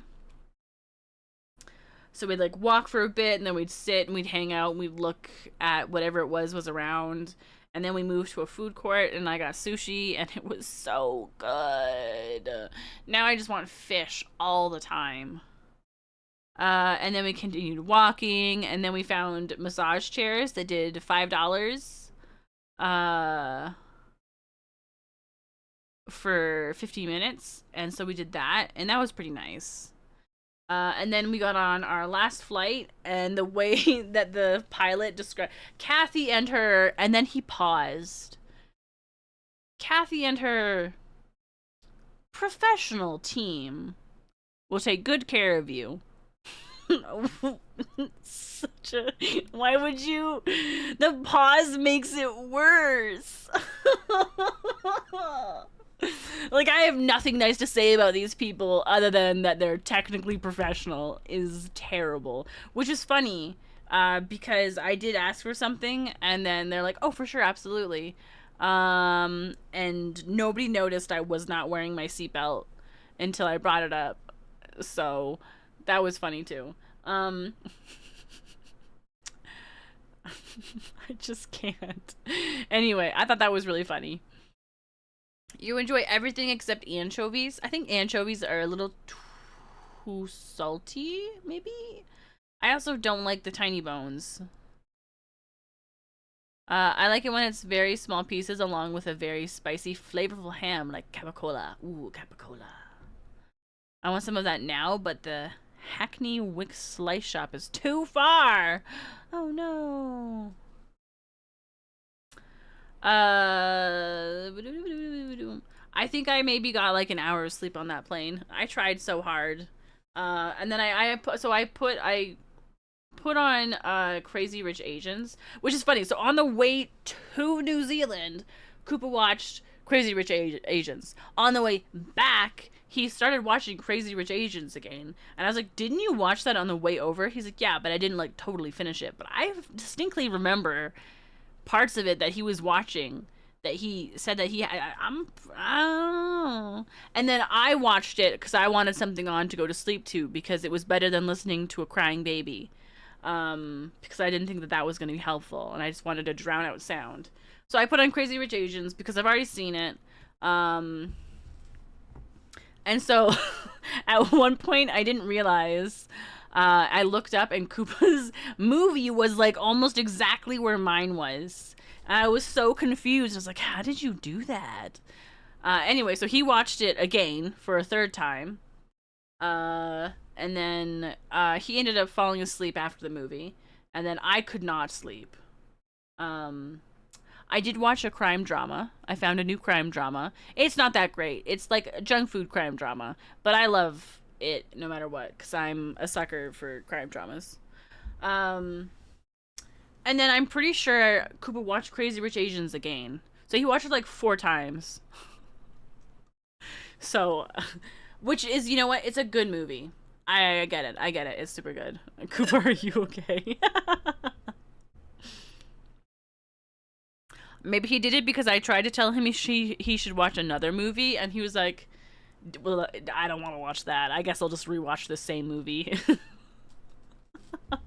And then when I got home, having it on while I sleep is not the same as watching. Okay, I'm sorry. He sort of slept while watching it. But he still had his headset on, so he was watching it in his dreams. I can't believe you got here in time to hear me talk about you watching that movie. It's actually really funny.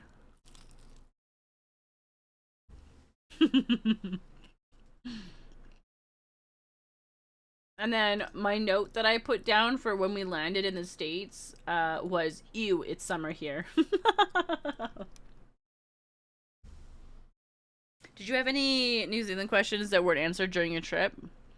Actually, people were super open to sharing as much information as possible, and a lot of the other people had questions that they asked, and I received answers that way as well.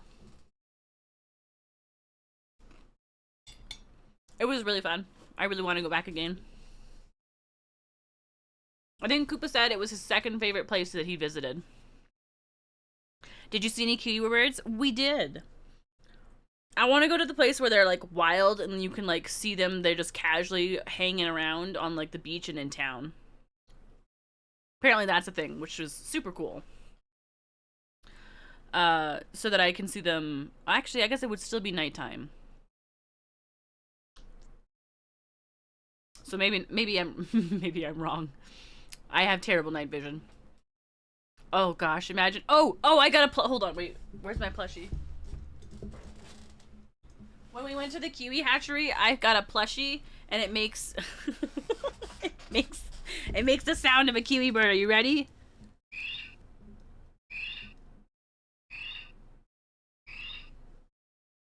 And that's the sound that a brown kiwi makes. So we had a layover. So we landed in, I think, San Francisco, and then we had our layover, right? And so we went and kind of hung out by our gate eventually. And there was this Australian fellow and I think a coworker, or maybe just a person that he'd met. I'm not entirely sure. I didn't ask about their relationship. So he went to go to the coffee shop. And so the girl stayed behind, but then I believe, Koopa, correct me if I'm wrong, her gate got called early, so she had to leave. And so she asked Koopa, I think, to watch that guy's stuff and to let him know that she had to leave early. And so he came back and he had his drink, but he also had gotten her a tea. And so he came back and Koopa was like, oh, she had to go. And he's like, oh, okay. And then he said, oh, well, would either of you like to have this, like, green tea? Because I guess that wasn't something he was interested in. So I got a free green tea from this dude, which was lovely. And he was very nice. They didn't know each other. The tea was her payment for watching his stuff. Aw, that's so sweet. See, Koopa knew more than I did. I don't remember what I was doing. I was on the floor. I don't like sitting in the chairs at airports. I'm already going to be trapped in a chair on a plane. I just finished throwing a tantrum at work. Hello. Welcome back. I hope your tantrum was good.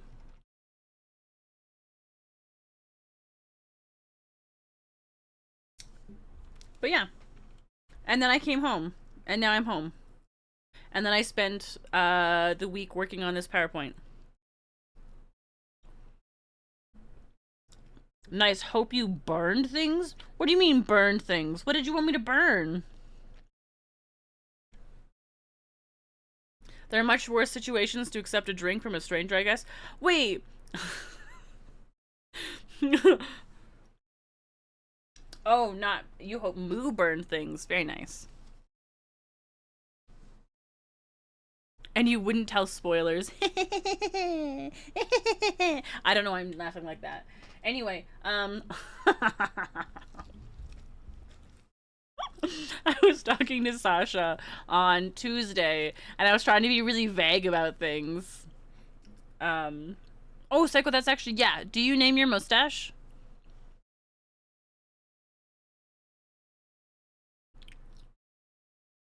I don't know. He just came back.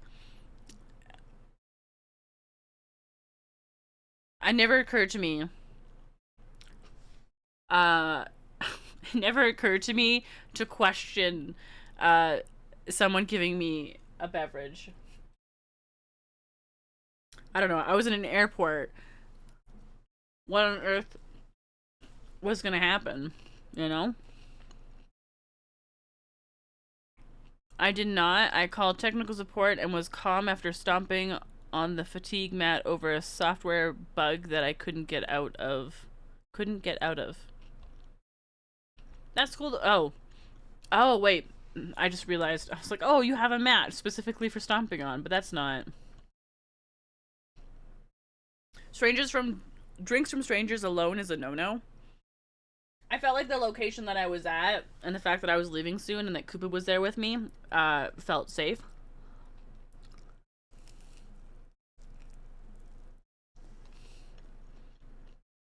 He already had a security check. Airport is the safest place to do it.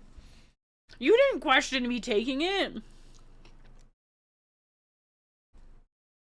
I drank it and I was fine. Or it's a really slow acting poison and I'll be dead next week.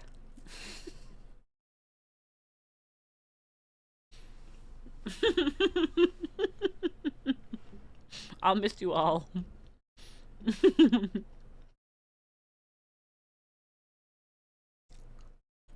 I hope you enjoyed my PowerPoint.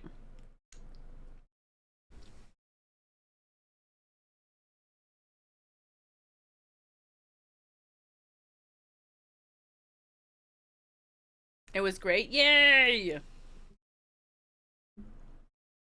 But hearing it was wonderful. Aw. I'm glad. I was worried that I was either gonna be too chatty or not chatty enough or had too many pictures. I'm a little sad that I didn't get through the videos, but we'll get there. You'll see them. It's just a lot to edit, and I have other work things that I need to do. Cooper after the funeral. Finally I can watch Crazy Rich Asians on loop at the house with it's part of your personality now, Koopa. You're welcome. It's like you were a teacher or something. You're a natural at it. I was trying so hard not to be too teachery about it. Although I did want to include some of the educational bits that I learned. Because I thought that was really cool.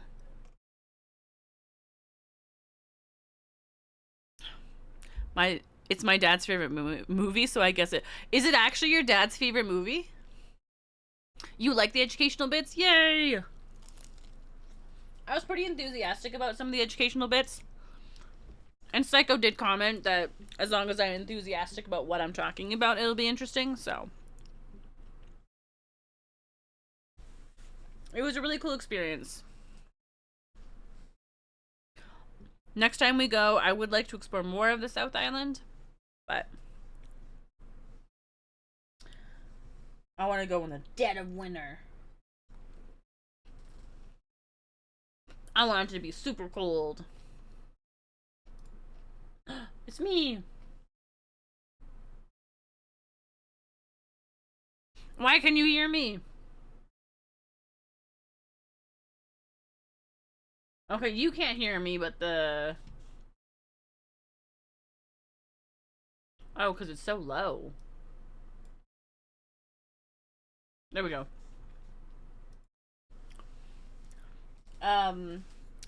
Does anybody have any questions about my adventure to New Zealand? Oh, thank you. Am I staying with you for the next several hours? I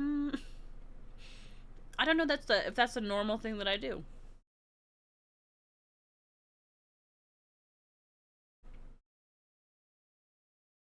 If you saw Legolas, what would you have done? I would have pretended that I didn't see Legolas, but I would secretly watch from the corner of my eye to see what he was doing. I missed the start, but do you know about the Art Deco town? Ooh, I think there's an old-fashioned steam train that goes through it. What? That's so cool. No, I didn't know about that. When do you get to see the videos? I am currently, so there was like 32 minutes of footage and I've gotten it down to 18. So I'm still going through the clips and trying to figure out how to edit it, but hopefully It won't be too long.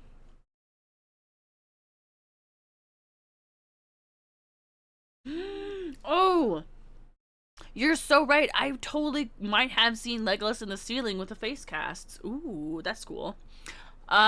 Wait. Someone give me Lee. Who is a famous fighting movie star? Like action fighting.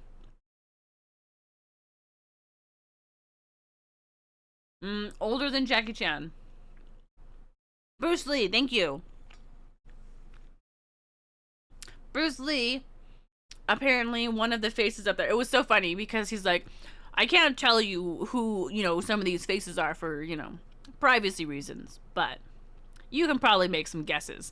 And then later on, when we were looking at things in the office, the guide was like, yeah, Bruce Lee is one of the faces that we have. And I was like, oh? He's like, yeah, apparently, the face molds are like super popular and they trade them.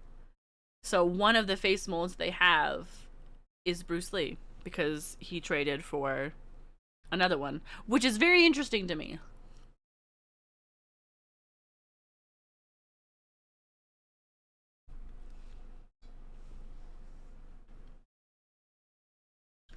So that was cool.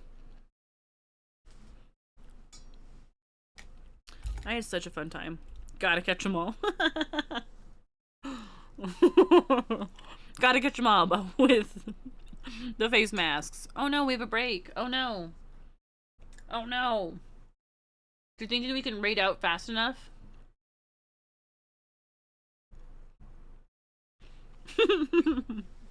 I'm immediately leaving you.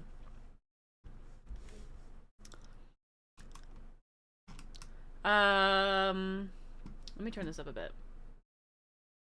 There we go. What day is it today? Today's... Oh my goodness, let's go see Pee-Pee! I will probably be back tomorrow. I can't super duper guarantee it, because I'm a terrible person with commitment issues. No, I'm not, but, I'm hoping to start the game tomorrow, but it might end up just being a fan art day. We'll see. We'll see where my energy's at. Thank you for hanging out with me today. I've never done something like this before, so it was kind of cool to be able to share these kinds of things with you. Let's see. I will hopefully see you tomorrow. If not, I will see you next week.